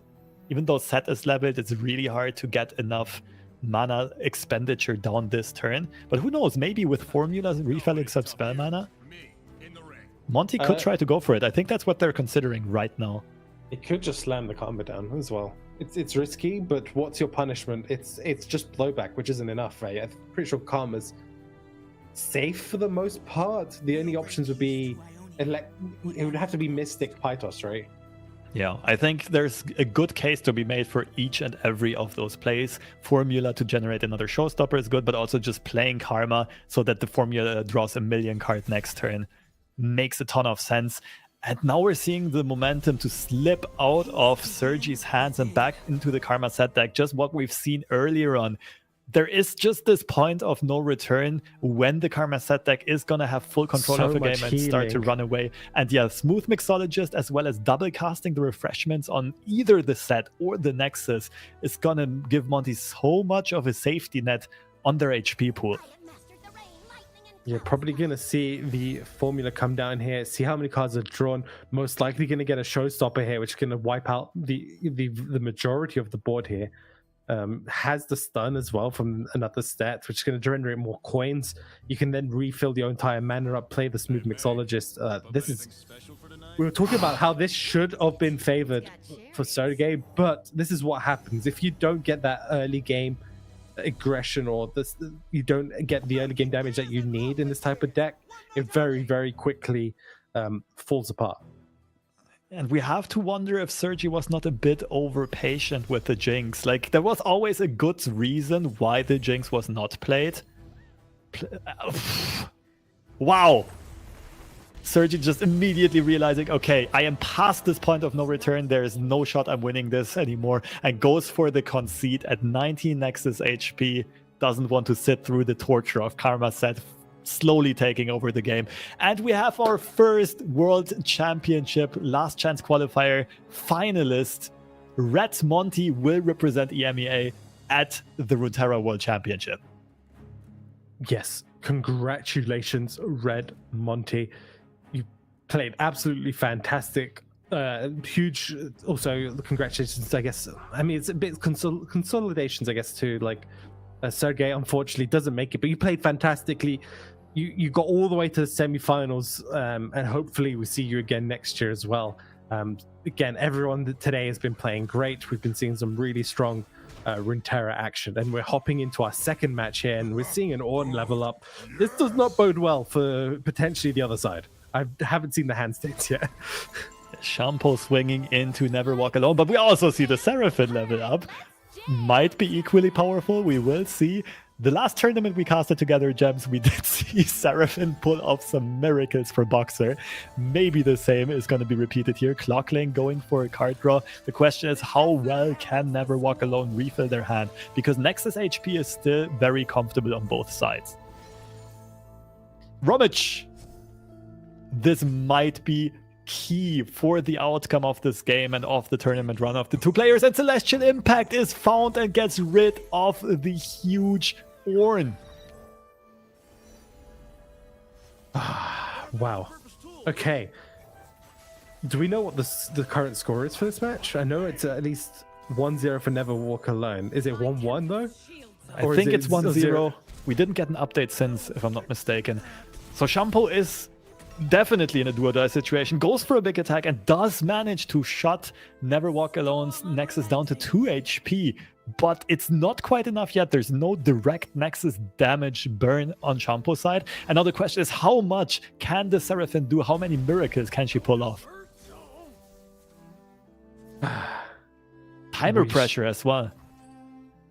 I mean, the time pressure is not too much of an issue yet, unless we hit the next game. Rocket Barrage, however. But another huge survivability tool here for Never Walk Alone. The what is it called? Celestial Wonders or something? The double stun. Janna does level up, which means more value, more draw, more card generation. Oh, this game is in such a crucial point right now. The thing with Shampo's board state is, like, it's still looking okay, but once you run out of units, you are doomed. It's just useless. It's just weapons. Yeah, it's like, what, 7-8 weapons? The only card that Never Walk Alone actually does not see is the Three Sisters. And that's why Shampo is considering entombing their own unit, realizing, like, okay, I need a unit to be able to win this game. Is it Entomb or is it just Fury? Fury makes more sense. Good point. I thought for a second there is a line. There is a line to Entomb to trigger the Glacial Saurian effect. Yeah. To get a potential draw. That is technically a line, but it happens a turn too late. Probably gonna see the Scout weapon be equipped if it's still equipable this turn. No, Fisherwhack instead, going on for 2 Overwhelm swings, and Never Walk Alone just has the perfect answer in hand for that with the double stun spell. A gentle breeze to ease your burden. Okay, and we see another Three Sisters drawn from Shampo. Oh, it's not quite, it's not a freeze, it's a stun. Three Sisters doesn't help here. No, Never Walk Alone might have just stabilized here. We're going to see Seraphine generate a spell plus some tempo, which is going to probably give additional draw because of Time Trick! I guess you could just Time Trick. Yeah, Time Trick is probably better, right? And the third option is also just Tellstones into Behold the Infinite. It's not bad at all. You can potentially find the Golden Sister for some lifesteal. There's so many options here. Time Trick. High Note gets picked up. That can take care of the Glacial Saurian. Time Trick has not been played before. It is double casted. Caustic Rift with a discount. Let's see if that is what is going to be picked up. It's Mariam instead and the Youngling. Two great defensive options as well. Guiding Touch. Healing the Nexus, drawing 2 cards. Seraphine back, working her magic and doing her thing. They should draw, it's 2 cards, right? Yeah, don't think unless we've seen one played earlier, we don't know. There's a potential we've missed that. I would assume that Guiding Touch has not been played yet. Might have been a little bit of a hiccup. Oh boy, there's the Star Shaping. Okay, yep, there's the double up. Okay. How much are we healing this turn? Youngling at 0. Falling Star does not do much here, but there's still a lot of randomness that can be generated. Star Shaping can hit the Nexus. Ferris Financier, good old Reggie, can pull miracles. We've seen that happen over and over again. There is Trifecta's great. I don't think you care about the other options too much. Yeah, that looked like the only playable card reasonably. But still, Shampo does have Steam. Shampo does have gas on their board. They can still hit for quite a lot of overwhelm damage. The only question is how much Living Legends? Is it discounted? No, they haven't played the discount. Okay, so it's just a full 10 mana Living Legends. How much can Never Walk Alone do defensively? Nexus is back to 11 HP and we have Tellstones into probably double generating Hush. If no Tellstones have been played yet, it triggers twice. Hush doesn't remove the weapons. That is a great point. It actually will only impact the Glacial Saurian and remove the Overwhelm. So the Omen Hawk would still hit, but that is fine, right? Because we just buffed our Nexus back up to 11 HP. Went for some good old quality healing, even 12 with the Youngling. +3/+3 Glacial Saurian in hand as well. Oh, hits. Oh man. Okay. Do you just rip it? Do we just rip? Song Spinner? Yeah. We shall see. Both players being patient so far. falling star. That was the idea here. Not pre-committing the Hush, rather saving it for a potential bigger threat that might end up being top decked. Never Walk Alone playing quite the control game plan here. There's another Glacier Saurian. That seems perfect target for that Hush that you're mentioning. Can Time Trick and have a look to see what we get. Back Alley Bar, Sunken Temple, all potentially a little too slow for this turn. Probably does want them, but maybe to be played on the next turn. Living Legends does get dropped. Only units. Okay, And- no removal options. Okay, but there are some important ones to mention. We don't know how much got invoked yet, so the dragon does not get played. Instead, Golden Sister for some lifesteal. We highlighted that earlier on as a great celestial pull. The other option would have been the warrior for some challenging and board control, but of course, straight up lifesteal is more important in this specific game state. Saurian gets buffed up further and further, goes for a big attack, and is probably gonna get met by a Hush. Shampo has a great attack here with the 3 sisters in hand because the overwhelm blocker can get entombed. But we know that Never Walk Alone has Tergonian Tellstones in hand, being able to generate, well, even 2 Hushes if wanted and needed. The attack goes through. Nothing gets committed. Never Walk Alone being very cautious with the resources here. You have to remember, we haven't looked at the list, but like there isn't really damage over the top. So for Never Walk Alone, going down to 2 doesn't really matter as long as they can find something the next turn or 2. But Never Walk Alone is currently in a position where they might die to the next attack from Shampo. I guess not really, because you still have the Hush, right, for the Glacial Saurian. You take 1 from the impact, I guess, from the weapon. Cosmic Call. Troll Gift is just fine. Thread the Needle is also not terrible as a removal option. It's a classic, but have you heard the remix? Oh, we do see equipment destruction, so we can get rid of the Fisher Whack here. Oh, that was such a big pull.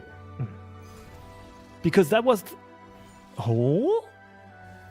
Goes for the removal on the Saurian and leaves the Fisher Whack in play.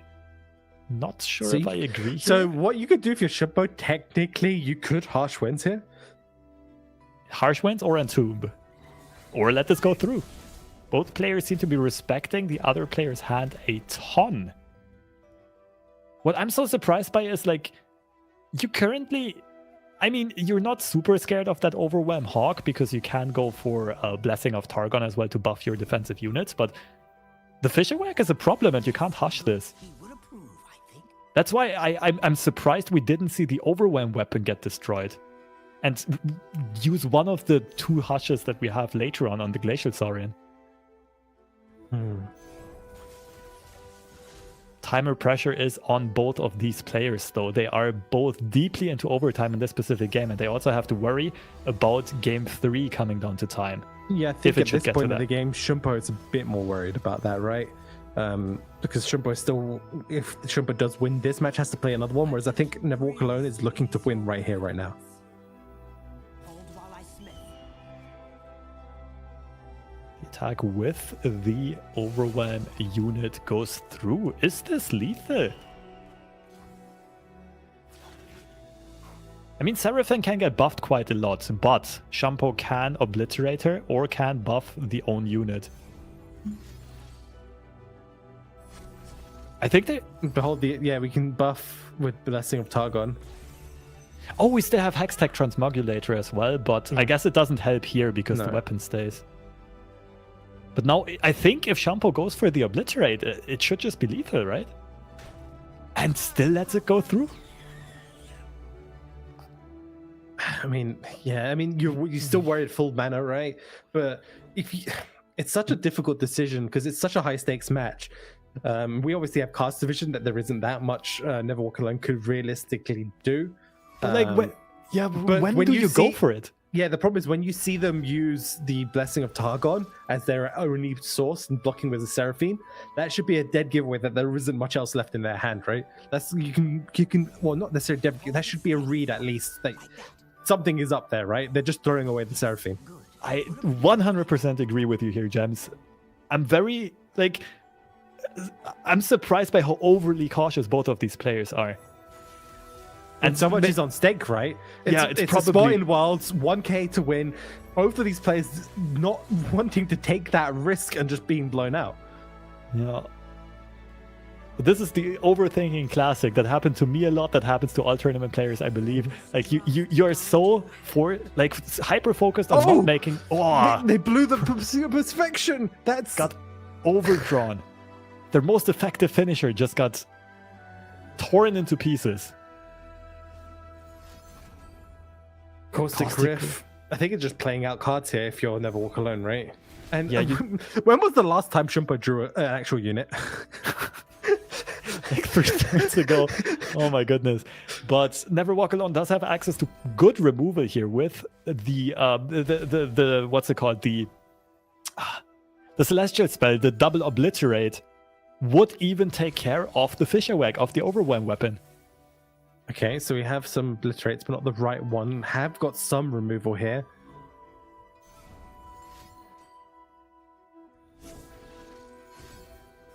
We're invoking again, having a look. Another Meteor Arrow. A Golden Sister is huge here. Lifesteal. We do see the 3 sisters available, so there could still be a freeze. And we see the... Wait. What? Wait, what? Are they worried about the timer? Where is that coming from? I'm lost for words. You had the comment. You were beholding Celestials. You could have obliterated both units as well as the... Shampo had no units. It's just a hand of weapons. Is there a scenario where one of these players is already qualified and they're kind of doing a show match thing? Or I don't think so. I don't think so neither. They're not on our list of the current players that need that. They both need the win to make it, I believe. This might just be a ton of nerves kicking in for both players. And I mean, it made for some very entertaining gameplay. And yeah, it's just wild. Like, both players have been playing so passively and willingly not taken a lot of opportunities to get control of the game or to threaten lethals. And now it all comes down to Jinx aggro versus a very defensively built Seraphine Janna deck. I'm so confused still. I really want to be able to have a chat with them and figure out what happened there, because from our perspective, I mean, we have cast vision, so we know. I mean, even if you never walk alone, you know, like 8 of the cards in hand are weapons, right? So you're there's only like 1 or 2 cards in hand for Shampo at all. So you haven't seen them play anything for turns, so you could have a guess, I guess, that it's potentially some type of spell, or it's not on because they most likely would have played it. I don't know. Why? I'm still so confused. Yeah, and I can't even imagine what they were playing about, but I'm gonna try to pull up the deck list. Maybe I'll see something and we'll update you in a second if we get clearer on this. But well, for now, we are still in game 3, and this is a super duper enticing and interesting matchup. This is a classic, somewhat control-y deck with some combo options versus a very aggressive deck with some combo options. So both players having a lot of agency in this matchup and multiple ways to play this matchup, and which cards to discard, how to attack, when to develop the Jinx, and so on. Discarding the blowback straight up here from Shampo as well. I think with the current hand state, it's fine. You're trying to get rid of the hand anyway to set up the Jinx eventually. Was that a True Shot Barrage insta-picked? Yes, it was. Ooh, that's one way of dealing with Jinx. It's one way of dealing with most of the board from Jinx, because most stuff has usually 3 or less health for the most part. So you can, at that True Shot, a lot of the time, it's going to hit for 3 units and remove all 3. Cosmic Youngling is also hugely impactful find, and Seraphine's base stat line is just a great blocker in this matchup. Both players you see are blitzing out moves, by the way. Like, they're playing way faster than they usually would, because in this 3rd game, you don't want to go down on time. If the game does not conclude, if the game runs out of time... Wait, what is the rule actually? It is tied 1-1. It will be whoever's got this time this match. Okay, it's not the they still have 10. They still have 10 minutes essentially. There's another 5-minute overtime. Right, it's not. if they play quick enough, it should in theory be fine, especially when you're playing a fast deck like Shampo. Okay. Does that rule still exist? Like if it's tied 1-1, then the player who won the first game? No, it's literally whoever's got more time left on the last match. That perfectly explains why these players are playing so quickly. Like we mentioned, they still have, like after this main timer runs out, the main timer of 4 minutes 22, there's going to be an additional 5. And if both players keep playing at this speed, the game should be decided by the time that these 9.5 minutes are over. Early Sunken Temple gets dropped, Never Walk Alone not liking their hand, and that allows Shampo to develop a pretty wide board and maybe run away with the tempo here. Yeah, Never Walk Alone's going to throw away a couple of the key removal options, the Mystics and stuff here. Maybe they redraw them, maybe they're not. They do Some get fumes? some fumes, yeah, some fumes there, but Triple Seraphine, not what you want to see. The prank it's high hitting some notes. fumes right there was huge, by the way. Yeah, prank coming in super clutch for Shampo. If you play Seraphine, the other turn into high notes. So I actually think the Seraphine draws were not that bad, given that Shampo did end up developing and not open attacking. Also, the second Youngling is something you really like to see. But Shampo setting up an attack in a way that makes it really hard for Never Walk Alone to get good blocks. You're probably okay throwing a Seraphine away, I think. Yeah, with 3 in hand. But wouldn't you block the 6/6? Yeah. Right. Again, I think both players must really feel it on the nerves. So much pressure because this is the most important game of the tournament for both of these players, and probably even the most important Legends of Runeterra game of their lives, because it is for a Worlds qualification slot. If they win, they are going to have $1,000 guaranteed and a shot at the first place prize of $30,000 and a lot of glory and fame. So I think both of these players are really, really feeling the pressure right now. Yeah, it is very, very close. We have both Sunken Temple and Bakali Bar on the board. Jinx comes down. Unfortunately for Shampo, it doesn't have a way of actually emptying out the hand currently. These Younglings, by the way, are just such a nightmare for Shampo to deal with. Every turn healing for 2. Mystic removing the June Mecha Yodel there, and yeah, so tough. And when was the last time you saw a Traverse Snooze bottom in action? That randomly generated card gets dropped here to support the following attack. Mystic Shot gets sent to the Nexus. Instead of being kept in hand, the Arena Promoter goes for a block.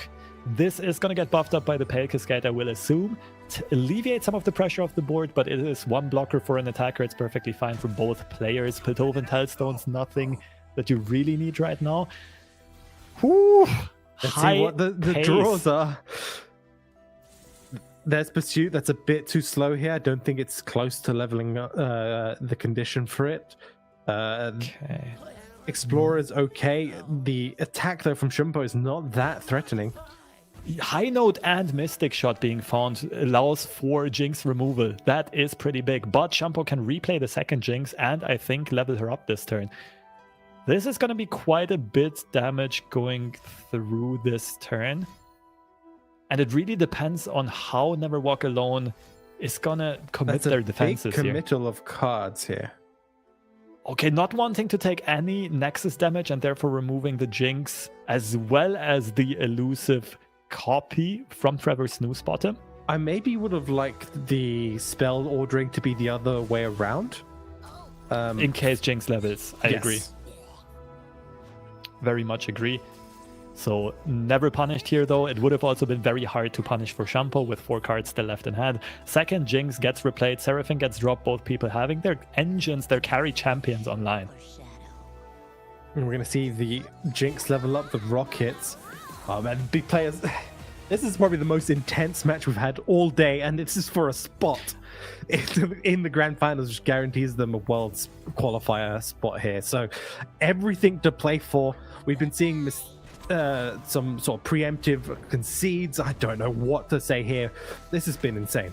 Yeah, keep in mind this is the true grand finals of the tournament. These two are currently duking it out for a Worlds qualification spot, even though it's officially still the semifinals.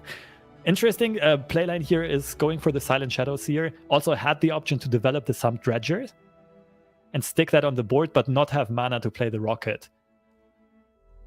Just have one more unit on board versus 3 Nexus damage. It's a bit of a tough contemplation. Shampo not having a lot of time to think about it, just going for the Nexus damage.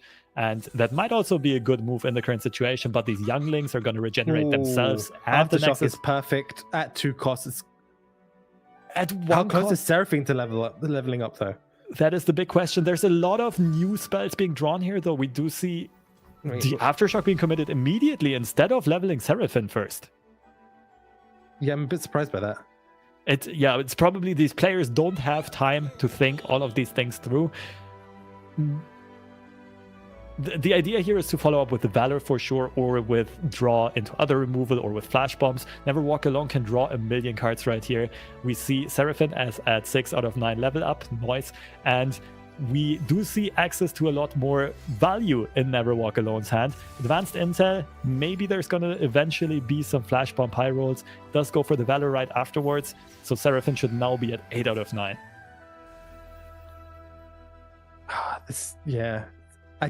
Both players really rushing here. Shampo just can't do anything. That's the problem. So it's kind of forced just to keep passing until the attack happens. The Mystic has to really try to keep this Jinx alive. It's a bit unfortunate, but it's just the current situation. These younglings, by the way, are putting. The thing is, the one thing to note is Never Walk Alone doesn't actually have a way to end the game right now. Yup, the younglings are hyper carrying this matchup right now. No, but he can't end the match before the timer, most likely. That's what you mean. The problem, yeah. How does Never Walk Alone actually end the match before the timer? Right, the Seraphine deck is so grindy that there just might not be a lethal in time with only 2 minutes 50 left, and Never Walk Alone is currently half a minute down on the timer, which is huge. Celestial Impact does get found, so never punished for not going for the double cast Aftershock, but Shampo is now out of steam. You can't afford to not just keep passing Shampo as quickly as possible, basically, in this matchup. If you're playing for time and hoping they can't kill you. What is Shampo? Oh, triple flame Shampos. That is such a horrible hand. And the only unit with attack does get deleted from the board. So all that Shampo can do is play a bunch of cards and try to play the timer. Can play Swindle just to see what is in Shampo's hand as well, right? Yeah. I think Never Walk Alone wins this in time. Because the timers are now back to even. And Shampo is kind of out of options. Yeah, out of options, but there's no damage from Never Walk Alone's side. Yeah, but you have 2 minutes to bash in the Nexus, and it's not like Shampo can stall. You have to They play need to blitz everything. out moves themselves. No, they can just keep hitting. And close. the pursuit on the attack. They're finally being I don't drawn. think it's 20 yet. I think it is, but we shall see. The players will let us know in a second. It's 19 out of 20. Formula gets played, and this should be it, with the huge cats coming in, securing the World Championship qualification slot for Never Walk Alone in a thrilling, high-stakes, nerve-wracking series against Shampo. And this all goes back to that. Oh man, okay, this is such an insane match here. Unfortunate for Shampo, they played really well. But Never Walk Alone is going to send this catastrophe in, is going to get the 30 overwhelm to swing in, is going to be our second qualified player here in the Last Chance Qualifier here, joining the Red Monty, I believe, wasn't it? Yes. Yeah, it was Monty beating Diogenes in the other semifinals, and that means we have our 2 world qualification finalists for EMEA. It is going to be Never Walk Alone representing Poland, and Monty, I believe, was representing Russia. Shampo, unfortunately, just barely falls short. Mostly super clean play, but especially timer pressure, nerve-wracking pressure coming through, maybe forcing some misplays, maybe forcing them to not take some opportunities that were in front of them. And in a very unfortunate way, we have to say goodbye to Shampo and to Sergy. But we are about ready to hop into a break and bring you the grand finals of our 2 Worlds representatives later on. Stay tuned.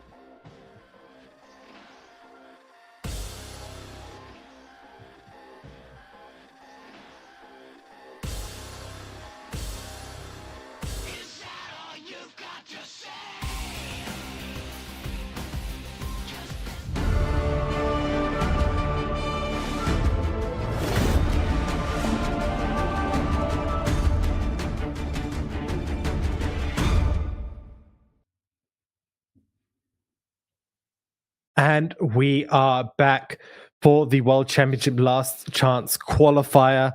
And of course, it's me, Gems, bringing back Fresh Lobster. You guys, we had a very short break, but you guys just missed what an electric end to that semi-finals there, where we saw some fantastic matches between Red Monty and Sergy. Yeah, Sergy, aka Diogenes Enjoyer, a tournament legend. Here we see dropping down to 1 HP from Red Monty's Jax Ornn overwhelm attack, and then following up on the subsequent attack with 2 Alpha Wild Claws swinging in, and just not enough defensive capabilities on Sergy's aggressive Teemo-driven deck, therefore dropping game 1. Game 2. Another shot at glory here for Sergy. Much better matchup, running over this Karma deck early on. We see the board snowball. This is just turn 5 and already a 6 unit wide attack. And Diogenes Enjoyer, aka Sergy, going for the override on a stunned unit to secure the lethal here on the subsequent turn 7 attack. We saw as well on the next match a fantastic series here between Red Monty and Sergy here, with the Karma set coming in super clutch here for Red Monty, securing them this win here.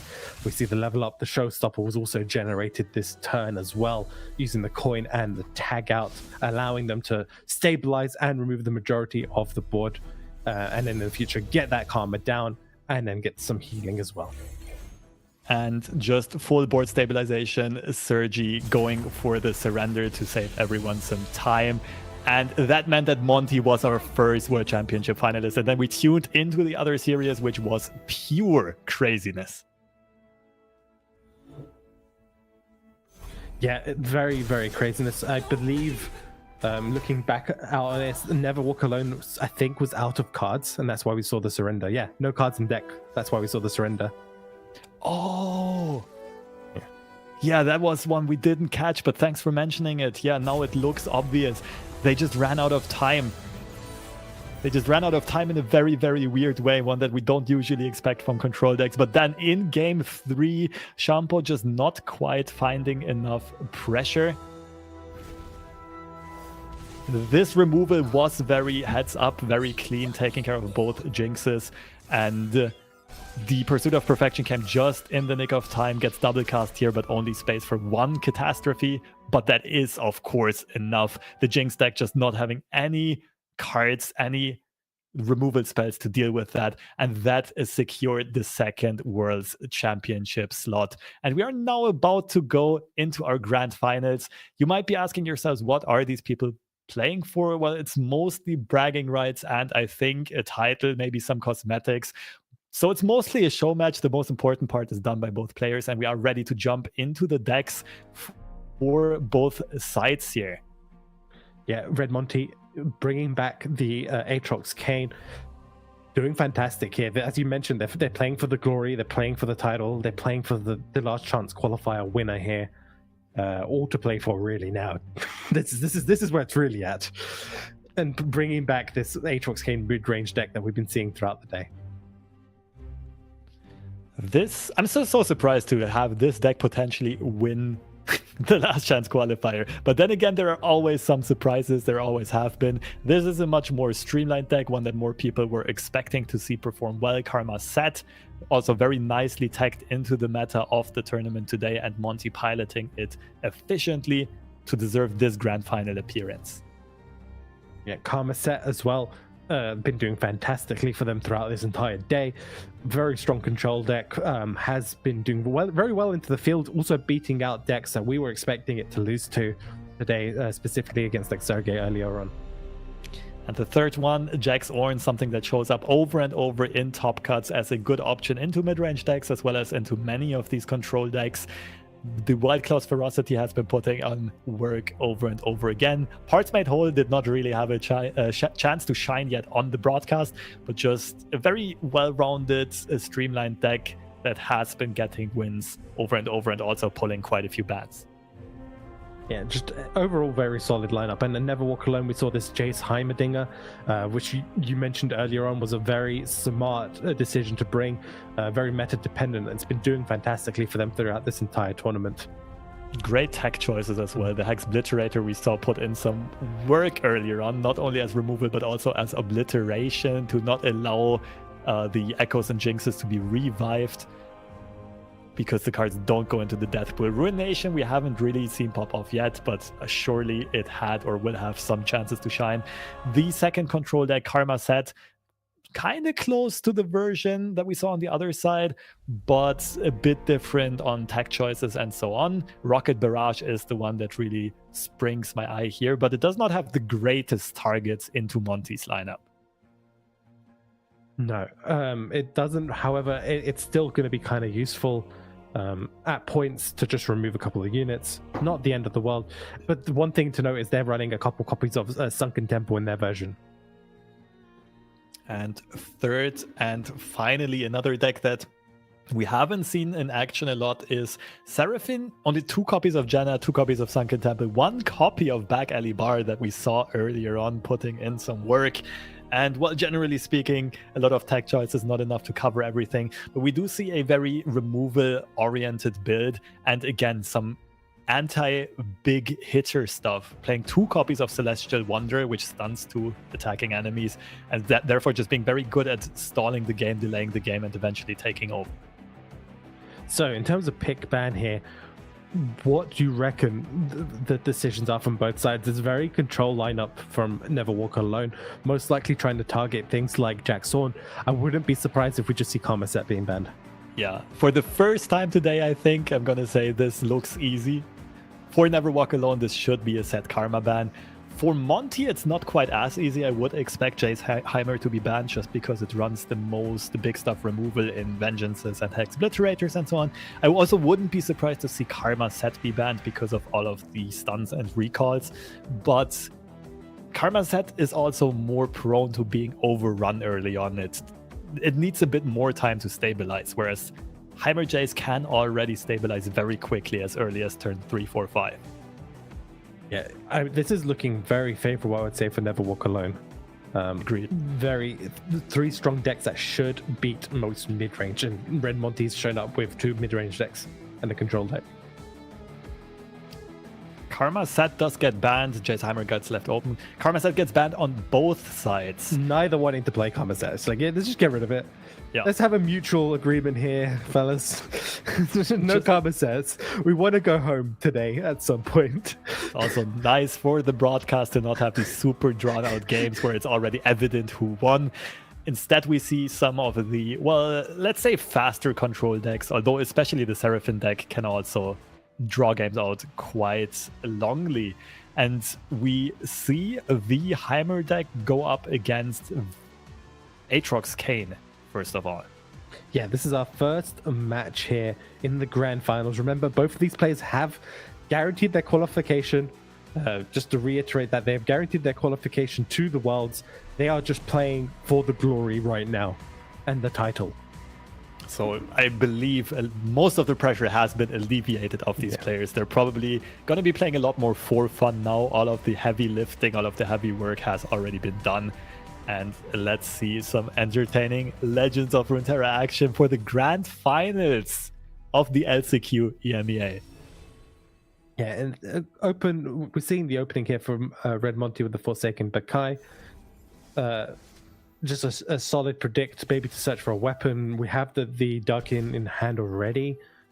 Looking okay overall, but the same could be also said for Never Walk Alone. Has the Quietus as well available for equipment removal, which is really what you really want in this stage of the match.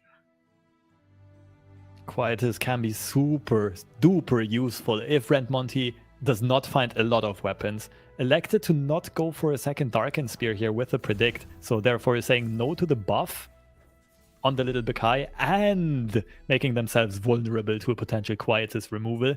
So Never Walk Alone really capitalizing with, I think it's a one-off Quietus, and punishing Red Monty's development here. It's definitely not a one-off Quietus. Two-off. My bad. Tunnel vision. We've been tunnel visioning a lot this broadcast. I think that's just the nature of the excitement. We're so excited, just wanting to show everyone the level of play we've been seeing today.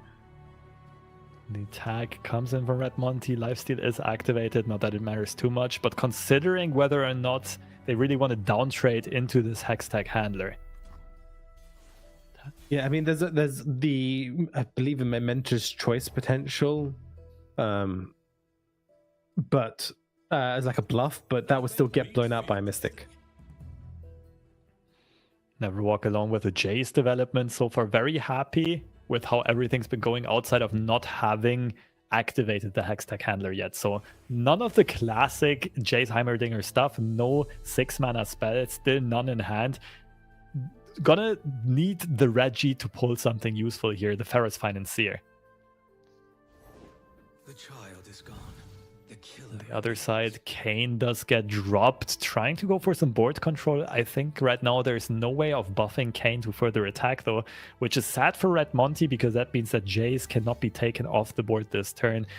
This might be the second quietest to take care of Kane's weapon right now, and that would leave him as a vanilla 2/5 unit. Yeah, Kane's very dependent on getting that weapon to gain the +1 attack on the attacks when they challenge, and also to be able to survive for a few turns as well. Unfortunately, this means that a Mystic is going to clean up Kane quite comfortably here too. Yeah, we say good riddance to the Darkened Sky. That's not even going to get a value trade here.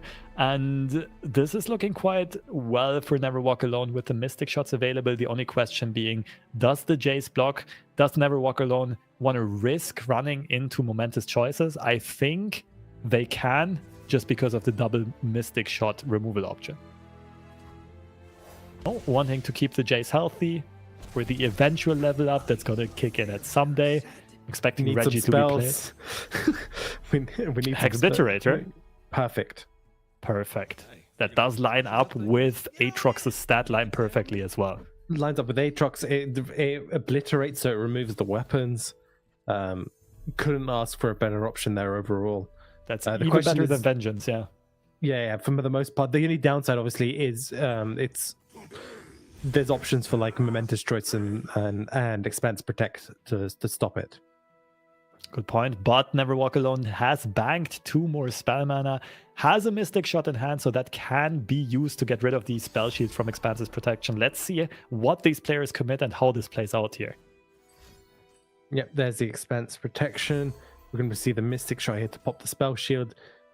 This would have been a bit of a blur if there was a Momentous Choice from Red Monty's side, but there isn't one right now. The good thing for Red Monty is Heedless Resurrection as well as another Aatrox in hand. There's still a lot of game, a lot of value on their side, while Never Walk Alone is still looking for more of these high-cost spells just to level up Jace, maybe eventually get the Heimerdinger rolling. Yeah, only having Heimerdingers. I mean, you could play Albus here and just set up for your open attacks. It's the lack of 6-cost spells here for Never Walk Alone is not ideal, or just spells in general. If they had like a couple cheap spells with Heimerdinger, they could have done that and just developed some blockers. But as you mentioned, this turn, most likely going to see that Heedless Resurrection coming out from Red Monty. And the Lunari Cultist going off first. This is some cheeky play by Red Monty because they tap under Aatrox mana. And that means that Never Walk Alone is going to be much more willing to tap under Vengeance mana themselves. But Aatrox seems to not be the plan for this turn anyway, dropping the Defector instead, Ranger Knight Defector with the Scout Tag. And I really like the now safe Heimerdinger development by Never Walk Alone. And I think they're going to be following up with a Poggers Day to refill the hand and to generate a huge blocker in that T-Hex. This Ranger Knight Defector will force potentially some good trades here. The question is whether or not Red Monty takes another attack here with the Ranger Knight Defector. Can heal it up? It's a pretty key unit. You would not really want to sacrifice it, but right now... You can use a gem here and you'd be fairly safe. Yeah. It would at least force Never Walk Alone to trade the Jace away, and that is something that Red Monty is looking towards anyway. Like, even without the gem, you're most likely safe into everything, I think, except for a Mystic, I believe. So this way you just play around that a little bit. Yeah. It would have had to be the 3rd Mystic, or maybe there's some more options in the deck list we're not thinking of right now. But the J staying alive means the level up is going to come through. The Progress Day being played, generating a T-Hex as well. And this is where the momentum might start to shift because both champions now getting their engines going. Okay, there's Aftershock. Yeah, Aftershock's great. It can remove a unit. We see. Oh, doesn't use the. I love the pass. I love the pass. Take that every day if you never walk alone, right? But we could have removed the Defector. That's the only thing that I'm a bit about hesitant. the Defector with a T-Rex on the board. That's a fair point. So Kane gets played. We do see the Vengeance for Never Walk Alone. There are also other options for removing stuff. We could also just play double huge Scrap Traption, and it would give us an 11-11, another 11-11, because double casted by Jace, and some T-Hexes. Interesting use of tech. You could. One thing to note is Shock Blast doesn't double up anymore. Yup. It got discounted by the Progress Day, which is a bit unfortunate. So it's just, you can't actually. Well, it was a consideration if they'd drawn it this time to play that instead of Vengeance, but because of the discount, it makes it very awkward. Yeah, and instead of just going for huge pure stats, Never Walk Alone wants to develop some elusive bots instead, but also keep more mana open, keeping some flexibility here, and now could either go with some blocker development in these Floor Begone elusive units. Oh, I just remembered Heedless Resurrection is never going to summon Aatrox because he got obliterated. Oh, the Hex Obliterate. Yeah, we did even mention this earlier on, I think. Yeah. That's why we see the Kane back here. Good point. Good point. I don't think it would have mattered in this situation anymore anyway, because it looks like this Heimerdinger Jace combination has already put in the work. Just the T-Hex as a potential blocker is already giving so much board control over to Never Walk Alone. And it feels like these champions already kind of did their job. Kane going in for attack and is now going to die to the Aftershock. Shock Blast would have also been an option, but Never Walk Alone can really choose freely here. Yeah, this game is looking to be set here, most likely. I don't see how Red Monty claws back. World Ender still not enough, sitting at 14. Unable to play it at all, which is kind of like your only real way to like try and sneak a win in is with the loads of Darkins. And we see the acceleration gate coming down here from Never Walk Alone. It's going to be doubled up. These elusives, there's nothing that Red Monty can do about them. Yeah, and the Shiny mode comes in. We do see an early surrender. And it is going to be a 1-0 lead for the Jace Heimer deck again, just showing why it was a perfect meta call, a very good bring, and some very proficient, experienced piloting on Never Walk Alone's side. Yeah, fantastic choice of decks as well, preying on these mid-range lists. This triple lineup of like control-based decks doing fantastically for them. Most likely, what we're going to see again is a Seraphine Jana doing the exact same thing or very similar style game plan.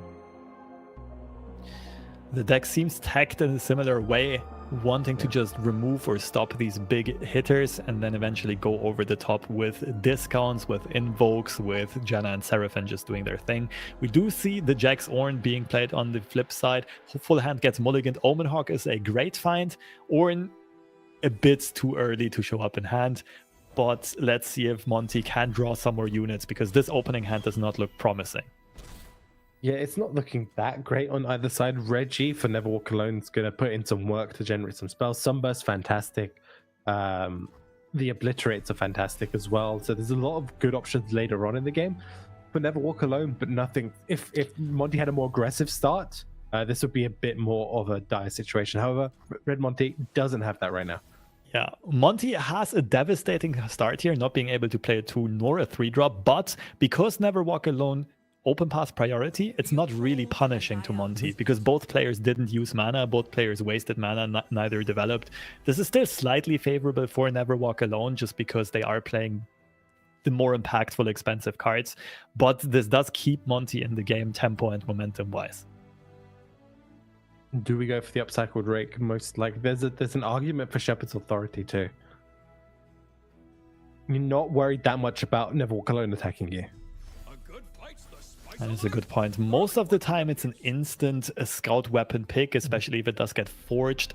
That does make up for the lack of stats. But in this case, Monty just electing to go for a smork kind of thing, just going for stats, trying to go for a big hit. And this means that the Janna can get removed before she can discount a bunch of newly drawn cards. Yeah, very straightforward removal. Most likely going to see the Glacial Saurian played down here for Red Monty. Oh no, just going for the equipment weapon. I don't mind this either. It sets up the LoR if you want to pull something. However, the Sunburst is going to shut this down. It does silence it, but the weapon still gets bounced back into hand. Now it's just the puny Omen Hog trying to put out some pressure and deal some pain to the Nexus of Never Walk Alone. But it's still looking very stable and comfortable for Never Walk Alone right now. Yeah, I mean, it's going to be like that up to turn 7. They have answers to obliterate horns, and they're not scared about it at all. They can afford to keep passing, but they can also just afford to like time trick or play Reggie and just essentially semi-soft pass, right? Use a little bit of your mana without fully committing and leave loads up to answer anything Red Monty does. Yeah, I'm liking this so far from Never Walk Alone. Monty just doesn't have a lot of options to put out steam and pressure. They can now go for the Saurian into an Ornn. That is probably the highest pressure line. The Jax also coming in handily as a cheap unit that can grow quite significantly later on. So gonna have to see how Monty is gonna handle that. What Monty really wants to draw though is stuff like White Claw's Ferocity as well as another copy of Ornn after the first one is gonna get obliterated.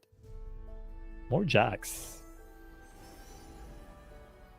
This Jax is a 5/4, even though he's not leveled yet, so can become a win condition later on down the line.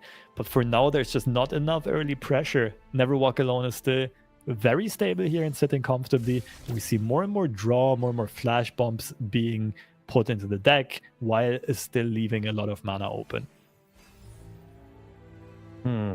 Okay, so if you're Never Walk Alone, you're sitting quite comfortably here. You can remove the Ornn here.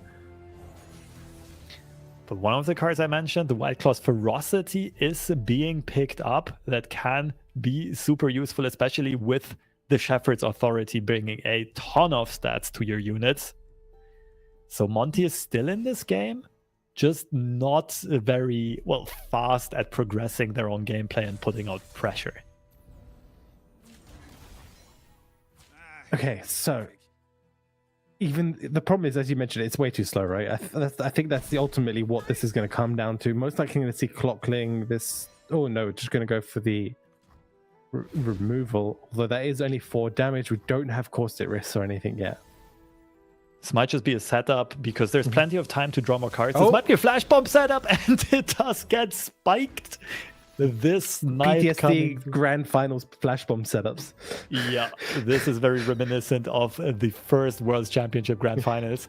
But Caitlyn just saying hi from the off here, sniping out that Glacial Saurian. Red Monty is still fine here, developing that Jax, White Claw's Ferocity follow-up. But now with the back alley bar in play, Never Walk Alone can just pull ahead here if they don't get overrun very soon. This is a good setup by Monty, though. But we also know we see the stuns, so even still, there isn't much that Red Monty can do. Howling Gale follow-up, trying to remove the Jax here. One of the potential overwhelm attackers that will come through. Now it's just going to be the lonely Wild Claw. Well, it's going to be accompanied by a bird, but it's not enough pressure as of right now. Second Jax, of course, still has plenty of mana to work with. Also still buffed from the first Omen Hawk that was being played. Another one.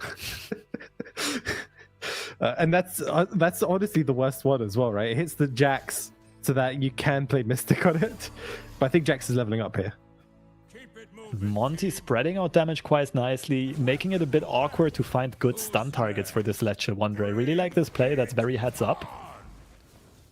Knowing that your opponent can deal with 2 attackers, you just spread your power across 3. So most likely going to see these... Do we see the stuns this turn, or do we just see the Hex Splitter there? The stuns is a bit safer. Maybe both? You can do, yeah. Would you remove Sky the Wild Splitter Claw or is the the Jax, problem. though? The Jax is... Oh. Is it? Well, yeah, no, you would use all your mana. You can get a Hush, but then you wouldn't have enough mana. That's a good point, James. You have to also, yeah, if you use Explorer, you have to worry about things like Sky Splitter. Yeah. That's the next problem. Probably going to see one of the Explorers come down, weapon removal. At this point, there are also a lot of annoying weapons which you would all like to take care of. So Monty still finding some windows for continuous pressure, and all of a sudden Never Walk Alone's Nexus is down to 6 HP, but still with plenty of game to stabilize here and to maybe eventually pull ahead and remove all of Red Monty's threats. Fishing Whack. Yeah, it's a perfect... Red Monty just providing the perfect weapon removal target. That's a good point. They still have Shepherd's Authority, another copy left that is hyper buffed and makes this bird quite swole. But it's on the bird, right? So you're not too scared of that unless it gets turned into a Wild Claw. And another Celestial Wonder drawn, all while Seraphine is at 8 out of 9 spells, about to level up and sing her song and take control of the game here. Really bring it.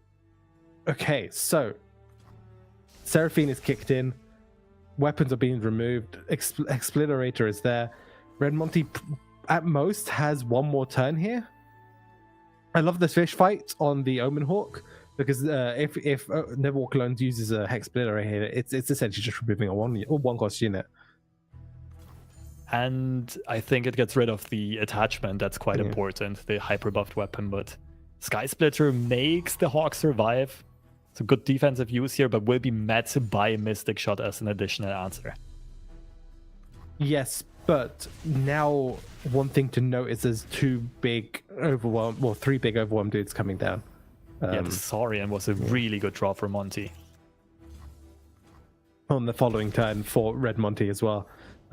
Yes, there's a Hush, which can stop one of them.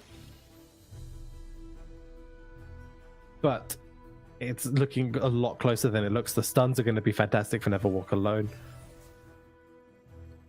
Stun Hush, in theory, should save them. Yeah, most likely.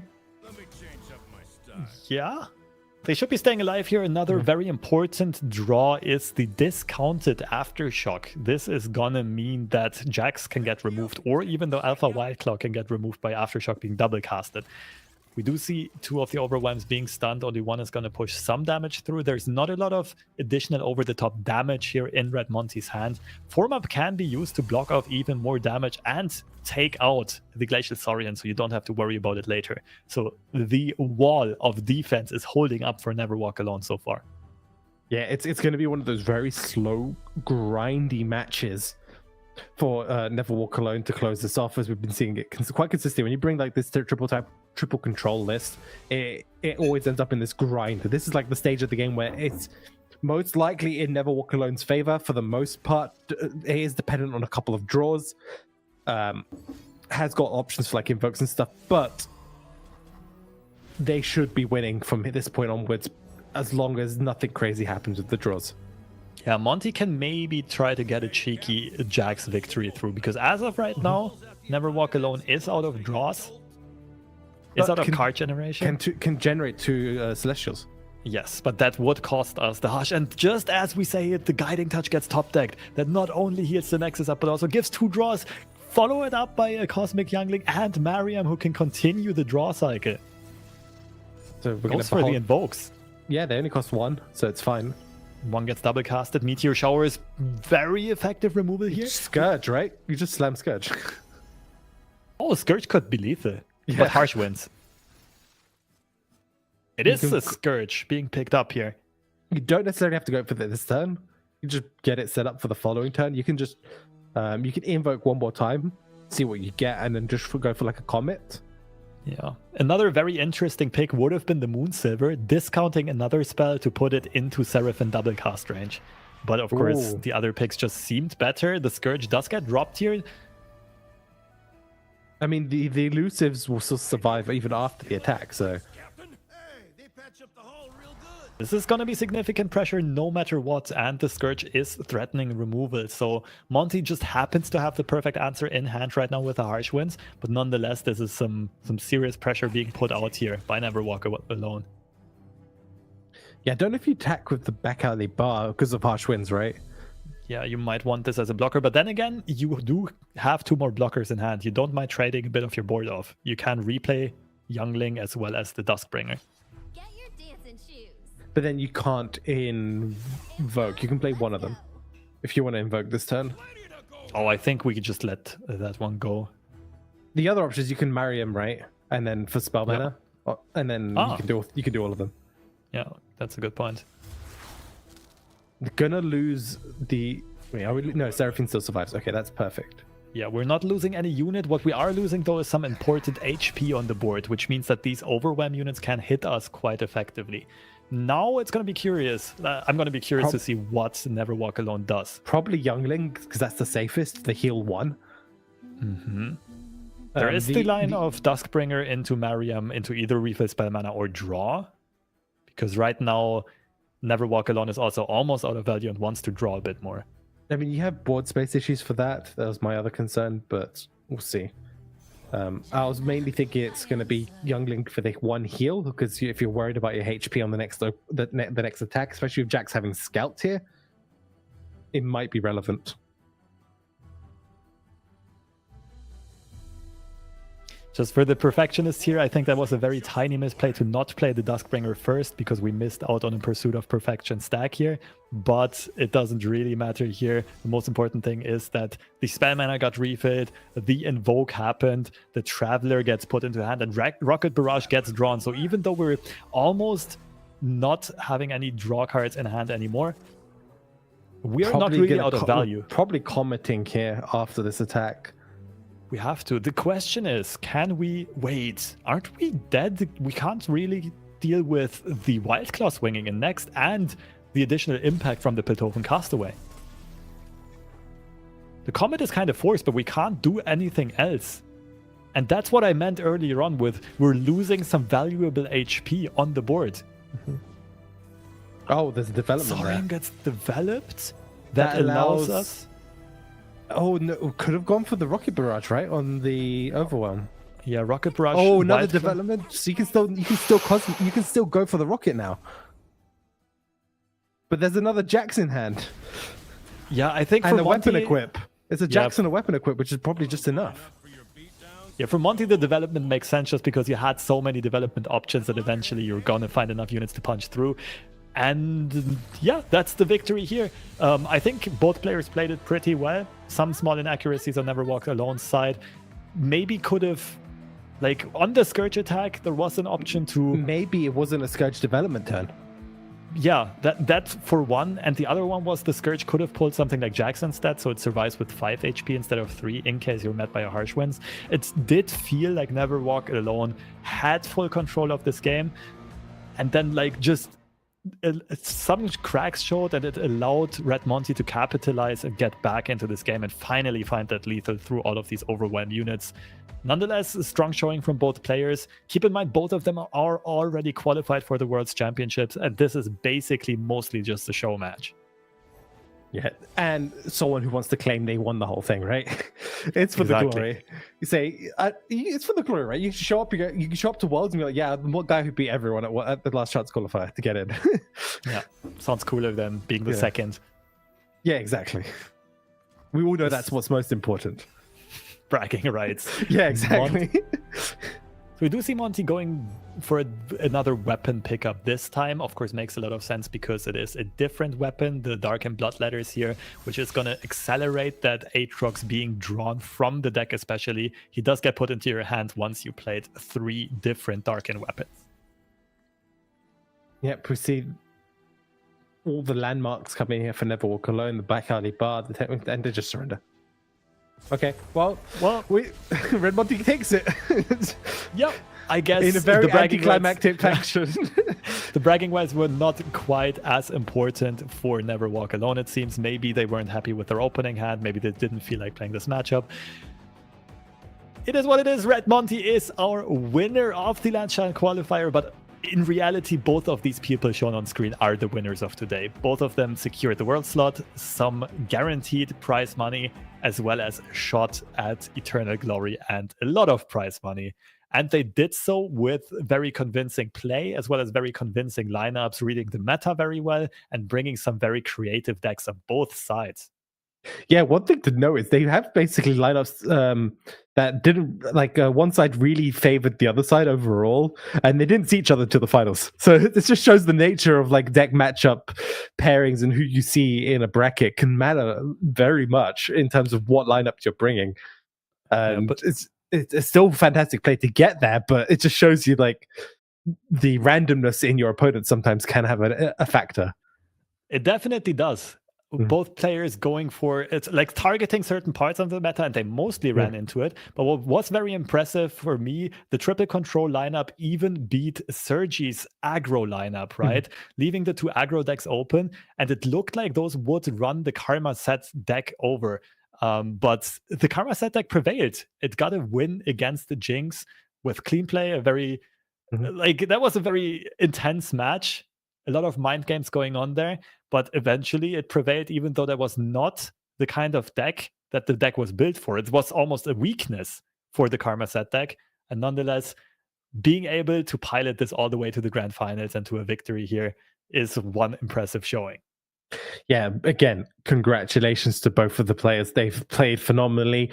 They made correct meta reads that panned out for them. And on top of that, it was just fantastic play around the entire day. We saw some crazy matches. We saw some deck outs. We saw absolutely everything today.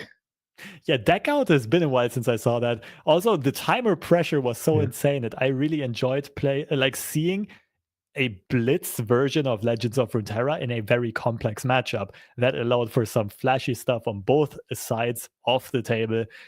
But we also have to say condolences to a lot of players who almost made it, but not quite. That is just the nature of these high stakes tournaments, especially in a tournament like this, where it only matters to get into the grand finals and everything else does not really give you anything relevant. So we've got a little heads up that Never Walk Alone had something else pop up, like an emergency. So that's probably why they conceded. Fair plays to them. They already qualified. So again, congratulations on their part. Yeah, can't blame them. They did the important work. Yeah. And the rest was just basically for style points. And if something more important popped up, I hope it was nothing too serious. Hope it was just some little time trouble. We are ready to look at the final bracket of the day of this whole EMEA tournament in a second here, and we can revive the runs of our two finalists that are eventually going to represent EMEA as a region at the World Championship. And we could see the journey these players took, Never Walk Alone and Red Monty, through the brackets to get to where they were. One at the top of the bracket, one straight down the bottom. So makes it quite easy to follow it, but you can see the quality of players they had to beat to make it all the way. And we saw some fantastic matches across the day. What was your sort of standout match then throughout the day? Which one were you going to pick as your favorite match that you've watched today? I think the most intense one for me was... It was probably both semifinals, to be honest. We had Monty against Diogenes Enjoyer, aka Sergy, in a very interesting matchup dynamic with the aggro decks trying to run over Karma Set. While on the flip side, Never Walk Alone and Shampo had some drawn-out banger matches, which I just mentioned earlier on, which ran into time trouble, which ran into deck outs, very, very high pressure situations and high-level games. Those were the most entertaining standouts for me, and they were also for the highest stakes. So yeah, it has been a fantastic day of Runeterra action. It's been absolutely lovely casting with you again, Fresh Lobster. It's a fantastic year of Runeterra for all of us here. We've had such a tremendous time, and huge shout out to all the production teams we've been working with throughout the entire year. Phenomenal job. Shout outs to our production team here today with Hirsch and Ice-T and the Aegis team, providing fantastic level of production for you guys to enjoy and have fun and watch Runeterra action. And obviously it's been a pleasure throughout this entire year for me here.